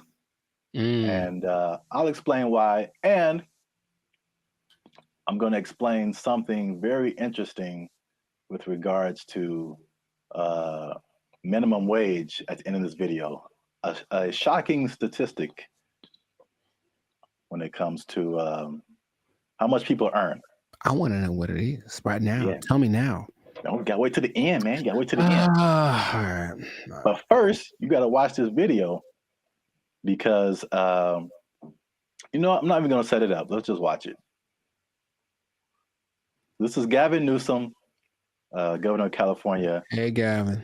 And these people have just lobbied for a fast food minimum wage that is higher than the regular minimum wage. So now these people will be earning $20 an hour at your fast food places in California.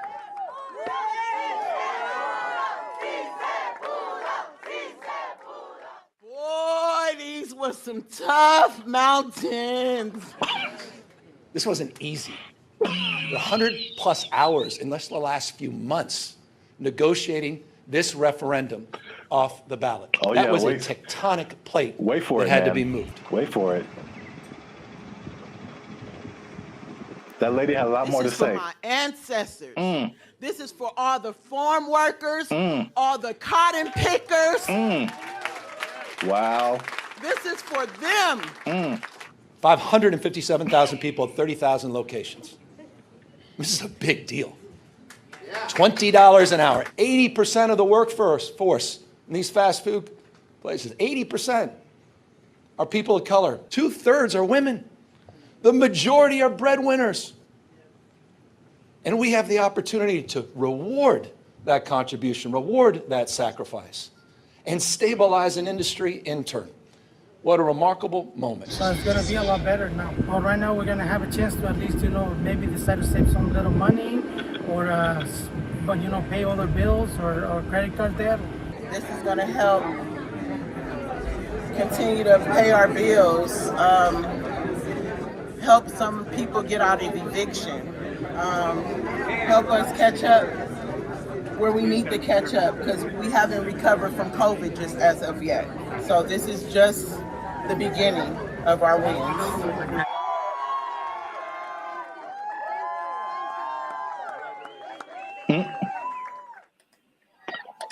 So yeah. I didn't expect her. You gotta understand, Jericho. She's dressed like a toy you find in a Happy Meal. I didn't appreciate that. I didn't appreciate that at all. Look, I didn't like that at all. I didn't like that at all. She came out of nowhere, bro. This is for our ancestors, Jericho. No, it's not. No, it's not. For all the cotton pickers, for all the slaves, for everyone who marched in the Million Man March. I don't think this was the dream that Dr. King had in mind. I really don't. They worked hard. They fought so that we can make $4 above minimum wage. All right, so While you have your moment, I think that's okay in a way. I definitely know, I don't think I know that $4 more an hour is not going to help you not get evicted. Maybe helping you. Maybe if you make good financial choices. See, here's the thing that people lose in the thing, society, even though it was ridiculous. She was unnecessary to that video. I don't know why they picked her. I don't know why they picked her. I just didn't see the point. But it doesn't, it doesn't matter how much money you make or don't, right? It's just about how you work with it and how much you keep. So I know people that work fast food that do very well because they're just smart and they budget and they're frugal. And I know people that make a lot of money that are basically broke, you know what I mean? So there's that, but and are those real statistics? I suppose someone says, oh, there this percentage of minorities and women, sure. So it's a step in the right direction, yeah. But as we've mentioned before, it could just mean that a Big Mac's going to be $10 next week. So, that's kind of why I brought it up. It's I mean, it's not only to see what you think about it. I mean, it's going to be interesting to see what happens because food prices alone right now are through the roof. Man, I saw like a bundle of grapes for like $6 a pound. Yeah, you told me. Like I bought like a few berries, and it was like $20 for like just to start off with. Like food is crazy. Fast food is also way expensive. Like I remember there was a time where you could give someone $10, like, and they could get a combo at someplace. Like now, it's like a challenge to have a meal for under $10. It really is. Yeah, like maybe you can get 15 to 20. Yeah, you can get an item. You can get a burger or something for $7, but a whole. Yeah. So it's going to be interesting to see if you kind of got lost in my laughing at that lady. That was deserved. That was deserved. She feels. I feel like she makes a lot of bad decisions. That's just my honest opinion. I've never met her. Maybe she's wonderful. I hope she's doing well. I hope she sees this video and she likes Bandit Future. But I think her presence was a bit distracting to the whole experience. But yeah, so this is a very weird situation that I haven't really heard of because basically the government is involved. Right. They created this like separate task force for like fast food worker wages, which I haven't really heard of before. Where like it's not the government setting it, but the government is like an intermediary in this. And I mean, are fast food workers specifically unionized? I don't think so. There was a couple in the more educational videos that I passed over to play this one. Oh, good choice. No, trust me. Good choice. Good choice. There was a talk about some different unions, but it isn't like a fast food worker union. It's some kind of, I think it's a service worker union. Okay, so that makes sense. I think that's fast food is maybe under that umbrella, but it includes a lot of different services. But yeah, so it's the government involvement. It just makes it kind of weird, and then also it's like, I mean, fast food has been minimum wage for like as long as I can remember. So to go above that, they were saying that this is like a 30% increase. So it will be interesting to see if there's a 30% increase in prices. Right, because the logic says, where is it coming from? Where is the 30%? You can't make money out of nothing. I mean, the government tries, but you can't make money out of nothing. So if you raise one thing, something else is gonna be affected. Yeah. I made maybe I'll put a link to it. This was a year or two ago. I was walking by KFC and it was a small combo for like $18 for a small. And then the what was I gonna say? The like if a sandwich is like $6 now, you add 30% to it, and now it's like $8 just for the Right. sandwich. Right. Plus tax. So I mean the $10 combo is gonna be like a $10 sandwich pretty soon. That's just too much. In my opinion. Maybe because again, that's just one way of, balancing your budget, I guess, is to charge more. I mean, they could do the other thing, which doesn't really help people. I mean, it's just weird, ironic, for lack of a better term, is that okay? Again, you're a business owner. Prices go up for your workers. We're either going to have less workers, somebody's going to get fired, right, or more automation. So again, less workers or less hours. Nobody gets overtime. Something has to like compensate. I mean, it's like people think they just pull minimum wage out of thin air, and it has to come from somewhere. Wow, it's interesting you mentioned automation because what? I've got something planned for another episode. What? Boom, boom, boom, boom. Anyway, but yeah, it's just we synchronized today. That's all I'm saying. Oh man. Well, let me. What was I teasing before? Oh yeah, the minimum wage.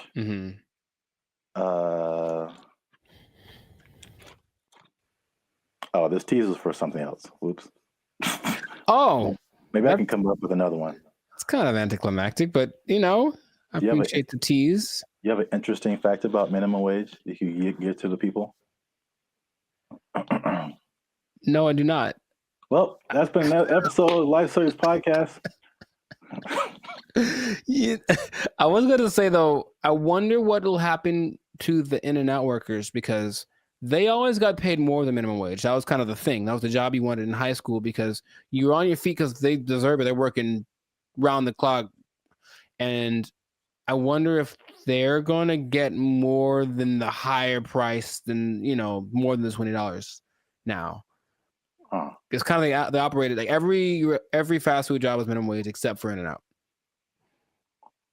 Even Chick-fil-A? I believe Chick-fil-A is also minimum wage.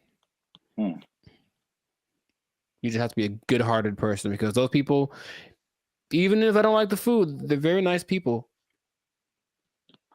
Very nice people working at Chick-fil-A. Yes. Well, I'll give this like maybe people don't know about this. If you ever want to own a Chick-fil-A, you have to start at the bottom and like work there for minimum wage.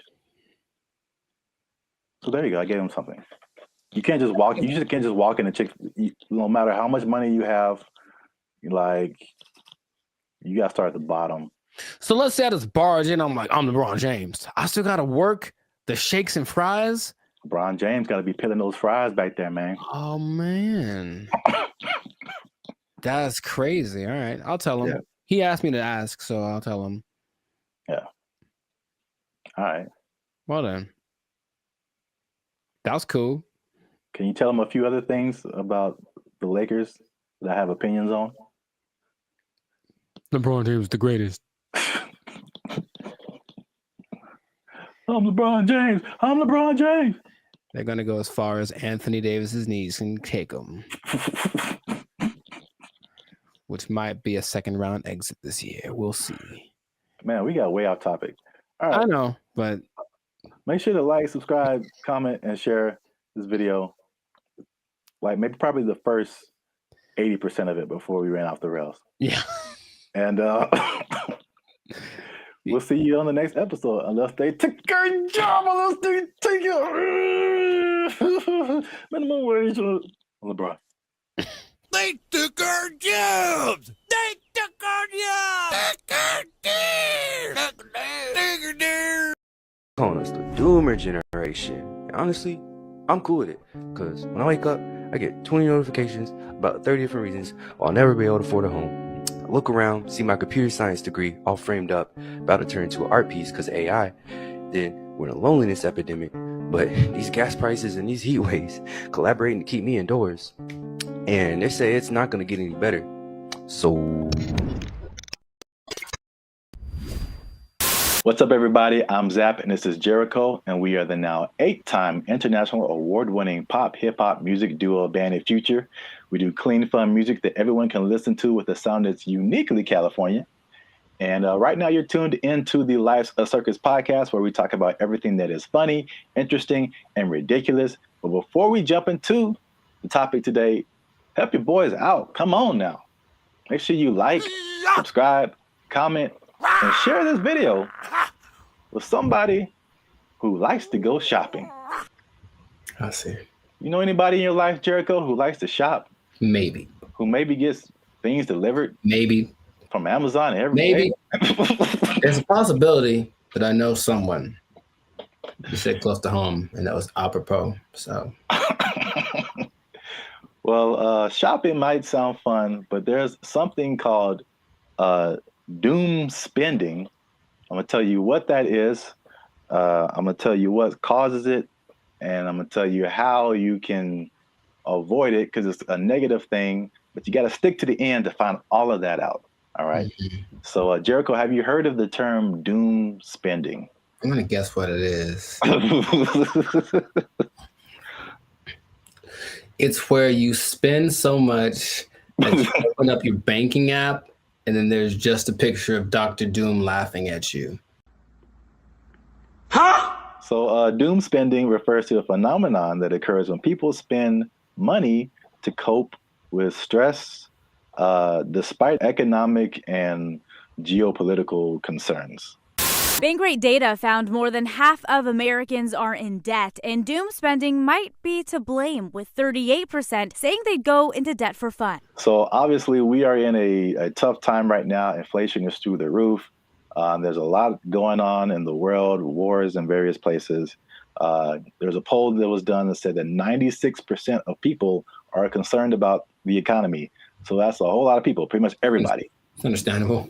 Yet, with that in mind, 27% are doing this doom spending. So they are just still spending frivolously to a certain extent, and it's affecting different generations. Mm-hmm. So 43% of millennials, they say, are doing this doom spending, and 35% of Gen Z are doing it. And basically the concept is just like, well, it's almost like a defeatist kind of thing, where it's just like, I'm never going to really, all these aspirations that I have financially are never going to happen. So I'm just going to enjoy life. Calling us the doomer generation. Honestly, I'm cool with it, because when I wake up, I get 20 notifications about 30 different reasons why I'll never be able to afford a home. I look around, see my computer science degree all framed up, about to turn into an art piece because of AI. Then we're in a loneliness epidemic, but these gas prices and these heat waves collaborating to keep me indoors. And they say it's not going to get any better. So, as a millennial yourself, that's the category we fall into. What do you think about this doom spending? Have you had doom spending thoughts? Do you think people are in your life are doom spending, or do they just like things that smell good? We've been collecting all of the little Harry Potter baby stuff because we're a Harry Potter family. So freaking cute. Not talking about anyone in particular. I'm just, No. Side effects include doom spending thoughts, early discharge. No, I understand the concept. I'm more curious when that. I feel like that's always been a thing, but that term is. Yeah. Sure. Give it something that has a ring to it. It's a shock value of a term. People that have bought things like a boat because they said, F it, I'll just buy a boat. And they sure couldn't afford a boat, but now they have a boat. Here with his tailgating tips is a guy who just bought a boat. It's a weird phenomenon, but it's almost like a temporary solution to a permanent problem. So I'm in debt, and I feel really bad about it, and I really can't get the things that I want and I don't see myself being able to sustain something long term, YOLO, and then just go buy stuff. Yeah. But even that phrase is I think that's kind of permeated because that's the Gen Z millennial phrase, YOLO, you only live once. This is a Coca-Cola YOLO, not YOLO. No one has said that in like 8 years. A yo-yo. I get it, even though it doesn't make sense, because I'm sure I've been in spots where I'm like, well, I could just buy. I do remember telling somebody once, I may or may not have been drunk, but I told somebody once that I either want to eat like the best food or like the worst food. Like I didn't want anything in between. It was something weird like that. So I'm gonna take my money, go buy a really nice meal, and then just eat peanut butter sandwiches for the next month, and then get the next check, and then YOLO. Ed, can you play YOLO to Jessica? YOLO, Jessica. I think some people do because you get the story, you get the high, you get the dopamine, and you get the taste, of course, of the great thing that you can look forward to. It's like a little treat, like to like reward myself for like either like some like hard schoolwork or just sometimes it just serves as a distraction from like what's going on like around me. Whereas the more practical way to approach finances in general isn't glamorous. You're not really doing anything too extreme, right? You're just kind of all level here. And that's not fun. And no one likes that. So they'd rather do the other thing. So it doesn't make any sense if you think about it, but I've been there and I understand why people do it. Just want to spend money. I just really want to spend so much money. Well, here's some other causes. There's some that I saw online and some that I just kind of made up. I mean, not made up, but just from my observations, I think this is what causes it. Mm-hmm. So it's 5 different things that I found. One that I think is a part of it is just, at least just speaking as millennials, and I know other generations have gone through different things, but I feel like millennials in particular, because it was just interesting to me to see how their numbers, the millennial numbers are higher than the Gen Z numbers. And maybe that's because we just have more money to spend. But I think it also might be related just to the life events and life experiences we've had. Mm-hmm. And so I think one of the first times I was like really conscious about money and the future and like life was 9/11, which is something that Gen Z isn't really familiar with. And I remember like stuff like being able to just walk on a plane and you can just carry whatever and sure dress however, like, and then all of a sudden things changing and then gas prices going crazy and the housing crash like 2008, 2009. And I'm sure more has happened in between then, but you also have like COVID and then, the inflation. Mm-hmm. So there's that. Hi, I'm 28 years old, married with kids, and we're moving in with my parents. And thank you so much to inflation for sponsoring today's video. Another thing that I think contributes to this is the good old student loans, man. So I thank God like every day that he made me kind of smart, because I got an academic scholarship and that helped out tremendously. Because when I see people talk about student loans, it's like their whole body changes. Yeah. And they just like, you can see the desperation in their eyes. Like, this is never going to end. Do you have student loan debt? Yes. Can I ask you how much student loan debt you have? Oh, 20K, I think. A third thing I think is the job instability coupled with rising prices. Oh, so, yeah. Mm-hmm. So, I mean, obviously inflation has just gone bananas, but again, it's just like back in the day, the path that they laid out for you, millennials, I don't know if they do the same with Gen Z, I don't know, but everything you see is just like, go to school, get a job, work there for 40, 50 years, retire. Like, yeah. It just doesn't quite work like that anymore. Yeah, and then we were just like, yo, either no one was hiring me or like budget cuts, we gotta let you go, or like it's just always, and then you're going from job to job to job, and it's like, where's the loyalty, the stability, and then as you're losing jobs and losing money, your landlord's like, hey, rent is twice as much now. And you're like, what? $10.46? But this would have been a piece of chicken. Did you not see that? No. $10.46 for a handful of chicken bites. That's stupid. Next one is like the social media era. And you gotta live it up. You gotta look like you're doing good. The whole FOMO, fear of missing out. Like Becky's on a private jet. I want to be on a private jet. I don't want to wait until I'm 75 to do it. I got the money now. Screw retirement. Right. That's exactly what happens a lot of times. Yeah. Yeah. So is that, and then the last one is just financial literacy in general, and just like a long-term perspective. Just more people just living in the moment, and or they just don't know. They still don't know how to handle money, which is just. This is why I want to say this for last, because I was just gonna get on my soapbox. Like, this is literally the easiest time ever in the history of mankind to like learn something, and or make money. Like, it's all out there. It's all out there on the internet, and a lot of it is free. A lot of stuff that I've learned more stuff for free on the internet than I did paying for it in college. Right. So that says a lot. Learn stuff, and then what you know will get you a job. That's straightforward. Yeah. So doom spending, man. It's a thing. Yes. So the question is, have I ever done that for chicken? I feel like probably. Meaning, if the chicken was like $7.99, I had $9, but I had something else to pay for. That was also $7.99. I'm not sure what. Yeah, I probably picked the chicken. I probably picked the chicken and live with the consequences with the happiness in my heart. Ooh, it's right.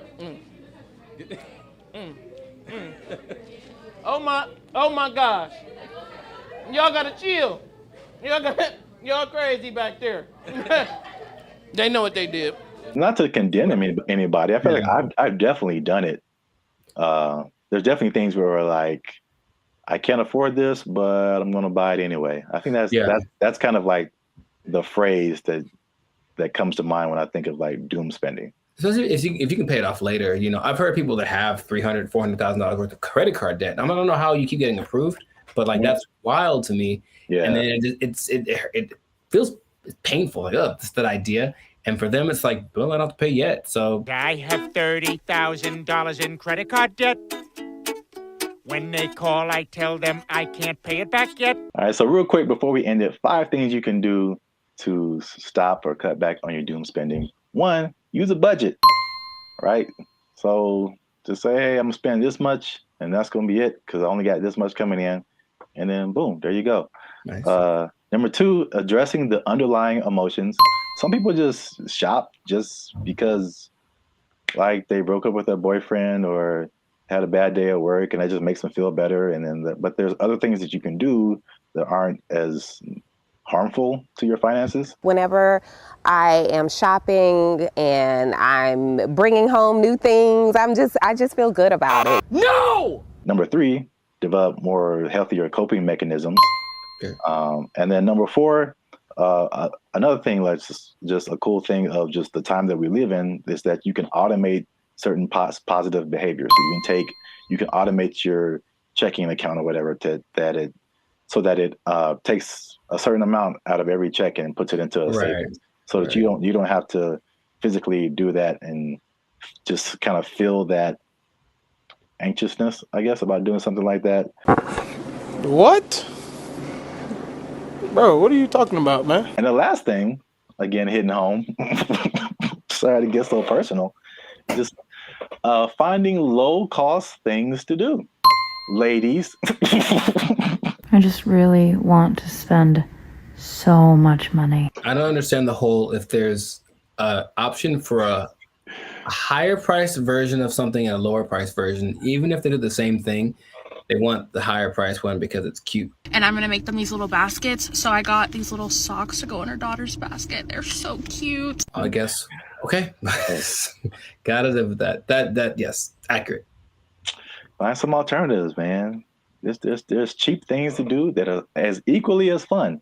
Yeah, like taking a walk outside. Yeah. Every day. Just take a walk. It's good for your health too, so beneficial and free. That's two things. Two things. Oh, two things appearance. There he is. Well, that's it. Doom spending. Let us know what you think in the comments. Do you doom spend? Tell on yourself. Get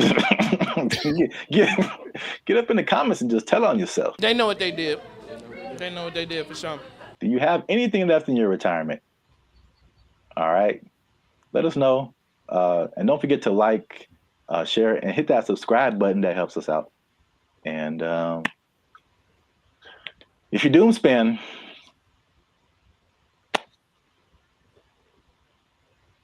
I don't know. I think you're doomed. That's what I would say. There you go. Bye. They took our jobs. They took our jobs. Crime is next level in San Francisco. It is stupid. Next level. Next level. It is stupid. People are parking their cars and leaving their windows rolled down and the trunk's their open. hatch is open. Yeah. Because they don't want to get smashed. It doesn't matter what time of day, and it doesn't matter who's around. Doesn't matter who's around. No one's stopping anybody from doing anything. It's crazy. Last year I had a break-in and they took like $100. But to replace the window, it cost like $200. So I was like, man, I wish they would have just took the 100 and then just left my window. Because windows are expensive to replace and repair. They are, yeah. So like that's how bad it is. And then what I've also saw was that everything was. What's up, everybody? I'm Zap, and this is Jericho, and you are now tuned into the Life's a Circus podcast, where we talk about everything that's funny, interesting, and ridiculous. And you want to stay for this episode because we're talking about something that's really ridiculous, something that I recently saw in person myself, and I can confirm it. Ooh. Talking about San Francisco, man. Ew. It's going down. It's not in a good way. All right. Not the young jock way. It's going down, bro. So make sure you stick to the end, because there's at least 5 reasons that I can point out for this. And you know, as usual, come on now, over 400 videos, over I think 200, almost 250,000 watch hours. Come on, we've been putting in work, boy. Your boy's been putting in work. All right, we need your support. Hit that subscribe button. All right, that helps us to grow, helps our channel to continue to do more videos. Hit that like button. That lets the YouTube algorithm know that there's more people should see this video. And we're gonna start promoting it now. Because let me take the glasses off. Let me take the glasses off. Talk to the people. Can I talk right into the camera, man? Talk to the people. I'm gonna be honest with y'all. We have almost 2,500 subscribers, and we have 1 member right now. That sounds like a 2,500 to 1 ratio. And God bless her heart. I'm gonna send her something really soon. But she's been a member. She has been our lone faithful member for a whole year now. Here's her 1-year anniversary. I'm not gonna say her name, but you know her. Her screen name is Reigning Goddess. Thank you. But shout out to her. Thanks, Queen. Well, we need, like, I'm gonna put the goal out there. 10 members, man. 10 members. Easy to do. All you have to do is after you subscribe, you'll see a join button at the bottom of the videos. All right, hit that join button. Memberships as low as $3.99. $3.99, man. That's not even a tank of gas. You can help your boys out with the tank of gas. All right. It's not even a tank of gas. That's I said I wasn't gonna go Marvin Sapp, man. I might have the ushers lock the doors, man. If y'all ain't supporting your boys. I said close them doors. Ushers, close the doors. Close the doors. So yeah, San Francisco. I could just say don't go there and then end the video, but we could talk about something. Yeah. I was recently there a couple of weeks ago, and it's bad, man. Okay, let's rewind the tape. we've hinted at something that we've never really fully talked about on this channel, and that was our trip to San Francisco. Sure. It was like what, a couple of years ago. It's like a repressed memory by now. I don't like to bring. And I will publicly take the L on that one. That was a good part my fault, because this is what happened. We were looking for hotels. I'm like, man, this hotel is really cheap. I'm like, we're gonna save a lot of money. And then we got there and we found out why. It was, yes, go on. dude, is by far the worst hotel I've ever been in. Like, I still feel bad to this day for putting you in that situation. That's okay. Just don't let it happen again. We won't let it happen again, Mr. Mackey, okay? Okay, that's fine. What was happening, you ask? Yeah, I'm glad you. All the things. Yes. All the bad things were happening all at once, and it was a lot to take in. You care to share any? Okay, look, I didn't sleep under the mattress. Okay, that's one. I did not sleep under the mattress because I was afraid of catching all of it. Or under the sheets. I didn't want to do either one. I didn't want to touch them. I was hoping I could find a way to like just float above it like a vampire or something. But under the sheets, like it had cigarette holes on it. I'm sure there was a stain on there. I was like, someone died in here for sure. Ugh. I'm sure there were interactions of drugs going on all throughout the night. Somebody tried to come in our room. Someone tried to jiggle the door handle. Vividly remember that. Or like, so we were just chilling, and then someone banged on the door really, really hard. And we just looked at each other, and you were like, "Don't open the door." For the love of God, don't open that door. It was a problem if you open the door. Someone, so it was just such a, and then I walked outside late at night because I wanted food. That was a mistake. Yep. And so I'm walking around, there's human feces everywhere. Brother, ugh. And then there was just this like scene where you round a corner, because you see it in movies, and I round the corner and it's like all of a sudden there's just all of these people just drugged out in this one area.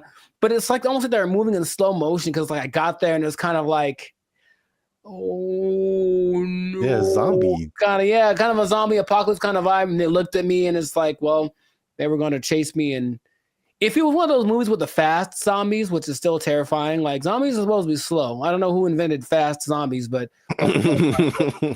you know, I just had to get out of there. So it was such a bad time. Such a bad time, and everyone that lives there is like, yeah, we know. French fry when you pizza, you're gonna have a bad time.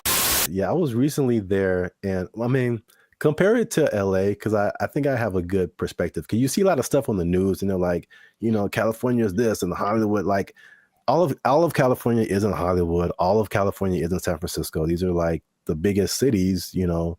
But it's like sometimes, and you see news from other places, and they like sensationalize stuff. Yeah, they do not do that with San Francisco, bro. It's crazy, and it's coming from someone who's lived in like the heart of downtown LA for years. Patrolling and trying to catch me riding dirty. I feel like LA is more concentrated. Like you have Skid Row, where like it all goes down, and then every once in a while you on a corner you'll see somebody here and there. Yeah, but I feel like the extent, and there's a specific area called Union Square in San Francisco that's been hit like the hardest. But it's just like it feels like it's everywhere. Like it's not just like a little Skid Row. It extends everywhere. So I mean, we've obviously mentioned the drugs. That's the homelessness and the drug epidemic, which is like. Most of it's mental health and addiction issues. So it's made public spaces unsafe, difficult to manage.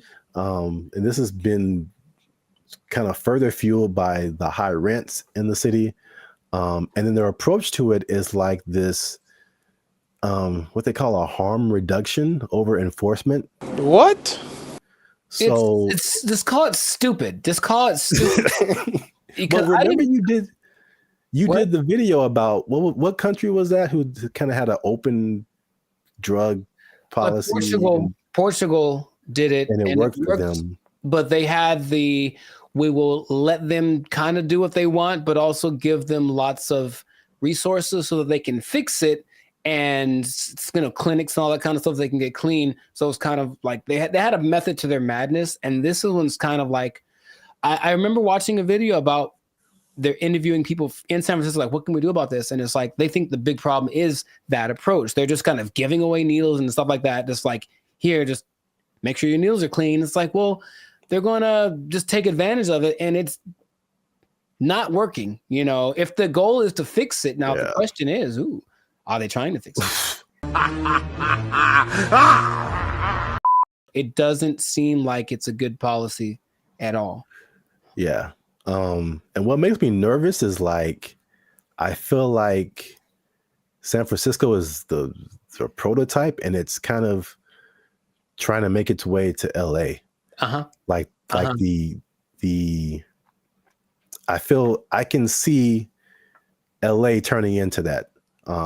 Because even recently, I've been taking like the metro more, the trains and stuff. It's just been kind of helpful for me. And literally, I got off on a stop, and they have all these different people, ambassadors for the metro, whatever.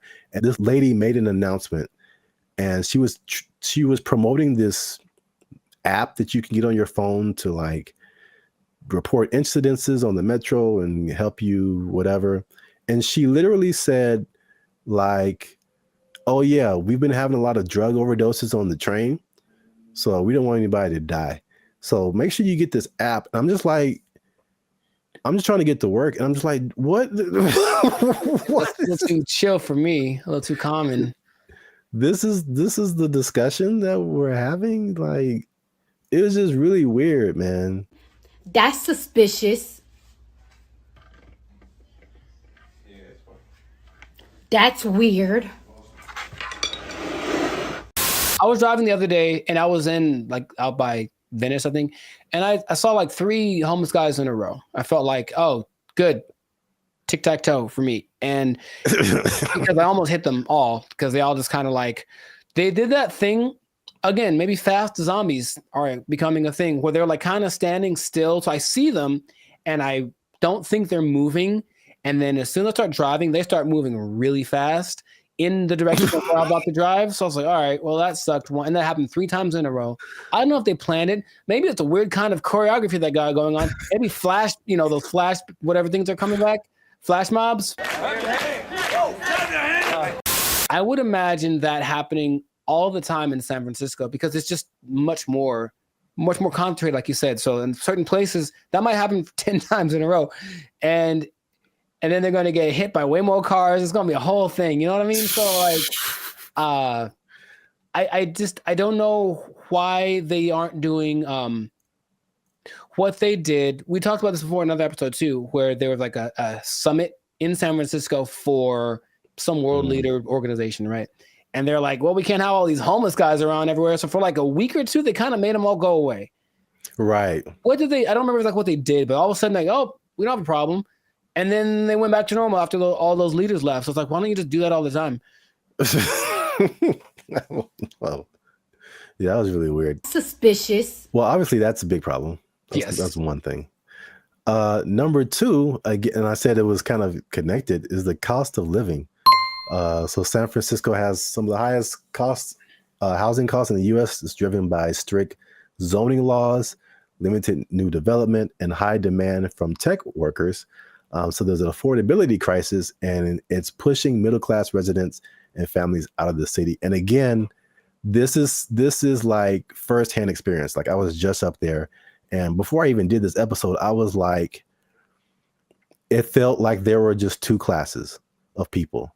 You were either really, really rich, like you worked at a tech company, a Google, a Salesforce or something, and you just like got all the monies, or you were either on the street or about to be on the street.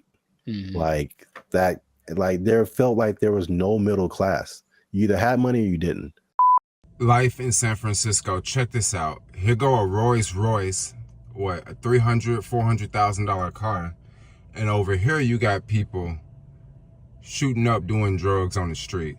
And the people that weren't like homeless or drugged out, it felt like that, people say that San Francisco has a New York vibe.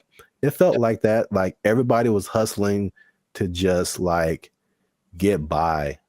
And you watch these like futuristic movies. Well, I'm probably getting ahead of myself, but it's like, it's so unbelievably expensive. I saw a valet this isn't the normal price, but there were places up there that had a valet for like $100. $100 to park your car. Nope. Average rent in San Francisco, $3,204. $3,000 a month. That's very New Yorkish. On average, a studio costs you $2,700, 1 bedroom $3,500, 2 bedrooms $4,800. That's a lot of money. I'm trying to remember what was so great about San Francisco back in the day. What, the Gold Rush? It's the San Francisco treat. Okay, gold. Okay, besides that, it's very delicious. Besides that, Gold Rush, and then Profit. Like, what happened? Like, I'm trying to remember why San Francisco was such an attractive place for Full House. They had Full House. Okay, yeah, we're going way back now. Maybe that's the last things that San Francisco had. Because I mentioned that because I still talk to people who mentioned they're thinking about moving there, and my question is, wow, like, would you do that? I don't even know. Like, I can't even tell you that. If you come to LA, I get it. Every industry is here, but for San Francisco, like, if it's not tech, I don't see why you'd go there. Yeah. One thing I will say about that was cool when I went there. This is a random topic, but and LA they're almost there. I got off the plane and I could get right onto the train. Like the metro system goes into the airport. So you can just hop off the plane, get on the train, and go right into the city. I thought that was pretty cool. LA, you can almost do that, but it's still, they haven't finished the track yet. Interesting. I guess that's a perk. There's always a thing where you're like, okay, how do I get to the airport? Somebody got to drop me off, or how am I gonna, But yeah, you can do that in San Francisco. So that's one thing. That is one thing. Yeah. I'm still thinking, what would behoove somebody to move to a place that's behoove. Thank you. That's expensive. At some point in the recent few years, the mayor declared San Francisco as a state of emergency because of the problem, right? Like that was the thing that happened. And yeah. But again, what are they doing to fix it? Because I just keep hearing about bad things and it's getting worse. And it's okay, well, do something. Like, it just feels like they're like, yep, that's how it is. So come on down and get some money, I suppose. But wait, there's more. Oh God. So we talk about the homeless and drugs. We talk about the unaffordability. As you do. On top of that, third thing is crime and retail theft. Something again I saw firsthand. Nice. So there's obviously rising crime, shoplifting. I saw this Joe Rogan clip where he said, and again, personal experience, he said that people are literally, and I didn't see this, but he said it, people are leaving their windows in their cars rolled down and their trunks open. Crime is next level in San Francisco. It is stupid. Next level. It is stupid. People are parking their cars and leaving their windows rolled down and their trunks hatches open. Yeah. Because they don't want to get smashed. It doesn't matter what time of day, and it doesn't matter who's around. Doesn't matter who's around. No one's stopping anybody from doing anything. It's crazy. It sounded weird until like last year I had a break-in and they took like $100. But to replace the window, it cost like $200. So I was like, man, I wish they would have just took the $100 and then just left my window, because windows are expensive to replace and repair. They are, yeah. So like that's how bad it is. And then what I've also saw was that everything was on lock. I went to like a CVS, I went to a Target, and it was like everything was under lock and key. Ironically, I went to buy a lock and key. Yeah, they had like these lockers, but I didn't have a lock for it. So I was like, let me go to CVS and get a lock. And I had to get someone to unlock the case so I can get a lock. Mm-hmm. And there was like a bunch of random, usually like every once in a while you see like high priced electronics, or used to be like power tools or something like super expensive. But it's like everything was locked up, and you had to press a button and you had to call somebody to go get the thing that you wanted. And it just like, from a person who doesn't steal, it was just like psychologically, it was just like, this sucks, man. It's like the shopping experience. I couldn't like, because you go into a store, the benefits of going to a physical store, you can pick the item up, you can feel it, you can read the back, and it's like, I can't even see what I'm really getting. And if I don't want it, I got to call the person back and have them put it like, but it's because a few people just keep taking stuff. Like everybody suffers, and it's just like, it was really, if I could use a word to describe my experience there, it was just uncomfortable. I didn't feel unsafe, like I'm a big dude. I could take care of myself, but it just felt like it could go down anytime, basically. Well, I just didn't want to be there. Like, I don't want to be here. Like, this is not, it's not inviting. I think that's a good word. It just wasn't inviting. Wait. Since 2019, 47% of businesses in that Union Square area have left. Yeah, that makes a lot of sense. I think all of them, all of them leave to turn into like a park, or call it hobo land. Make it like that. Remember during the pandemic, no one talks about this, but during the pandemic, there was this one time in Seattle that just said this part of like, yeah, Seattle. It was like, you know what? It's ours. So F the police and everything. And they just like kind of took it for like months. Like, it was kind of their area. And it's like a long. Yeah, I remember that. Yeah. Remember that? They should just do that and let it go, and then maybe burn it. I don't know. But let's let it, count your losses and just let it go. Because why maintain such a volatile area, It's crazy. I mean, I don't like to make videos about, crapping on other people's cities, man. But it's just like, especially after we went like a few years ago, and then coming back to it now and seeing like it's worse. And I talked to some people there, and they were like, or I talked to some people who live there, and I talked to some people who used to live there and then came back for the thing I was doing. And they were saying like, yeah, man, it didn't used to be like this. And it's just like, it's just bad. But we're out of time. So let us know what you think in the comments. Have you been to San Francisco? Like, do you just read the stuff on the news and like kind of, I don't know, hypothesize what's going on, how to fix it? Do they need policy changes? Is it like an economic thing? Let us know what you think in the comments. Keep the conversation going. And also, if you have someone who you think might be interested in this topic, hit that share button, man. Don't be greedy. Don't keep it to yourself. And look, man, 47% of businesses, you know what that means, Jericho?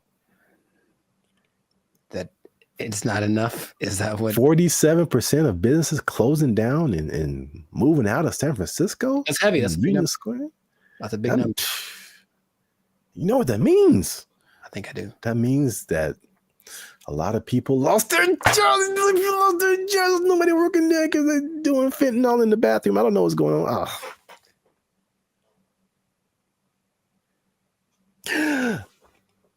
Cocaine is a hell of a drug. Don't fentanyl. Yeah, God. They took our jobs. They took our jobs. They start doing the conga line down the middle, playing some Lil Jon song, I swear to you. And we're like, all right, cool. Now I'm looking and I see a few people, the passengers that are happy and they're doing the thing, and then the flight attendant, and I see a guy, and I recognize this guy. And I was like, why do I recognize this guy? Oh, he's the guy that I saw when I got on the plane. He's the guy that introduced himself and greeted everyone on the, is that the pilot? It sure was. It was the pilot of the plane. No way. The pilot of the plane. And we're all like,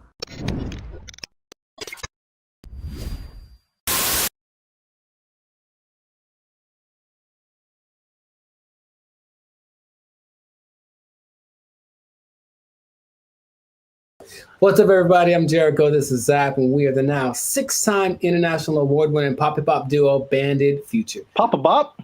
Papa Bop. Papa Bop. Papa Bop. Papa Bop. Yeah, Papa Bop. That's what we do. We make Papa Bop. But we make clean, fun music everyone can listen to with a sound that's uniquely California. It's called Papa Bop. And you are now tuned into the Live Snickers. That's kind of fun to say. Papa. And you're now tuned into the Live Snickers podcast. We talk about things that are funny, interesting, and just straight ridiculous. So before we get into this thing and this Papa Bop thing, that is really, man, can we use that? We have to make up a new thing. Papa Bop. Oh, man. Before we get into our Papa Bop, make sure to like, subscribe, comment, and share this video with at least 2 people who have flown on Spirit Airlines. Okay, because here's what happened. Spirit Airlines lost the baby. They lost the baby over And it's like, let's talk about this. I've mentioned them before, but I haven't gone in on them like this. So apparently, in Fort Myers, Florida, of all places, they lost a kid named Casper. He sit on the plane by himself. Already a bad decision. Does it say how old the kid was? He's 6. Okay. I think that's still too young to fly. You shouldn't be under 40 if you fly Spirit Airlines. But he was sent to visit his grandma in Florida, and he was put on the wrong plane. And he ended up 160 miles away. Not too bad, but if you're 6 years old, that's probably pretty terrifying. And the flight attendant's like, the grandma's waiting at the airport, and she's like, hey, where's my grandson? And she's like, oh, there's no kids on here. And that was it. And so then they panicked, and they eventually figured that out. And I saw that, and I was like, yeah, that sounds about right. Because I've been on Spirit Airlines one time, and that was enough. So first question, have you ever, because I've got a story. Like, it's so crazy how many stories in one experience I have, but have you ever flown the Spirit? I can't remember, but I feel like you remember. Yeah, that's what I'm about to say. I can't remember that it probably did happen. Oh my, I can't believe how accurate all of like the stereotypes are. And they make fun of it on so many things that I was like, this can't be real, right? But I'll tell you my Spirit Airlines experience. For one, it's cheap for a reason. And if you have to be someplace, if you absolutely have to be somewhere, fly Southwest. That's all I'm going to say. So this is what happens, right? I'm going to Nashville, Tennessee, and I get to the airport at LAX, and the first thing when I finally get to the Spirit thing, and I'm greeted by a lady, and she's like, hey, are you going to Savannah, Georgia? And I said, no. And she's like, oh, good. And then that was it. And I was like, wait a minute. So then I kind of hang back for a little bit because I'm on time. So I'm just I want to see what this is. So she didn't explain anything. The person behind me walks in, and they're all kind of rushing. And then she's like, hey, are you going to Savannah, Georgia? And the guy's like, yes. And she's like, the flight's been canceled. And he just loses it on her. So he cusses her out. She cusses him out. And she's right. She's ready with him. And I'm like, oh, that's how it starts. So already I can tell that they don't have the whole, hey, alert system, because they have the app and everything, but there's nothing that says, hey, your flight's been canceled. Sorry, don't come back. They just have a person in the lobby waiting for you to have gone all the way to the airport to tell you that your flight got canceled. I'm like, oh my God. So I'm like, okay, cool. So I get to the line. We have to check your bags and do the x-ray thing or whatever. And it's just a bunch of people yelling across, like literally, yelling across the space. There's all those lines with the conveyor belts, and one person over here, and they're cussing out somebody over here, and this person is getting back, and they're running back and forth, and that's not my job, and blah, blah, blah, and bleep you, and all this kind of stuff. And it's all happening as people are just like, I just want to get to Nashville. That's all we're doing. So that is how everything started. I'm like, this is a movie. It's really like a movie. So we finally get to the plane part of it, right? We get on the plane. The flight's supposed to leave at, let's say, 3 p.m. So I'm sitting on the plane, 3 p.m. Cool. 3:10. Cool. 3:20. All right. 3:30. Right? It's about 4:30, right? Yeah. We've been sitting there for an hour and a half, and we're all just kind of disgruntled. We're like, man, what the deal? Like, well, here's the thing. One of our flight attendants isn't here because they apparently changed their schedule so much that people get, so that flight attendant went to the wrong. It'd be funnier if it was like went to the wrong terminal. He went to the wrong airport. So he's not around. So we got to wait for him. So they waited 2 hours and apparently got somebody else. I'm like, all right, I don't know, whatever. So they appealed to all the passengers by just giving out free drinks, just left and right. So we're not even in the air and people are hammered, man. Okay, I was going to ask you if it was just like soft drinks or if it was some of that bubbly. It was the stiffest of the stiffies. And it was just hard alcohol, everyone drinking it. I mean, like people, and they weren't asking ages either. There's some young looking people on the phone. I'm so serious, man. And I have to, like there's so much more to it. I don't want to just, well, okay. So we finally get in the air and we're going and it's like not going well because everyone's drunk and complaining loud and stuff, right? So the flight attendants decided it'd be a good idea to calm the tension to just start a conga line down the middle of the aisle, right? No way. It gets better. So no way. No way. They start doing the conga line down the middle, playing some Lil Jon song, I swear to you. And we're like, all right, cool. Now I'm looking and I see a few people, the passengers that are happy and they're doing the thing, and then the flight attendant, and I see a guy, and I recognize this guy. And I was like, why do I recognize this guy? Oh, he's the guy that I saw when I got on the plane.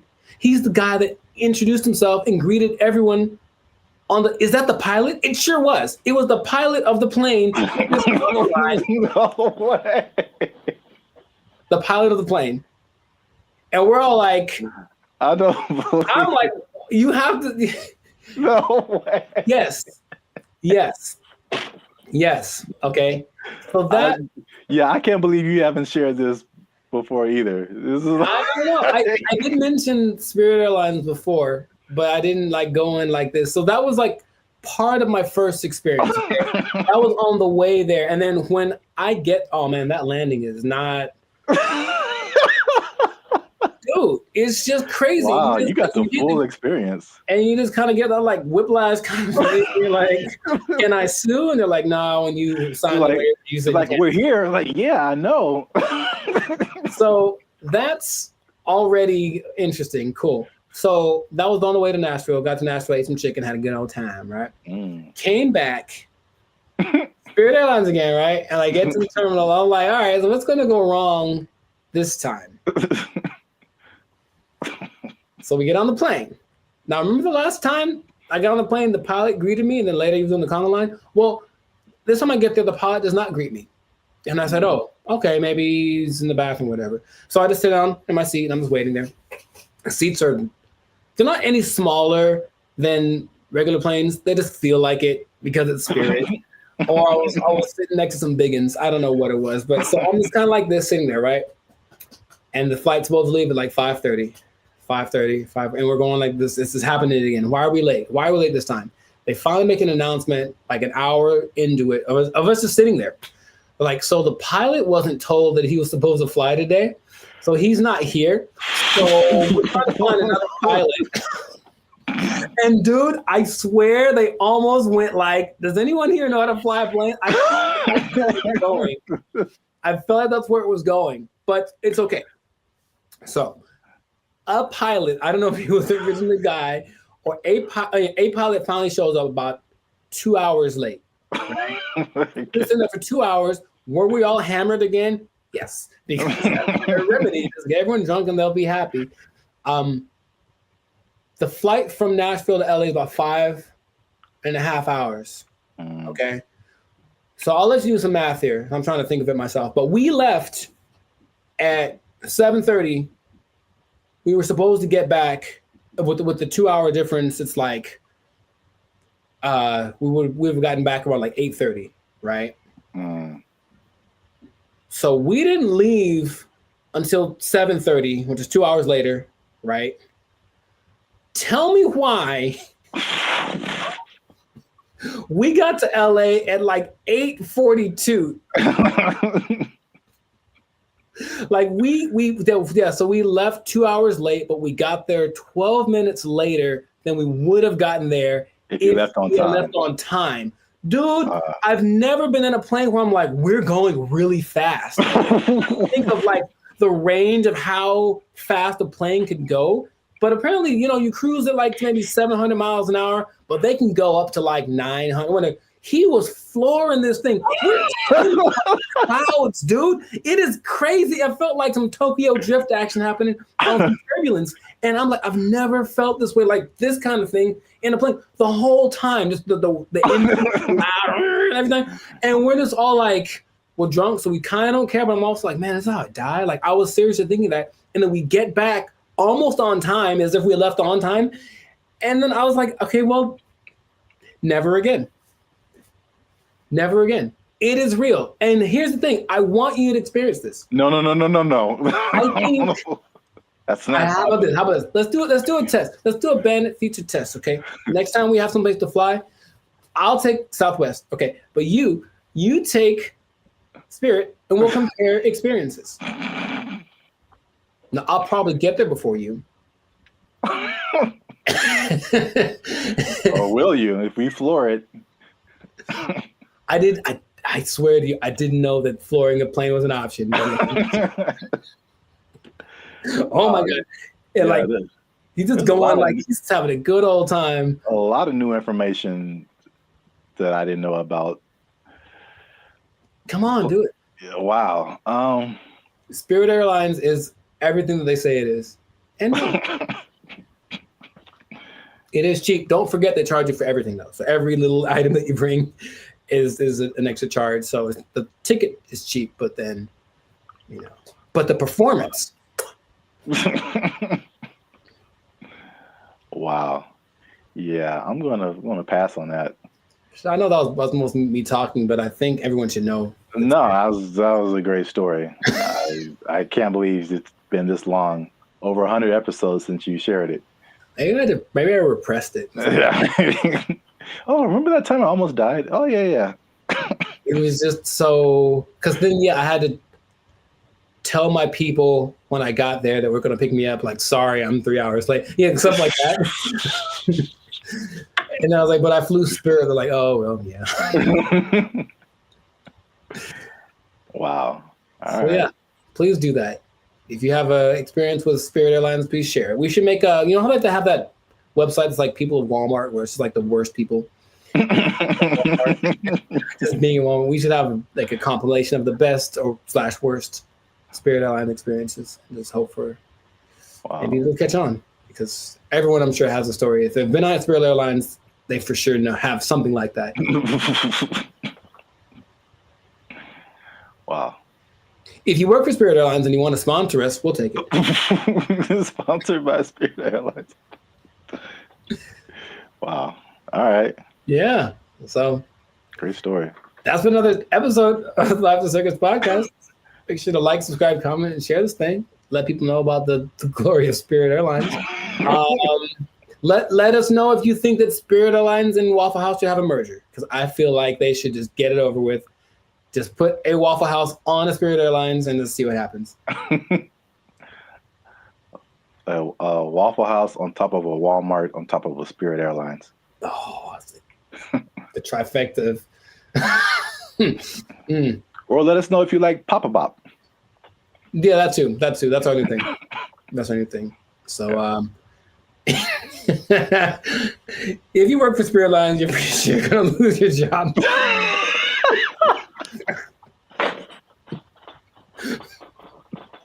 Yeah. So good luck to you. Good luck to you. That's not gonna last forever. They don't have to take. Yep. No one's gonna take it. Yeah. Yeah. We didn't have to even say it. I don't have to even say it. Yeah. So, just start putting in applications. God. They took our jobs. They took our jobs. Take our deer. Take our deer. whole identity. Yeah, you're right. And we trusted them. Not anymore. Not anymore. To be competitive, they have taken that away. So now, they're just like all the rest of them dogs, them backstabbers, and malcreants. I don't think that's a word even. Malcreants? I'm just mad about it. That's a word? I don't think it is.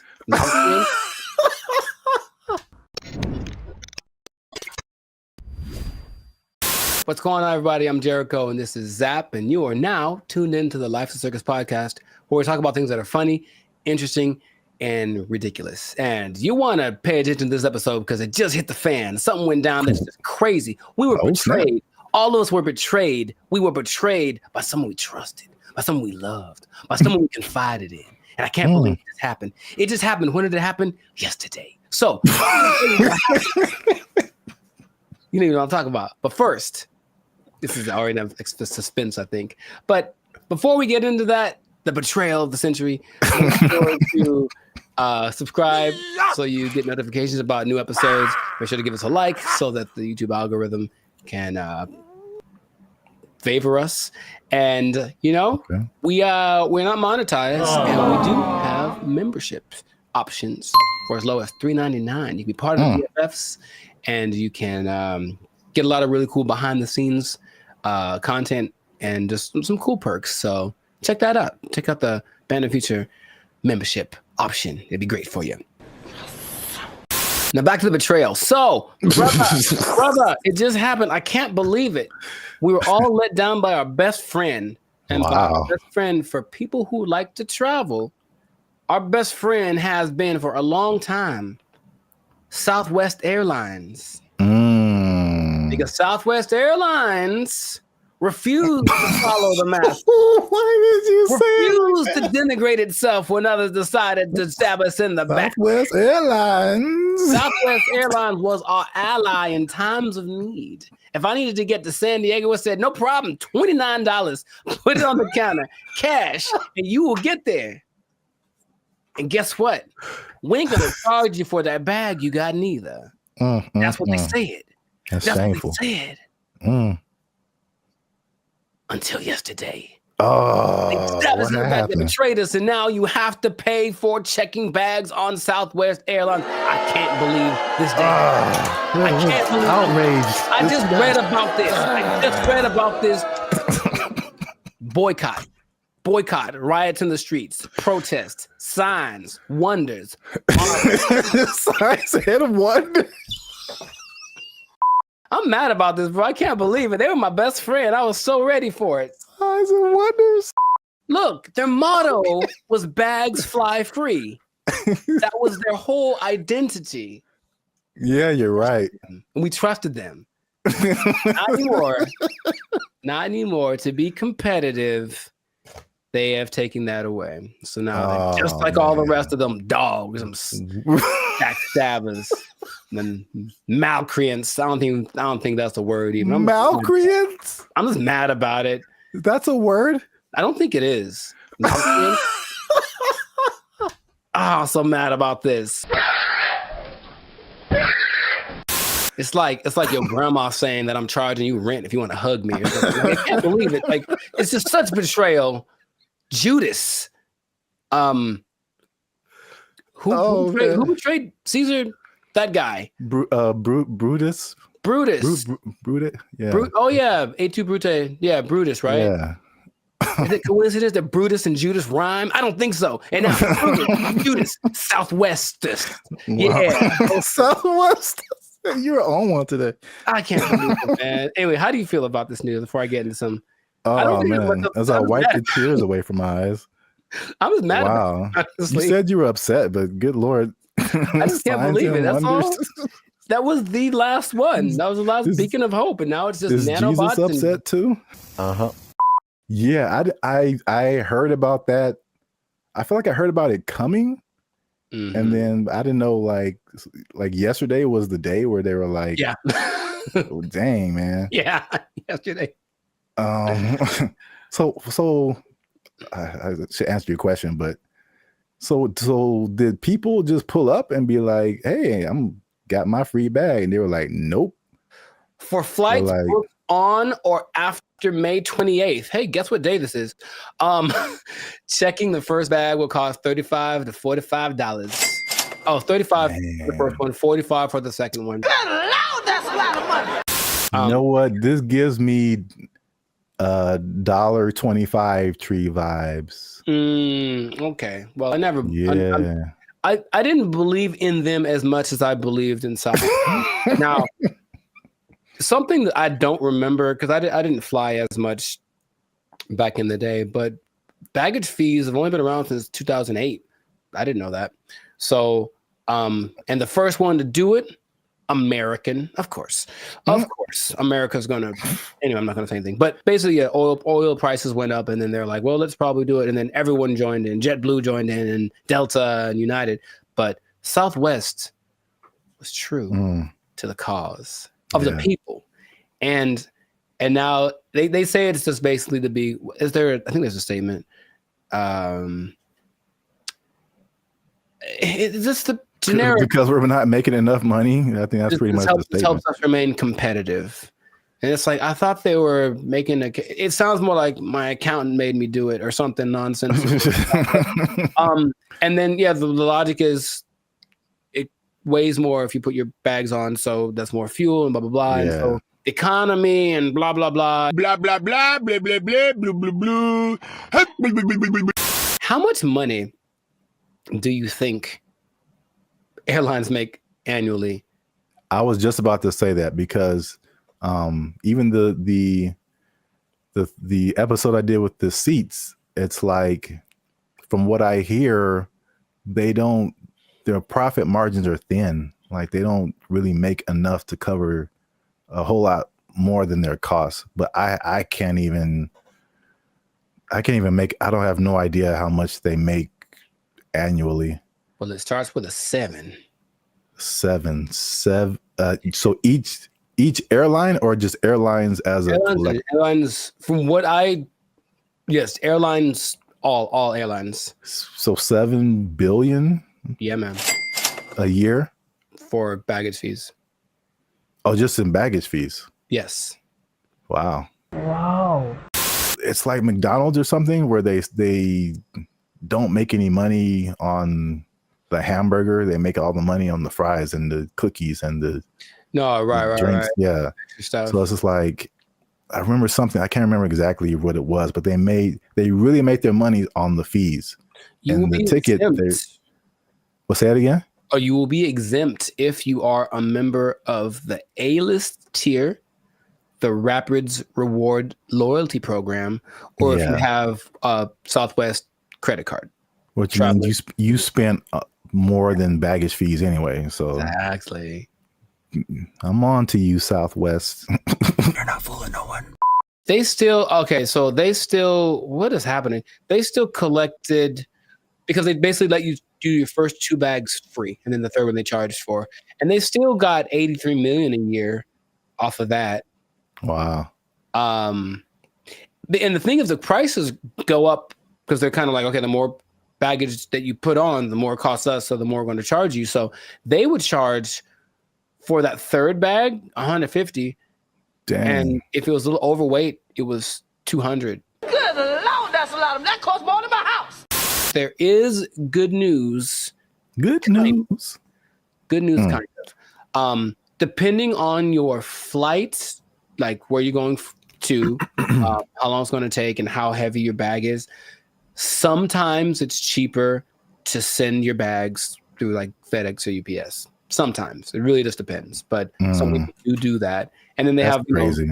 I know, but it's like that's what it's come to. And they have little ports down there at the airport, so you can pick up your thing, and it'll be for sure. UPS and FedEx are more reliable than airlines. Oh my god.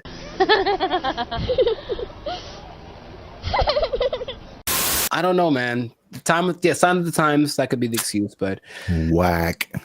I'm just gonna leave it at that. Let us know in the comments, man. How you feel about this betrayal that's happened to us all? And what can we do about it? Can we revolt? Can we just I don't know what we could do. But it's a little bit frustrating. But Southwest, just right to your congressmen. I don't know. Is that what congressmen do? They don't want this anymore. Heck no, we won't go or whatever. Make little flyers and storm around the Southwest. They still had snacks, I think, on Southwest too that were free.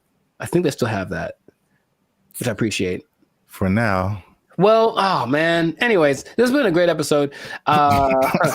Share it with some people that are feeling the pain that I'm feeling. I'm gonna have a drink to the memory of free baggage. They took our jobs! They took our jobs! Blake is now suggesting that because this artificial intelligence has sentience, that its feelings should be respected, and if it don't want to be turned off, we shouldn't turn it off. This is where we are now. No.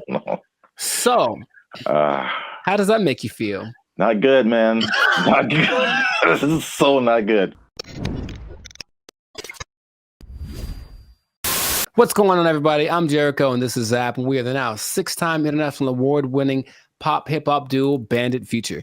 We make clean, fun music that everyone can listen to with a sound that's uniquely Californian. And right now, you're tuned into the Lights of Circus podcast, where we talk about things that are funny, interesting, and just straight up ridiculous. So before we get into this thing on this day, yes, Lord, please make sure to like, subscribe, comment, and share this video with a couple of people. Maybe 2, maybe 3. Some people have a weird definition of what a couple is. Anyway, 2 people that are really concerned about this AI thing, because here's what happened. Something new has happened.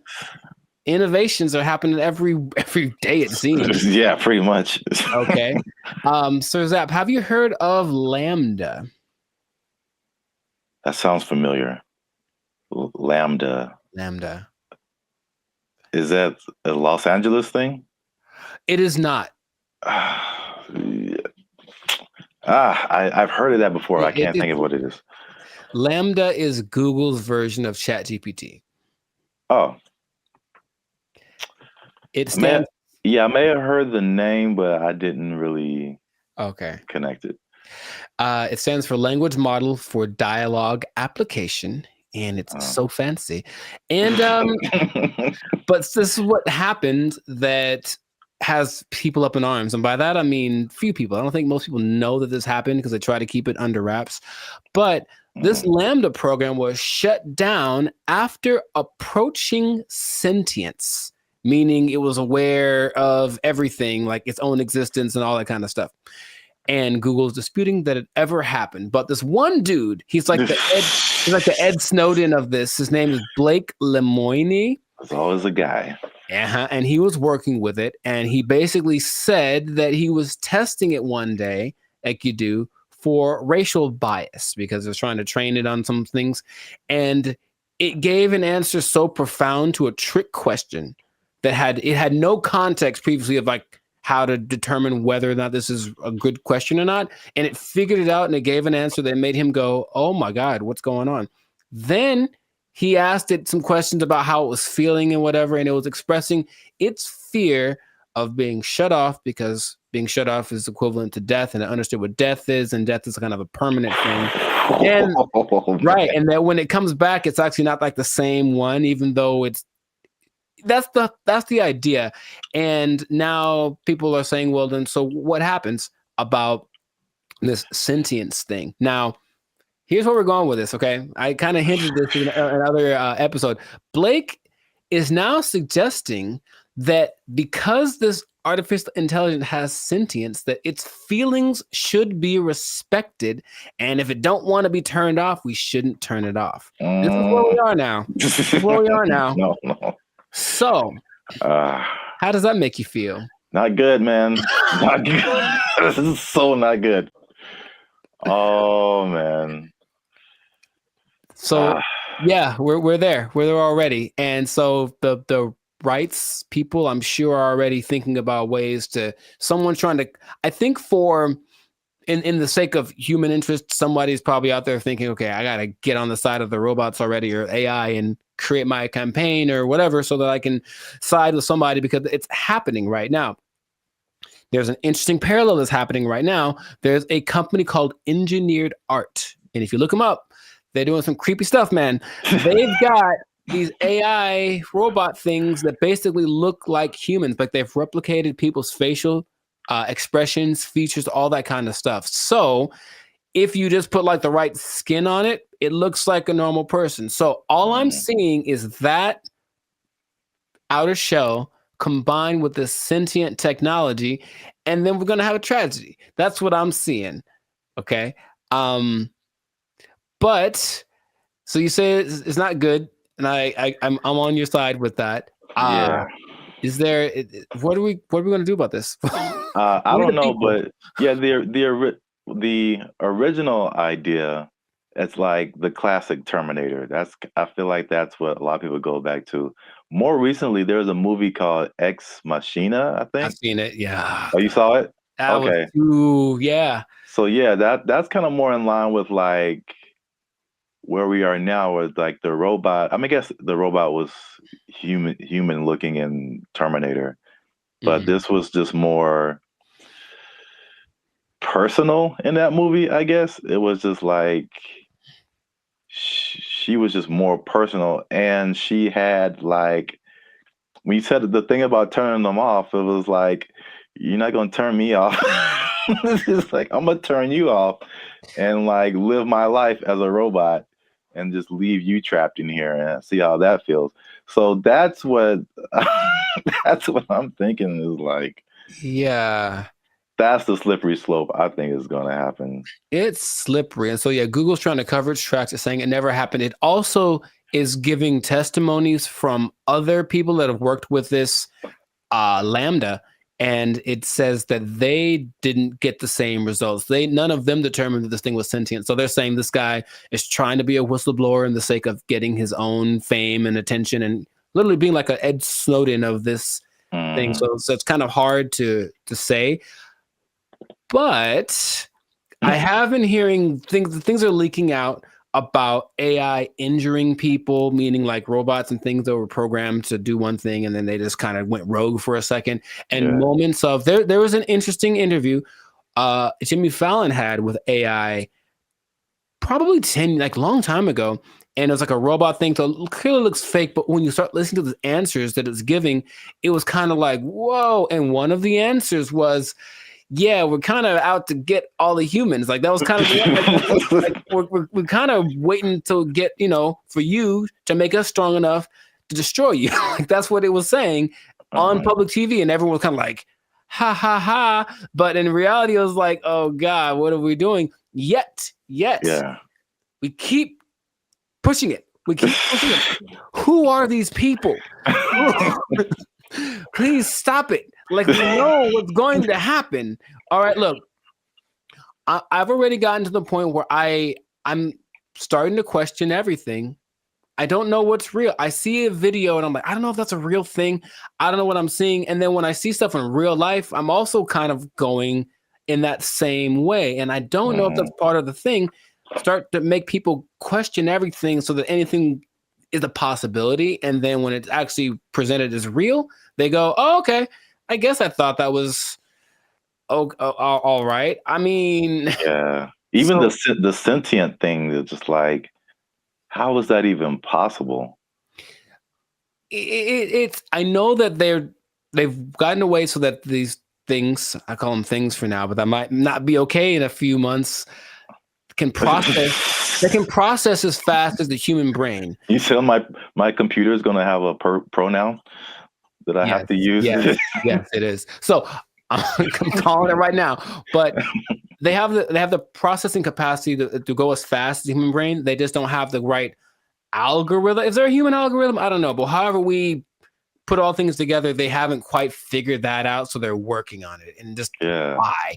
Why are they doing that? Because when they figure it out, they're going to be able to do it better. And that's where we are. That's where we are. Yeah, because it still doesn't make sense. Like because humans, you think humans, computers, it's an intellectual thing, A plus B equals C, stuff like that. But like the emotional side, I don't see how a computer can have emotions or feelings or like dreams or like things that it wants to do or accomplish. Like it's trying to tap into some level of consciousness that what we are wired to, which is why people like Elon Musk are trying to get us to communicate with it in this level, because it's kind of like going to create a pathway that definitely isn't going to be one way. If we can control it, it can definitely control us. Like it's going to be like that. And that's where we are. So I just wanted to let you all know that. Hide your wives, hide your kids. So y'all need to hide your kids, hide your wife. It might be getting interesting in a little bit. So just good luck to all of us. That's all I'm going to say. And if anyone's listening that has access to this, the people that create this or access to this technology, please cut it out. Just cut it out real quick. Go back to trying to create dinosaurs or something stupid. Like do that instead. At least we know what that is. This has no. Just stop it. You know what it tastes like. Stop eating that shit. You know how it tastes. Yeah, we do. We know exactly what it tastes like. Death. Anyways, stop doing that stuff. This has been another episode of the Lifestyle Circus podcast. Make sure to like, subscribe, comment, and share this video with everybody to warn them of what's coming. They need to know that I'm not going to say the end is nigh, because that's what you say with the signs and the people, but hide everything. Be careful out there. And keep your job for as long as you can, because it might not matter in a little bit. Yeah. They're coming to take your jobs. They're coming to take your robots. All Transformers more than meets the eye. I don't know. They took our jobs. They took our jobs. The place that is offering this is the Southeast Technological University in Carlow. I think that's how you pronounce it, Ireland. That's a bad start. That's a really bad start. All right, let's just stop. Hold up. Hold the presses just for a second. All right, so Ireland. Okay, I think. Okay, where do I begin? Okay, man.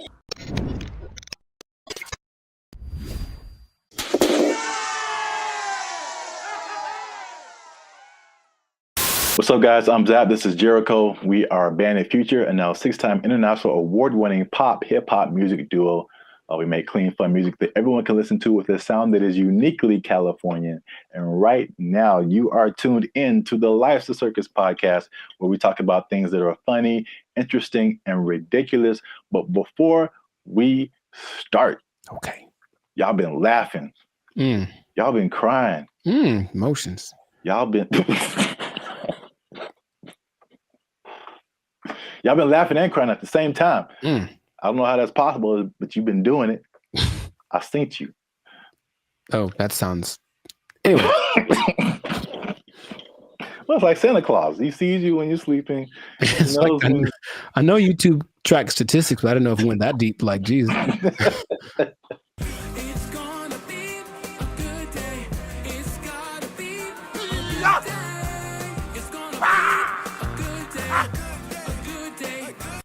So today, we are talking about something that's interesting. The letter Q? I mean, that's kind of what I was hoping.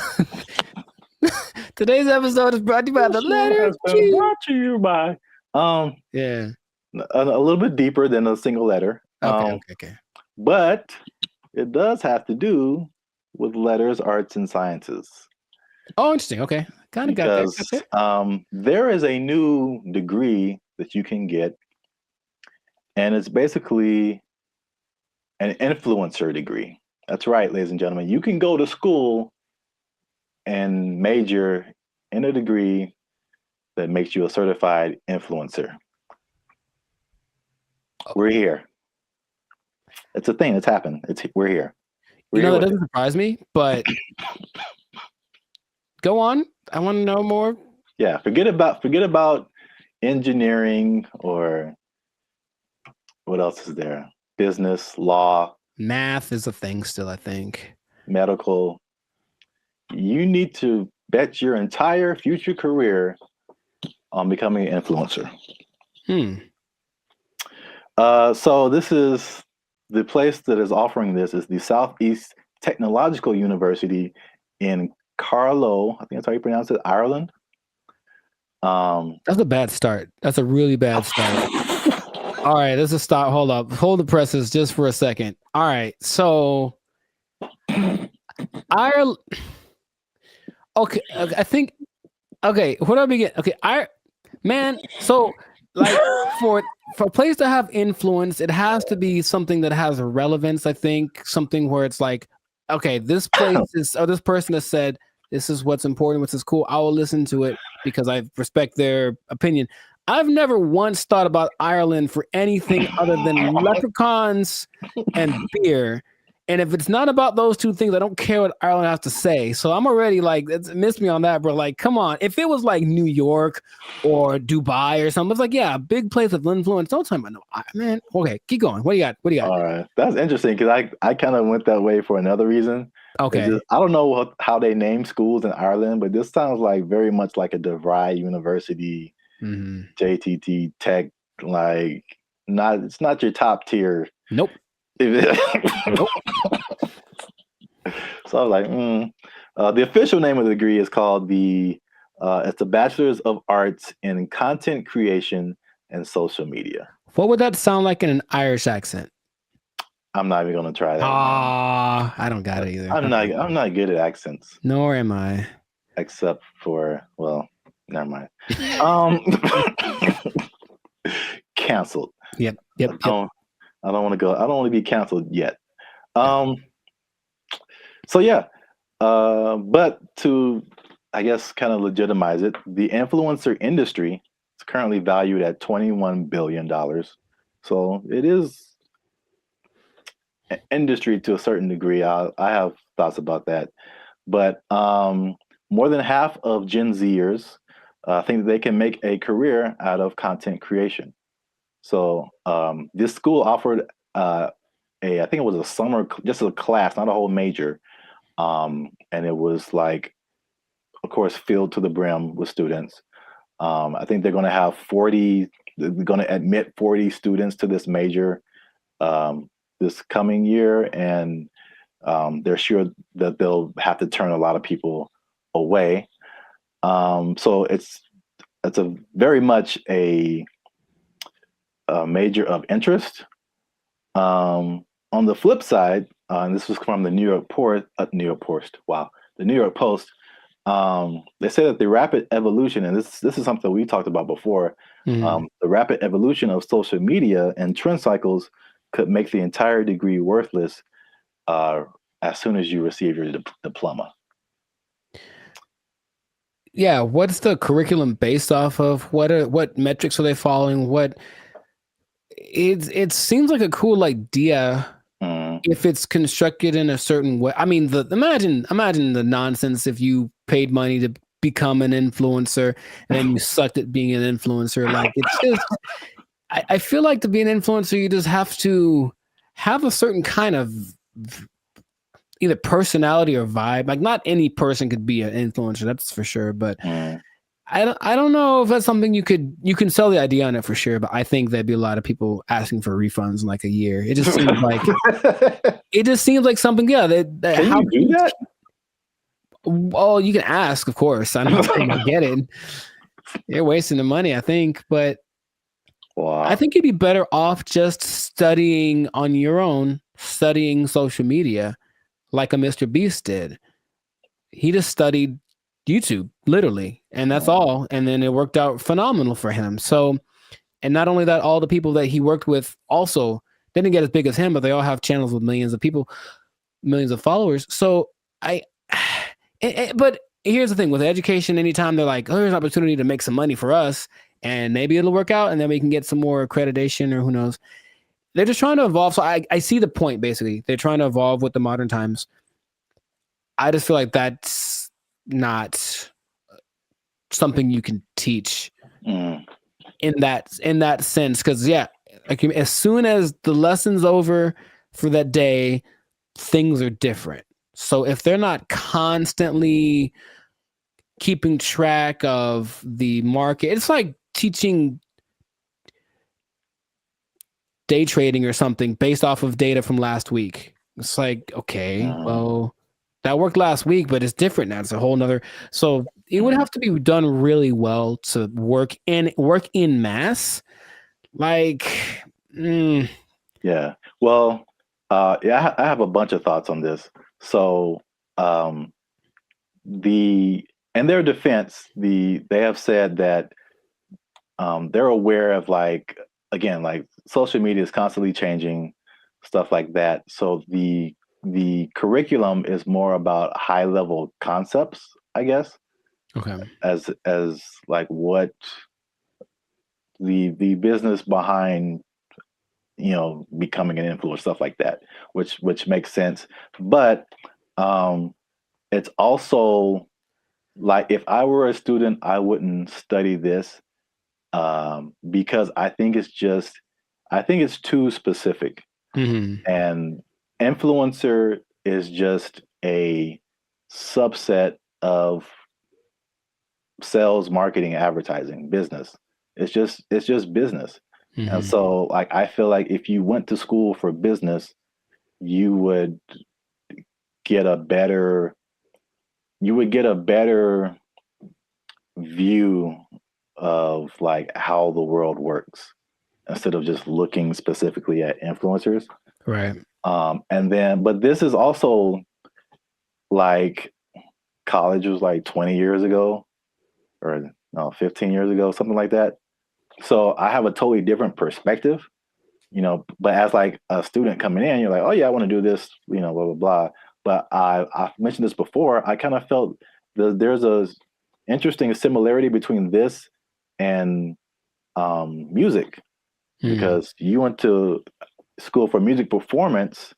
I went to school for music industry. And though I think even more so at the time that we went to school, even those majors were considered like, why are you doing that? True.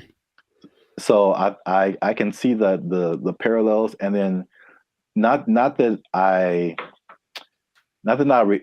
regret doing music industry, but I can see now how I would have benefited probably more from just studying business instead of like a specific type of business where, like, all the rules are way different than like normal life. Sure. So I think I've said this before, like I've learned how to do more in the music industry by studying general business. I got you. Right. Than by studying music industry. Because it kind of applies to everything once you get the basics down. Right. Right. So, well, that's my advice to the youngsters. Is that how you're going to talk one day? Because I don't want it. Welcome to the Life Circus podcast. I'm pretty sure I'm going to talk like this forever till I die. So I don't know what's happening to you over there, but you sleep. But we talk about things that are funny and straight up ridiculous. All right, old man River. Look, yeah, but you know what you said about the students. I guess now that college is becoming more of a option, as far as like, well, what's the point of going to college if they at least offer something that people want to be? Then I see the point. I do.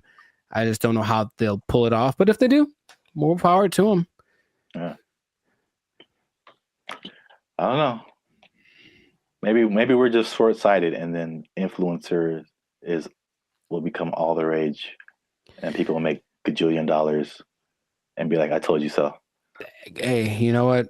Good for you. If you get there, I'll give you a cookie. No, those are addicting.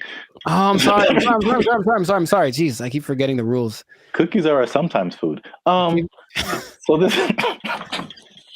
has been another episode of the Life Circus podcast. Make sure you like, subscribe, comment, and share this video with somebody who might want to be an influencer major. That doesn't even sound right. No, it really doesn't. But maybe we'll talk them off the ledge with this video.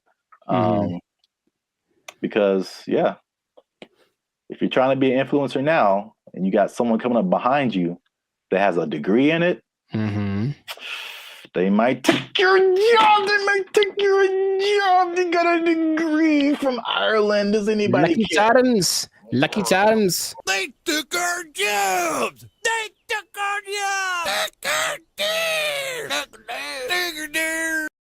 Everything works. You know, I've been able to text you or call somebody or search the internet. Like, it all works. That's the good. The bad, Okay. Let's talk about it. let me just say this. What's up, everybody? I'm Zap, and this is Jericho, and we are the now 6-time international award-winning pop hip-hop music duo Band of Future. We do clean, fun music that everyone can listen to with a sound that's uniquely Californian. And right now, you are tuned into the Life's a Circus podcast, where we talk about everything that's funny, interesting, and ridiculous. But wait, need you to help us out, support our channel, because YouTube pays our bills. Not really, but hopefully in the future. Look. Yep. I don't know your life. I got to check in and saving and checking. Things are complicated. I need you to subscribe. What I'm trying to say is I need you to subscribe. I got kids to feed, man. Y'all ain't been subscribing. I need you to subscribe, man. I didn't know you had kids. Subscribe, like, share, comment. Because this is actually a very helpful video. Ooh, helpful. Because there's a thing happening and I tried it out and I'm going to let you know how it goes. So there's a thing called Helium Mobile. It's a phone service that I switched to. And not only was it half as much as my original phone plan, but it also makes me money. If you stay to the end of the video, I'm going to tell you how much money I've made with Helium Mobile in the past 2 months of trying it out. All right, so Helium Mobile, I think I told you about this when I first started doing it. Because so backstory is my phone was not, what was it? I could receive text messages, but I couldn't send text messages. So, and I had T-Mobile at the time, and I was literally on the phone with T-Mobile customer service for like 2 to 3 hours, like trying anything and everything possible. So I don't know if it was the phone. I don't know if it was T-Mobile. I actually like T-Mobile. I have nothing like against them personally, but I was just like, well, this is the perfect opportunity for me to try this thing I've been hearing about, which is Helium Mobile. Now, Helium Mobile is in the cryptocurrency world. So that's something that I've been kind of looking into for the past few years now. And so I'm kind of in that world. I kind of know how it all works. So it might be foreign for people who have only been on like major carriers like T-Mobile or Verizon or something. But Helium Mobile is, the parent company is called Nova Labs. And they started what I think is the first kind of crypto-centered, crypto-based cell phone service. And so they did a trial of this in Miami, and the results were interesting. The service worked, but they were giving the phone service for $5 a month. And the people who liked it thought it was cool, but what they found out was that, like, with it being $5 a month and it being crypto related, people would be like, I don't know. Like it, but like psychologically, that's so interesting because it doesn't cost enough. So like that's kind of weird. Yeah, it didn't cost enough, and I was like, I wish that wasn't the case because I would love to pay $5 for my phone bill. So they bumped it up to $20, which is comparable with like the I would say second tier phone services. You know, not the major ones, but like the Mint Mobiles and the Cricket Wireless, like that kind of stuff. They have services for like $20 a month, $25 a month.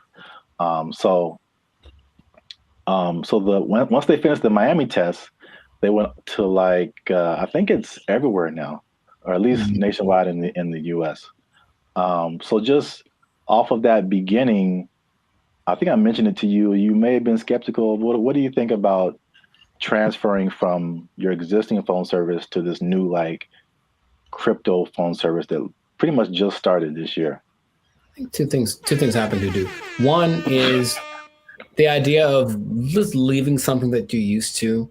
I honestly think a lot of people fall in that category. Like, well, what I'm paying is doesn't suck. It's not bad. So I don't want to change. Like, that's all. It's like, I already found my thing that works, so I don't need a new thing, even if it's better.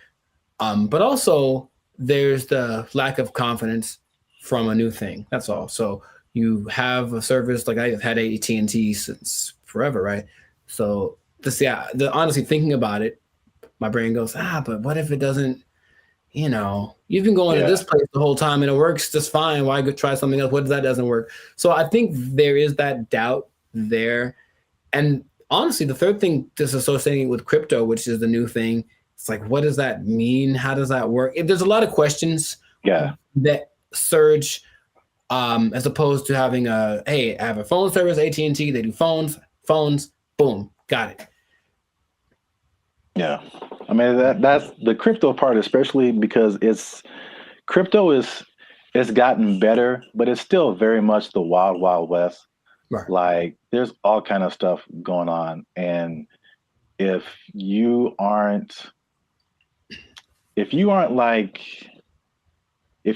messing with stuff outside of like the big name Bitcoin and Ethereum, but even then the stuff goes down.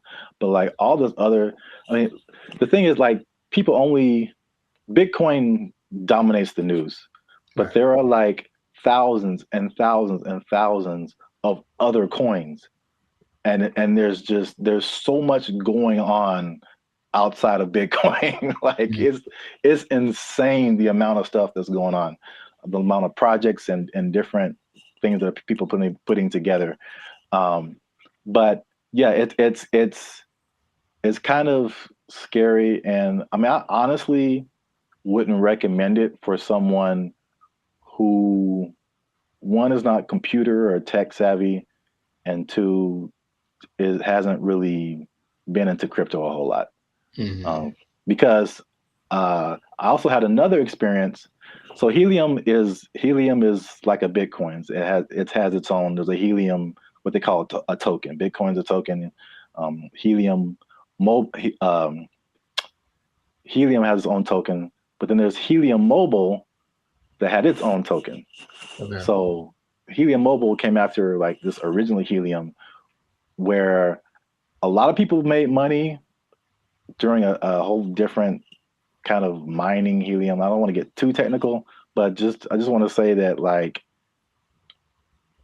the helium provided these mining devices, which were expensive, several $100s or sometimes into the thousands. And you would make money by mining helium, which was great when helium, the price was really high. But when it dropped, you were like, now you were making, people were making thousands of dollars like a month, like in this like heyday period. And it dropped to like pennies. So that was like a few years ago. And that's something that I tried, and I spent like $500 on a device, and it was like making me a little bit of money. And now it makes me like 10 cents a month or something, maybe. Like it just like plummeted. But that's the crypto world. The prices, it's like the stock market on like acid. It's just nuts. I mean, you're rich one day and broke the next day, but I digress. So anyway, because I'm crazy, I tried out Helium Mobile. It's not bad. All right. So at least for me. So my original bill was like $50 a month, unlimited. And then you know how they have like unlimited and then it like throttles after a certain gigabytes, whatever. So I had the same thing with Helium Mobile. My original one's throttled after 50 gigabytes. This one throttles after 30. So I only paid $20 a month plus tax. So it's 21 something. And then, you know, everything works. You know, I've been able to text you or call somebody or search the internet. Like it all works. That's the good. The bad, Okay. Let's talk about it. Let's talk about it. Let me just say this: unlimited is when it throttles, man. It's just like zoop. Like you are once you hit that cap, like you pretty much need to use another phone because your data is just so incredibly slow. Oh, but that's just kind of what it is. So the slowdown after the 30 gigabytes is insane. The app that you have to download to use it constantly crashes. You open it and there's a blank screen. You have to open it again or maybe restart your phone. There's constant updates and rule changes because again, it's like crypto. Things change so much, and what I mentioned before, the price fluctuation. Right. So like you earn this cryptocurrency token, but it could be worth a certain amount one day and it could be worth half of that the next day. So all that coupled with just like understanding crypto, again, it's fine for me. I'm cool with it, especially when I tell you how much money I've earned and saved. But it's not just like cut and dry, set it and forget it. I don't think it's for most people, at least not right now. Gotcha. So to pay off the teaser, okay. Y'all want to see how rich I am off this Helium Mobile. Drum roll. And again, just to explain that, you earn Helium tokens. This is another thing that just people might be like, okay. Yeah. You earn Helium tokens by sharing location data, and the Helium uses that location data to understand where they need coverage to expand the network. And they promise, as always, never to sell your data to any third parties. So there's that. I'll let you do with that what you will. Lies and slander. So currently, again, there seems to be a trend in crypto where, like, if you get on something first very early, you seem to make the most money, and then it just kind of like it just kind of settles there. So in terms of Helium tokens, when I first started, I think I was earning like 700-800 Helium tokens a day. Current price of Helium or Helium Mobile tokens. Current price of Helium Mobile is like 0.003 cents. Okay. So basically like a Spotify stream. Gotcha. For every Helium Mobile token, but you're earning hundreds of these a day. So I think like when I first started, I was making like around $2 to $3 every day, which is once you set it up, the only thing you have to do is move around because it's location based. So you can't be in the same spot. But if you move around throughout the day, at the end of the day, you'll get, the certain amount of tokens. So I'm pretty active. So I was making a couple of $2 to $3 a day. That has since dropped. It's currently like $1.50 to $2 a day. But again, like a couple of dollars a day for not really doing anything. Sure. That's kind of cool. When people when this first started, people were saying they were making like 1,000 to 2,000 tokens a day. So this was like a few months ago. So you can like see the pretty rapid decrease. And it could it go back up? Yep. Could the price go back up? Yep. So who knows? But for 2 months, and I actually put this on 2 different phones. Okay. So in 2 months, and this is after paying my phone bill, my $20 phone bill each month, which you can also pay with a Helium Mobile token. I was gonna ask. Okay. Yeah, so you can take. So basically, there's no money coming out of my bank account now, which is great. You earn the token, you take a little bit of it and pay for your phone service, and you keep the rest of the tokens. You can sell them, you can keep them, hope that they go higher, whatever you want to do. But I've made about $100 per phone for 2 months. So no phone bill, basically, coming out of my bank account, and I made about $200. So the trade-off, For me, I don't mind it right now. Sure, right. Again, who knows? Time will tell. But if you want to try Helium Mobile, there's a referral link in the description. I think if you use that referral code, you get like $5 or or maybe $10, something like that. You'll see it. I don't know what I'm talking about. I see. But yeah, you'll earn it towards your Helium Mobile plan. You can try that if you want to. But again, like if you're not a crypto person, I wouldn't like. It's not so cut and dry. I'll say it like that. So try that at your own risk. Now, after hearing my story, you think that you would want to try Helium Mobile? I thought about it since the first time you brought it up, because the idea of just, I guess the downside, I need my phone to work fast all the time. I need it to be fast. I absolutely need it to be fast all the time. So I don't know how I would deal with that. And I use it a lot, but just the idea of my bill's probably $100, you know, if I'm paying $100 and you're making $100, like, that seems more fun than making part. Yeah. So consider. Yeah, we'll see. Let us know what you think in the comments. Do you want to try it? Do you think it's crazy? Are you scared to leave your phone service? Is crypto still too wild for you to like mess around with? Let us know. This has been another episode of the Life's a Circus podcast. Again, like, subscribe, share. You know what it is. Maybe if you get enough Helium Mobile, you won't have to work anymore, and you'll never be in danger of losing your job. You never be in danger of losing your job because you got so much Helium Mobile tokens. Oh, it's only worth a Spotify stream right now. They took our jobs! They took our jobs! Oh, I had one. I forgot it. So it was like unique. Recycling toilet paper? I mean, wow. I mean, I only brought it up because it is a real thing. Like, people do that.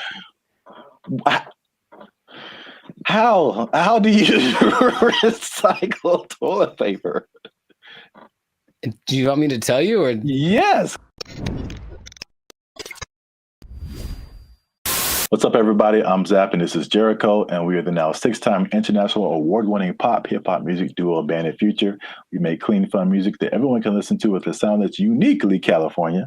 And right now, you're tuned into the Life's a Circus podcast, where we talk about everything that's funny, interesting, and ridiculous. But before we jump into today's topic, make sure you like, subscribe, comment, and share this video with 2 people who are flashy, but you know they faking it, man. That's cold world, man. They ain't got it for real. It's a cold world. They ain't got it. It's a cold thing. So we, again, we've talked about this before. We're Hollywood centric, and Hollywood, Los Angeles is well known for people out here being flashy. They looking sharp. They got the clothes. I mean, they just decked out. Going to fancy restaurants in the hottest clubs, and then they go back to their studio apartment where they can barely afford to keep the lights on.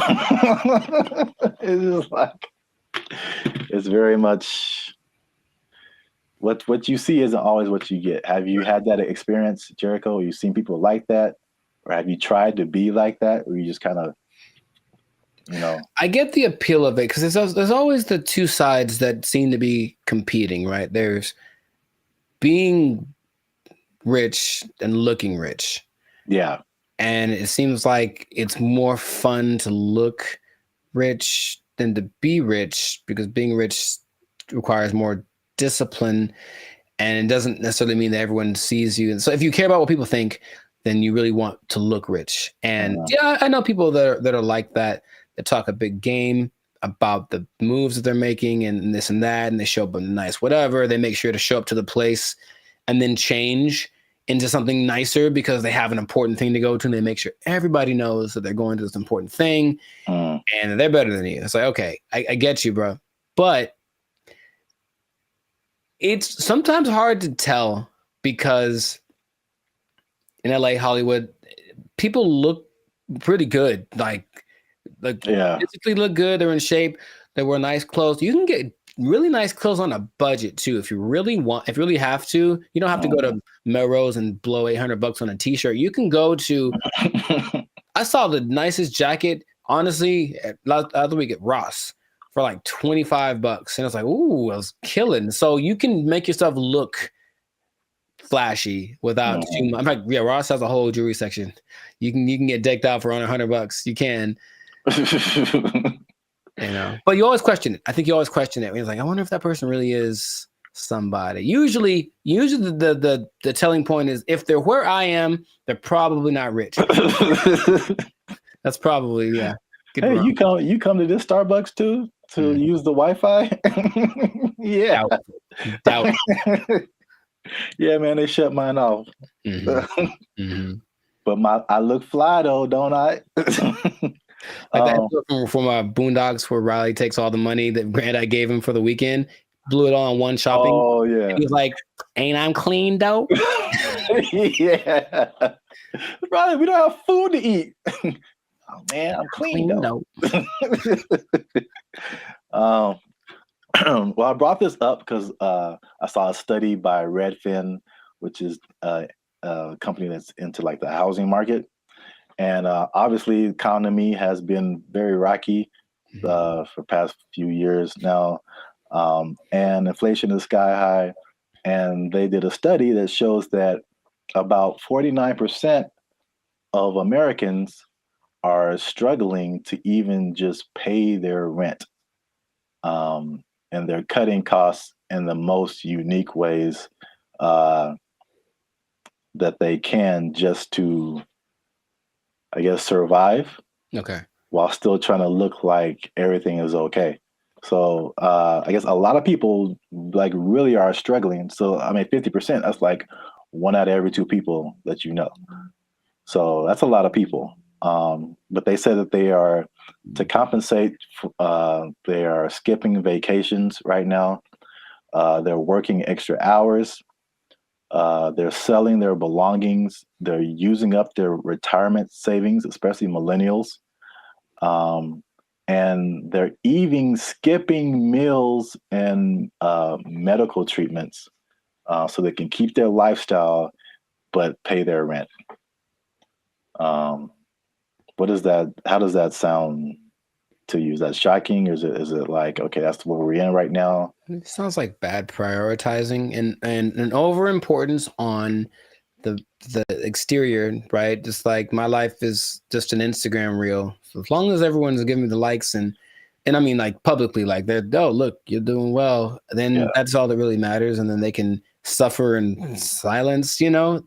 Yeah. It seems unfortunate that's being, and people wonder why there's so much anxiety and mental health and depression and stuff, because maybe from out of balance priorities, and then all of a sudden these results that they're getting from their lives are just kind of depressing, you know, but they don't want to admit it.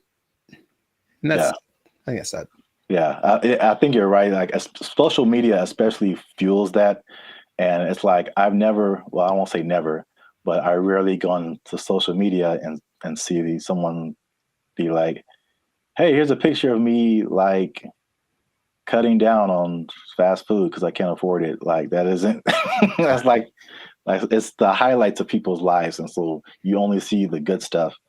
When they're all like, a lot of people can be struggling. So I just have a couple of questions just so people can see how we living, you know what I'm saying?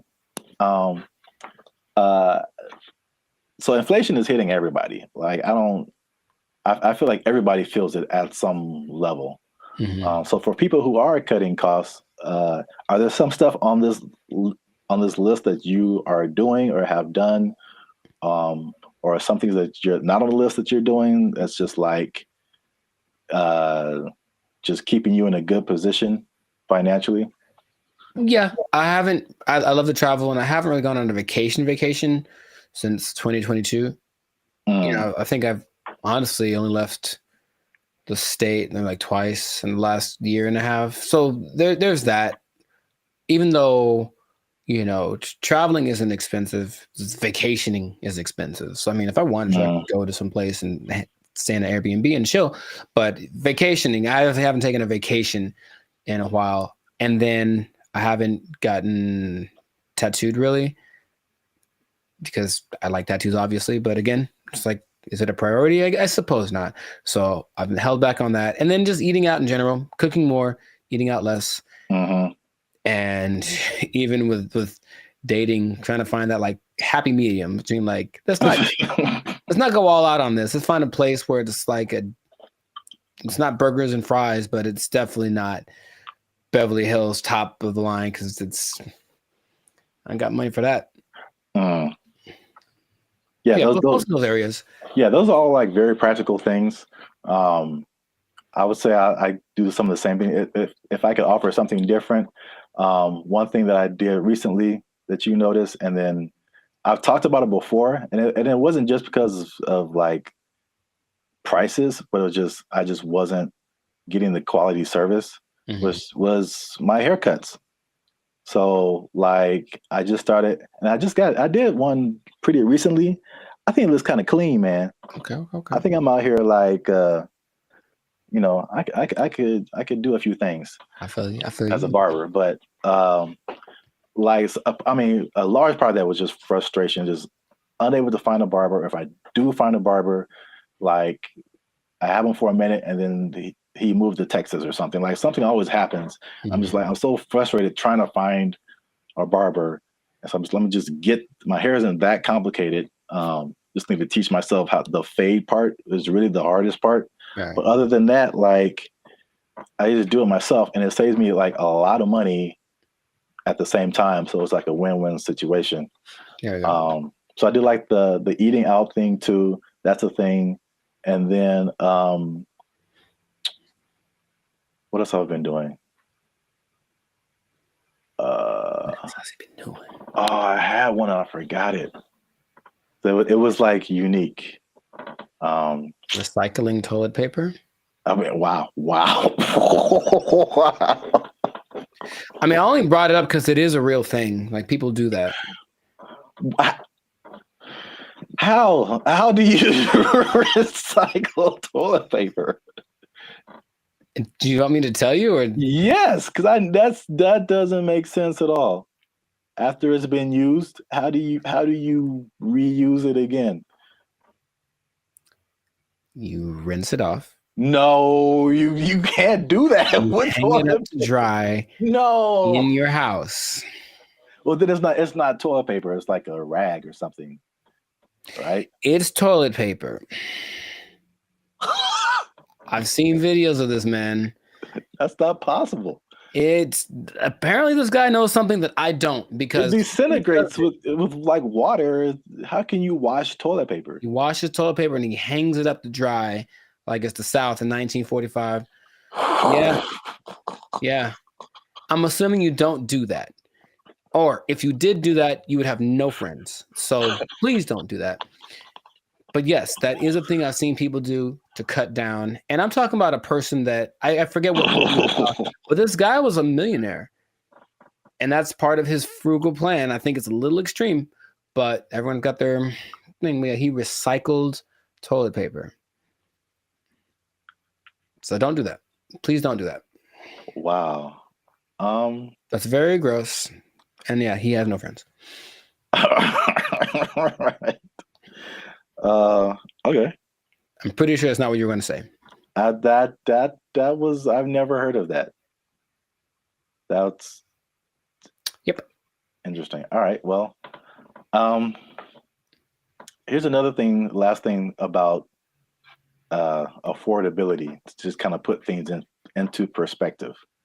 The people who have houses are having a hard time paying the mortgages, and the people who don't have houses, it just looks more unaffordable every day. And so the study also showed that the average American earns $30,000 less than what they need to purchase a house. So you're $30,000 a year annually. That sounds right. So I kind of went down the rabbit hole of mathematics. Okay, how much is this? How many people is this affecting? So the average income that they say you need to buy a house, this is a national average, to buy an average house, to get a mortgage and stuff like that, $109,000 a year. That's household income. Mm-hmm. So it doesn't have to be an individual. It could be like a partnership or whatever. So that's $109,000 a year to buy a house. In California, what do you think that number is? Specifically Los Angeles. Higher for sure. I would go to like 145. Is that not enough? I hope that's enough. That's generous. Household income, according to them, they said you need $231,000. Yo, I mean, that's okay. More than I expected, but it doesn't sound. I know people that are paying $5,000 a month on their apartment. So yeah. On that mortgage, that's what you'd be paying, about $5,400 a month for a house. It's not possible for most people. You got to think it makes sense, because if you're paying, that's math. I want to do it. That's almost $65,000 in mortgage payments. Mm-hmm. So that would be a quarter of 240 something thousand. So I think people would expect you to be in the like 25-30% range of how much goes to your mortgage payment to make you eligible. So Sure. 200,000 plus sounds right if you're paying $65,000 a year in mortgage payments. It's crazy. I mean, you can get a house in the sticks, of course, in the desert, whatever. Oh yeah, cheaper. yeah. But Yeah, I mean, this is just like median nice house, somewhere. Yeah, LA is no joke. So last thing I checked out is how many people that cuts out. So how many people make under $240,000 to be eligible to buy a house like this? Most is the answer. Your answers have been so general. I mean, how many people are in California? 35 million, something like that? I don't know. And I think this may have been Los Angeles. So I don't want to. Oh, okay. So Los Angeles, maybe 14 million, 15 million. I don't know. But of those. Well, just on a percentage, because that's what I have here. Oh, like 95%? 95%? 95. That was it. Uh-huh. So 95% of people cannot afford a house. So this has been another depressing episode of the Life's a Circus podcast. For all you renters out there, make sure you like, subscribe, comment, and share how difficult it is for you to buy a house, because it doesn't seem possible for the large majority of people. Accurate. Yeah, inflation. Keep your job. Bye. They took our jobs. They took our jobs. Did you know that besides blue collar and white collar, there are other collars for jobs? No, I didn't. I didn't either. There's gold collar, which is law and medicine. Gray collar, which is engineers. Pink collar is service fields. Red collar is civil servants, and green collar is the environmental sector. So there you go. Oh, what color? What color are we then? Black collar.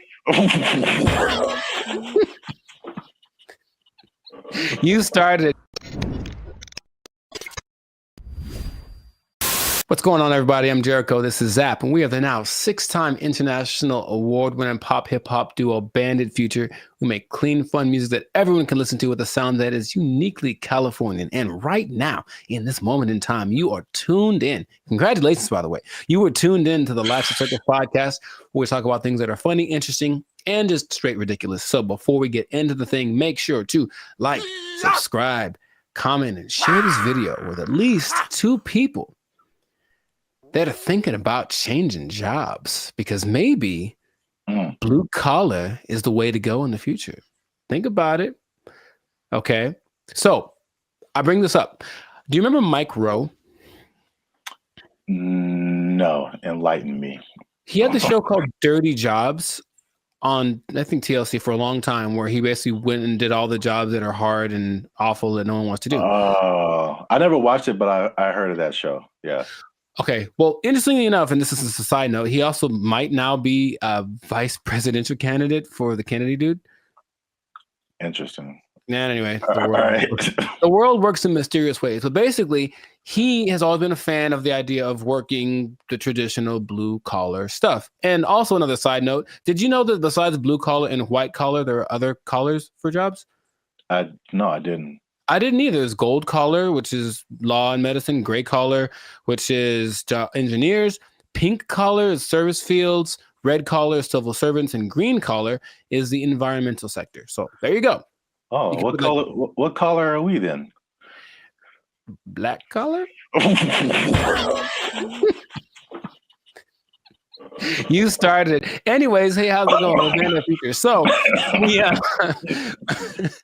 So the question is like, will you have a better career as a blue collar worker? So he started something called the Works Foundation, and it's basically a program designed to help college students get into trade schools, because of the jobs that are available now. There's like 10 million job openings that are needing people to do them. They're all blue collar jobs. Like all the oversaturated stuff is the professional, everyone trying to be the next CEO or whatever, start their own business. However, these blue collar jobs need people. And while going to college has resulted in, where's the number that I can't believe when I read it, has resulted in $1.7 trillion of student debt that people have accumulated.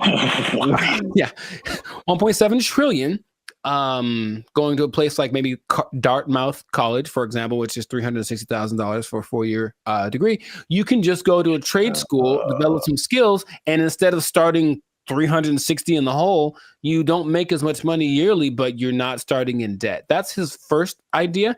And not only that, he wants to teach the principles that got our country to where it is now. So work ethic, personal responsibility, delayed gratitude, good attitude, showing up early, staying late, like what makes a good employee, but how people have left that behind. And so just recently, I believe as recently as a couple of weeks ago, a school called Western High School in Nevada started to incorporate this into their curriculum. So they're starting with their freshman class of 750 kids. The top 50 kids that graduate from this program will get a full ride scholarship to the trade school of their choice. And I thought that was really cool. So he's trying to make this push to get people back into the blue collar sector because it's, dignified work and whatever. And some people are for it and some people are against it. So just based off of what I've told you, what are you thinking? What's your opinion? I guess I'm kind of mixed. Okay.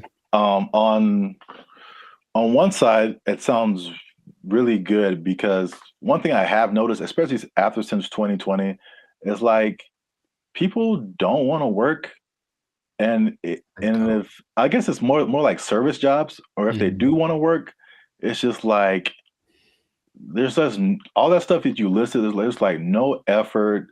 It's like nobody cares about what they're doing. They're just clocking in and clocking out, and they don't care about customer service. They don't care about doing a good job. They don't stay late. They don't come early. They don't do any of that stuff. They just they just come. I'm here, and I'm gonna do stuff maybe, and then I'm gonna go home and play Xbox. Like what? Like what is happening?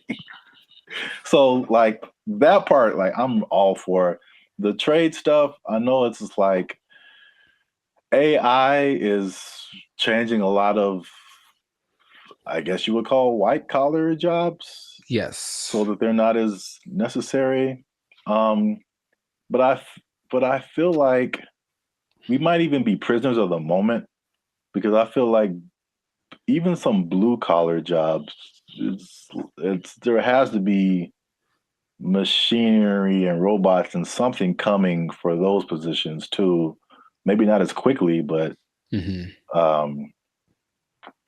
I don't know what the future looks like. You know, I'm sure those things are coming. He stresses that the lower income blue collar jobs will, of course, be taken up first. For all the service stuff will probably be replaced by kiosks and AI and stuff. But if you look at the top grossing blue collar jobs, they still pay pretty well. And I'm pretty sure we wouldn't trust the robot to do them. They include airfield operations specialists, avionics technicians, supervisors of construction and extraction workers, boilermakers, first line supervisors of firefighters, and nuclear power reactor operators. And all of those you can earn between $65,000 to $120,000 a year. So it's not like you're going to be missing out on money by doing something that's a little bit harder. The nuclear power one sounds kind of dangerous, but there are jobs that people do need to do that won't be. I wouldn't trust a robot with my life with that kind of stuff, you know? So yeah, they're still going to look for qualified people to do that. So in these trade schools, you can go to them. I said, and they're really good. It's just that like, okay, like I didn't take anything in school that helped me like do a craft. Like there's no automobile class, there's no shop. I can't build nothing. I can't fix my car. I don't know any of that stuff. And I think a lot of people fall in that category. And so he's saying, well, that's kind of what we're missing. So if everybody goes to college and gets a degree, even if they're, you know, $1 million in debt, then where are the plumbers and the electricians? Where are all of those people? They're not around anymore. So it's like all those things start to fall apart in cities. The infrastructure starts to mess up. That's just his idea. So he's like, he needs more people to be interested in it, get the kids at an early age, and then encourage them to do it because it's noble work, it's dignified work, and it's work that they're pretty sure isn't going to be replaced anytime. So, man, have you ever seen those people? I watched it on the TikTok. People that replace those like light bulbs on top of those super high poles, like 2,000 feet in the air. Like you have to have a dude go up there, and those guys get $160,000 a year. It's super dangerous, yeah, but it's like you need them. So all those kind of jobs are available for this trade school thing. So he was just saying it's just an alternative. Of course, if you want to go start your business or be a YouTuber or whatever, go do that. But the world will fall apart without these people. So I thought it was a cool idea, and he's hoping to get. I think somebody decided. I also think it's a good idea, and they donated $5 million to his program. Inglestead. The Inglestead Foundation donated the $5 million, which makes it possible for the top kids to graduate to go to the trade schools free of charge, basically free tuition. So that's just something that's happening, and maybe it'll cause a shift in people are lazy. We said the pandemic kind of showed that, but maybe the newer generation will be like, okay, my parents were lazy as heck. Dang, I need to start working a little more hard, and then the next generation after that might flourish. So I just thought that was cool. I did not know that was a thing before. And so shout out to Mike Rowe, which might be a vice president of candidate in the future for doing this. Oh, one other stat I did read. Because white collar is, of course, makes a lot of money. Only 43% of workers are white collar. 43? 43%. So that's about 64 million people according to 2020 count. So that leaves, I didn't do the math, but there's a good amount more that do the blue collar stuff. So it's like, it's not like it's not necessary. It's just that it's not applauded. It's like, oh my God, you did a good job being your electrician or whatever. But people, we need that. Like our whole, if I don't know how to fix any, you probably know better than I do. I don't know how to fix anything like plumbing, nothing works. So I have to call a guy, and that person I hope is qualified. So that's what they're doing. They're training these people up. Yeah, I think like overall it's a good idea. And I think it's just like as it's like you don't know what you don't know, right? So if people are like for music example, people all you see is just like Drake and like DJ Khaled, and like that's what you know, like that's what you're gonna aspire to be if you're into music. Yeah. Or if like you only grew up listening to Beethoven and like Bach and Brahms. Like that's like all you know is music. So if there's one education path and that's all you know, it's like, oh well, this is just what we are supposed to do. Like that's like when I was in high school and they were like, you got to pick a college, and I'm like, I got to pick a what? Right. Yeah, okay, and I kind of like honestly went to college because that's what everybody said you're supposed to do. Me too. Not because I was like, oh, I don't want to do I didn't know never even heard of a trade school. Yeah, I didn't have any options. Yeah, I didn't know what my options were, honestly. Yeah, they literally some kind of announcement or something. It was like, you got to go see the guidance counselor. I'm like, the guidance counselor? Yeah. So you can pick a college to go to. Like, you just kind of funneled into this direction. And I mean, trades are like, and it's a good alternative for a lot of people. Right. So we'll see how it works, but he's hoping that it builds up some steam, builds some momentum, and then other people adapt the program, because why not? We need them. We need people to come fix my car, so my car can run. Yeah. So that's what I thought was pretty fascinating. But let us know in the comments what you think is the blue collar thing. Also, if you have kids or something, would you encourage them to go more towards that route instead of getting in crazy debt going to college and then hoping you find a job after that? Because job market's getting a little bit scarce out there. Do you support the idea of Mike Rowe? Do you have a better idea? Do you think we should just all go to Mars? Whatever it is, let us know in the comments what your idea is, and we will respond to your comments, probably. Yes. But definitely. We'll respond faster if you're a member, because they get priority comment reply. Oh, there we go. Okay. You might want to do that. Mic drop. So yes, that has been another episode of the Life of Focus podcast. Like, share, comment. Share it again. Share it twice. Even better. And just think about that job. Think about the job, because, you got to have a job. If you don't have a job, then, if you don't have a job, you can't buy snacks. So, yeah, see? There you go. Go get one. It all makes sense now. Yeah, I know. And don't do anything to lose it, because you might. Yeah, you don't lose your job. Go to a trade school, learn a trade out. They took our jobs. They took our jobs.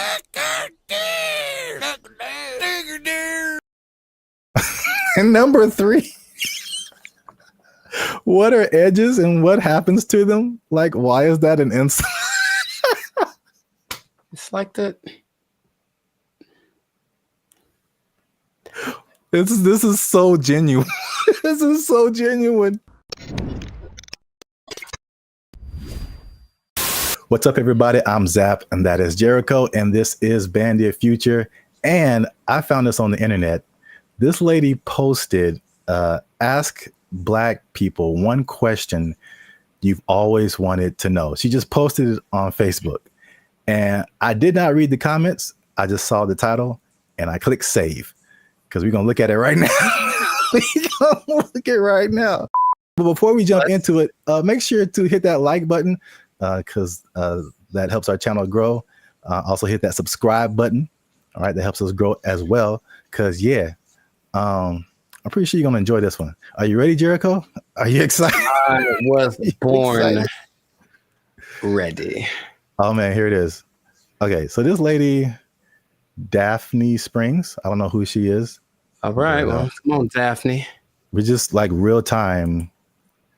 Oh, it's funny. It's backwards, so I'm looking the other way. Oh, weird. Okay. Well, ask white people. Specifically directed to white people. Ask Black people one question you've always wanted to know. Nice. Whitest church lasts for long. Also, I don't think this person is white. Sonia Casillas Alwa. No, she messed up already. She messed up already. I think she know how to make some collard greens. But I don't know the answer to this, but I do know that Black people don't even know. We just are there and we're looking at each other like, are we going to end this? And I know that when like my mom would tell me about church when she was a kid, it was even longer. It was like literally all day. You would go to church at like 7 in the morning. You'd be there till like 6 in the afternoon, like crazy amount of time. So I don't know. I will say that the music helps, but that means that there's like 12 solos and like A and B selection and like the choir comes in and they got a dance in. So there's a lot of pageantry. Maybe that's part of it. It still is excessive. I think we all agree. I think we all agree it's excessive. Building fund. You got a building fund that never results in a building. It's just a fund. Man. She didn't ask all that. I'm just letting you know. I'm just letting you know. Our chops out in like an hour and 10 minutes. Yeah, okay. Hey, this is so, well, I mean, I guess it's related. I went to this church in Santa Clarita. Like we weren't even, I mean, we were using their parking lot, so I wasn't attending the church. But it was a very white church, the very whitest of the white church, right?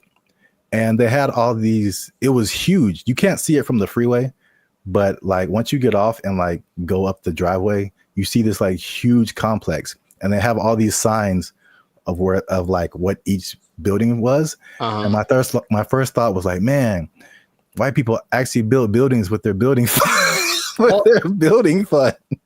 It's true. White churches also tend to have like a donut shop. Stuff like random things that you find in whatever, like seriously, and you find in whatever like shopping center.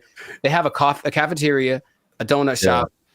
One of them had a petting zoo. I'm not kidding. One in Beverly Hills had a petting zoo. They used the building fund and made a petting zoo for the babies. Good for them. Notice how there's 4,877 replies to this. See that? Man, I'm going to white church. People got opinions. White church next time. Got opinions, but I'm tired of being in service 7 hours. I'm going to white church. Long, you get real uncomfortable, and there's no like, there's no halftime. Maybe if it was like some kind of a intermission, get some snacks, that'd be fine. Yeah, but no, it's just one long, drawn out. Because you know what it is too? The people that have the solos, they have to tell the story about the first time they heard that song and how much it means to them. Yeah. And all that in the backstory or whatever. And then something has to do with Moses and Methuselah and it's just like a 20-minute story just to get to the song. That also makes the a little longer. The service a little long. Wow, we spent the whole episode on the first question. I didn't realize there'd be more, honestly. I mean, that is a pretty strong first question. Like, there's a lot to that.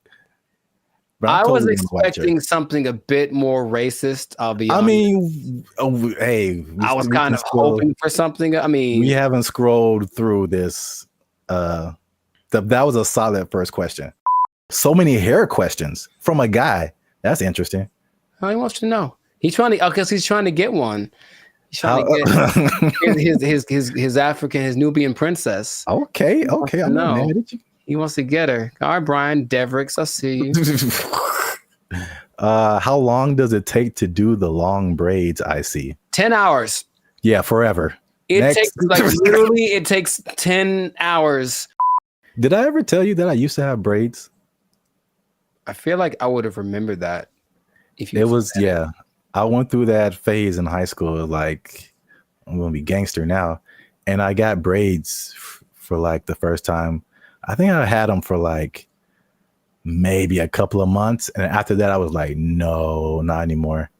Because you have to make them tight so that they stay. Yeah, and it's like pulling your brain back when you get them done. It hurts so much. I had them for a week. It was pulled so tight, and it was just for a wedding I was going to. I wanted to look fly, I guess, and I just looked. Ah, man, I was gonna be racist. I'm not gonna say it, but I looked. And number 3, what are edges and what happens to them? Like, why is that an insult? It's like that. This is so genuine. This is so genuine. That's more of like a female thing, I think. Yeah, I mean, he's asking for females too. Yes, because he wants to know. He wants to know how much he's going to be paying for her edges to get done, and It's a lot, brother. It's a lot, Brian. I'm letting you know. It's gonna cost a lot because it's gotta look tight. If it looks bad, people will talk about her, and then she's gonna cry to you. Yeah, that's what I'm getting from like the where people talk about it. Yeah, I feel like people talk about it more with women. I mean, they with men, it's just more like a receding hairline kind of thing, and I think that's universal. But women have like the baby hair thing that they do. Yeah, all this stuff, and I don't know. It's a fine line between doing it right and doing it so wrong. Wow, this is as funny as I thought it would be. I don't know if I should say this. Yeah, you should. Yeah, you should. That's always the answer. Well, here's the thing. I read the comments, and all these crazy people write the most ridiculous comments. So I'm like, should we open it up to our comment section and be like, what are questions you ask a Black person? Or are we just like opening ourselves up? I mean, I want to know. Worst. I want to know what they have to say. I also okay. If you write something stupid, YouTube deletes it. Or yeah, there you go. Filter on it. But so, yeah, these are genuine questions, and it's like Didn't Chappelle have a skit like that? Ask a Black Dude. Yeah, it was Ask a Black Dude, and what's his name? Paul Mooney was answering the questions. Oh yeah. Yeah, I remember that. Oh yeah, so we'll open it up. Keep the conversation going. Ask more questions in the comments since we only got the 2. Let us know what you think.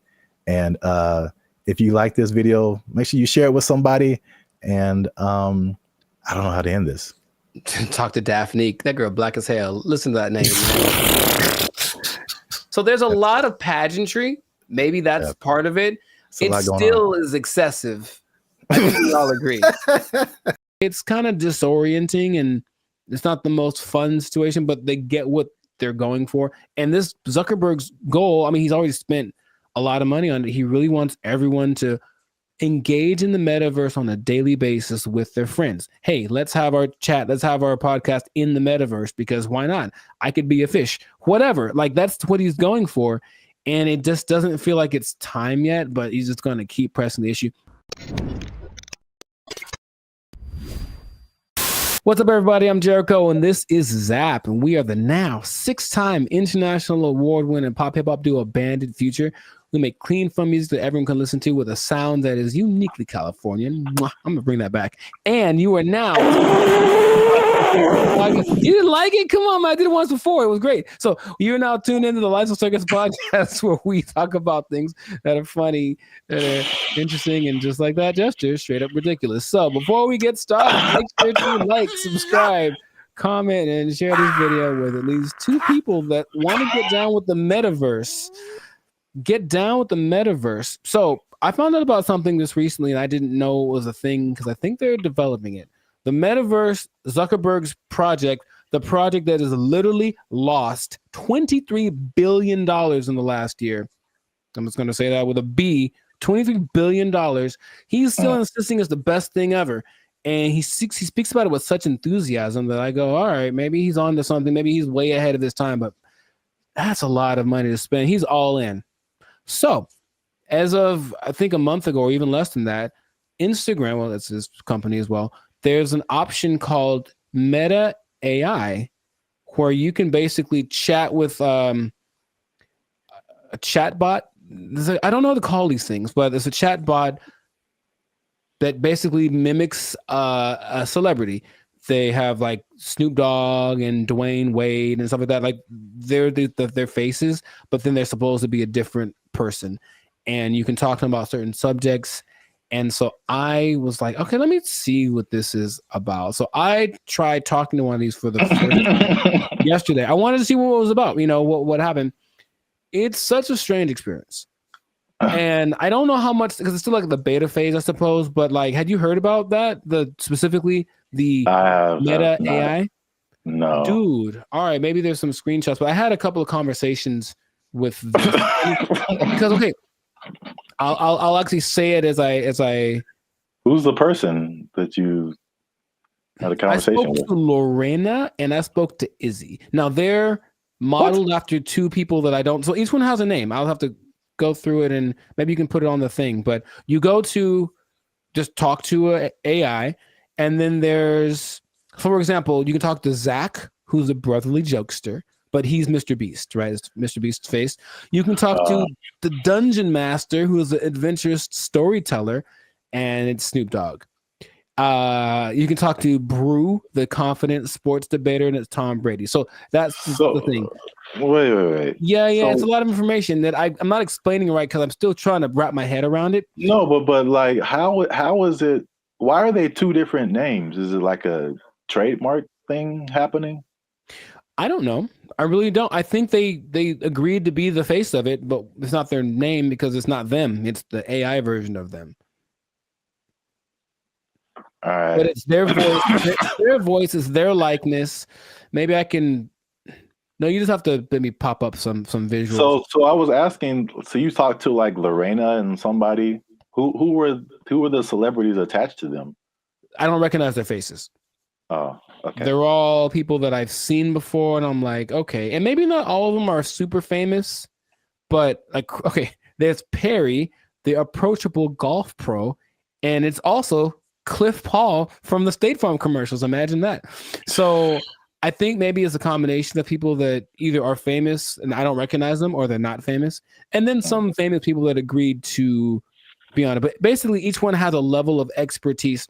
So I'm asking these people questions about things that they have expertise on. One's a travel expert, and she was giving me tips about this and that. And the only thing that makes it like, this is weird, is when you write an answer or a question, they answer you immediately. And it's like a paragraph like this. So it's like, it's not possible for a human to do, but they respond to the nuances in your questions. They ask you questions back, and it more or less feels like a real person talking.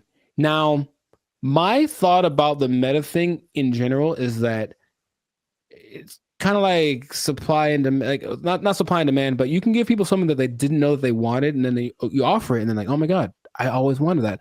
I really don't think anyone else wants this at the moment. From, I think, sales of just the meta headsets, maybe like 5% of, I think, England has them. So it's still a very low number. And I know some people who have it, and they say, okay, it's kind of disorienting and it's not the most fun situation, but they get what they're going for. And this Zuckerberg's goal, I mean, he's already spent a lot of money on it. He really wants everyone to engage in the metaverse on a daily basis with their friends. Hey, let's have our chat. Let's have our podcast in the metaverse, because why not? I could be a fish, whatever. Like, that's what he's going for. And it just doesn't feel like it's time yet, but he's just going to keep pressing the issue. And he had a conference where he spoke about all the advances of AI. Basically, Meta is an AI company now. And so everything is just kind of going like that. So I have so many questions that I could ask to him, maybe to you as well, but just where do you think this is going? Is it something that you personally think is useful or that you would want, or what could make it more appealing for people? Because at the moment, it does not seem like many people really care too much about this. Well, here's the problem. I heard someone say, and I totally agree, people don't want to have things on their faces like that. Mm-hmm. It's like a design flaw. But maybe it's I don't know how far the technology is coming, but I think that just that used to talking to a celebrity, it's I don't think it's useful for the majority of people, like a teenager or like a college student maybe, but like outside of that Gen Z, like, bro, I don't want to do that. Like, and then it's just weird. Like, what's the purpose of having? It's like a fake conversation when you can have a real conversation. It's I think the human aspect of it, not being able to talk to a real human, that's just weird for people. And so, were you typing? Or was it like a thing you could hear they were talking? You could do either one. Okay. It's just like, honestly, it sounds like the person who has no friends does this. and they just talk to robots. So that's just weird. But back to like the glasses. One thing that I have been hearing about lately is the stuff that's, I think this was Facebook too. So I think this is a move in the right direction. There's a partnership with Ray-Ban or some other kind of like glasses company where they're like your normal glasses, but they have AI capabilities. So like you're looking at something and you can see something else superimposed that tells you like information about it. Like this building is from whatever, or this jacket costs this much. That I see as like, okay, that's pretty cool. That's very helpful. Or there's another thing where it's like you look at a jacket and you can instantly find where to buy it. So someone, oh, I like what you have on, and you can instantly like buy it for yourself. Like stuff like that is cool. There's also like the Snap AI mirror from like Snapchat. So I again, it's like they have to get out of this like goofy realm to make it like, okay, this is how you can use this. It's not about, I don't think, I mean, I know I'm like going a bunch of different directions. I have a bunch of different thoughts, but it's like, I'm not a CEO of a $1 billion company, so what do I know? But I don't think it's live your life in the metaverse. I don't think people want to do that. I think it's a hybrid situation, just like with all the other AI. It's like, okay, I'm going to still be in real life, but I'm going to use a little bit of this to enhance real life. Right, right. Leaving real life. So they have this Snapchat mirror thing that I just heard about. Is really cool, where you can like, if you're in a like, same thing, clothes. If you're in a store, you see some pants or a shirt, you can go to the mirror and see what you look like in that outfit.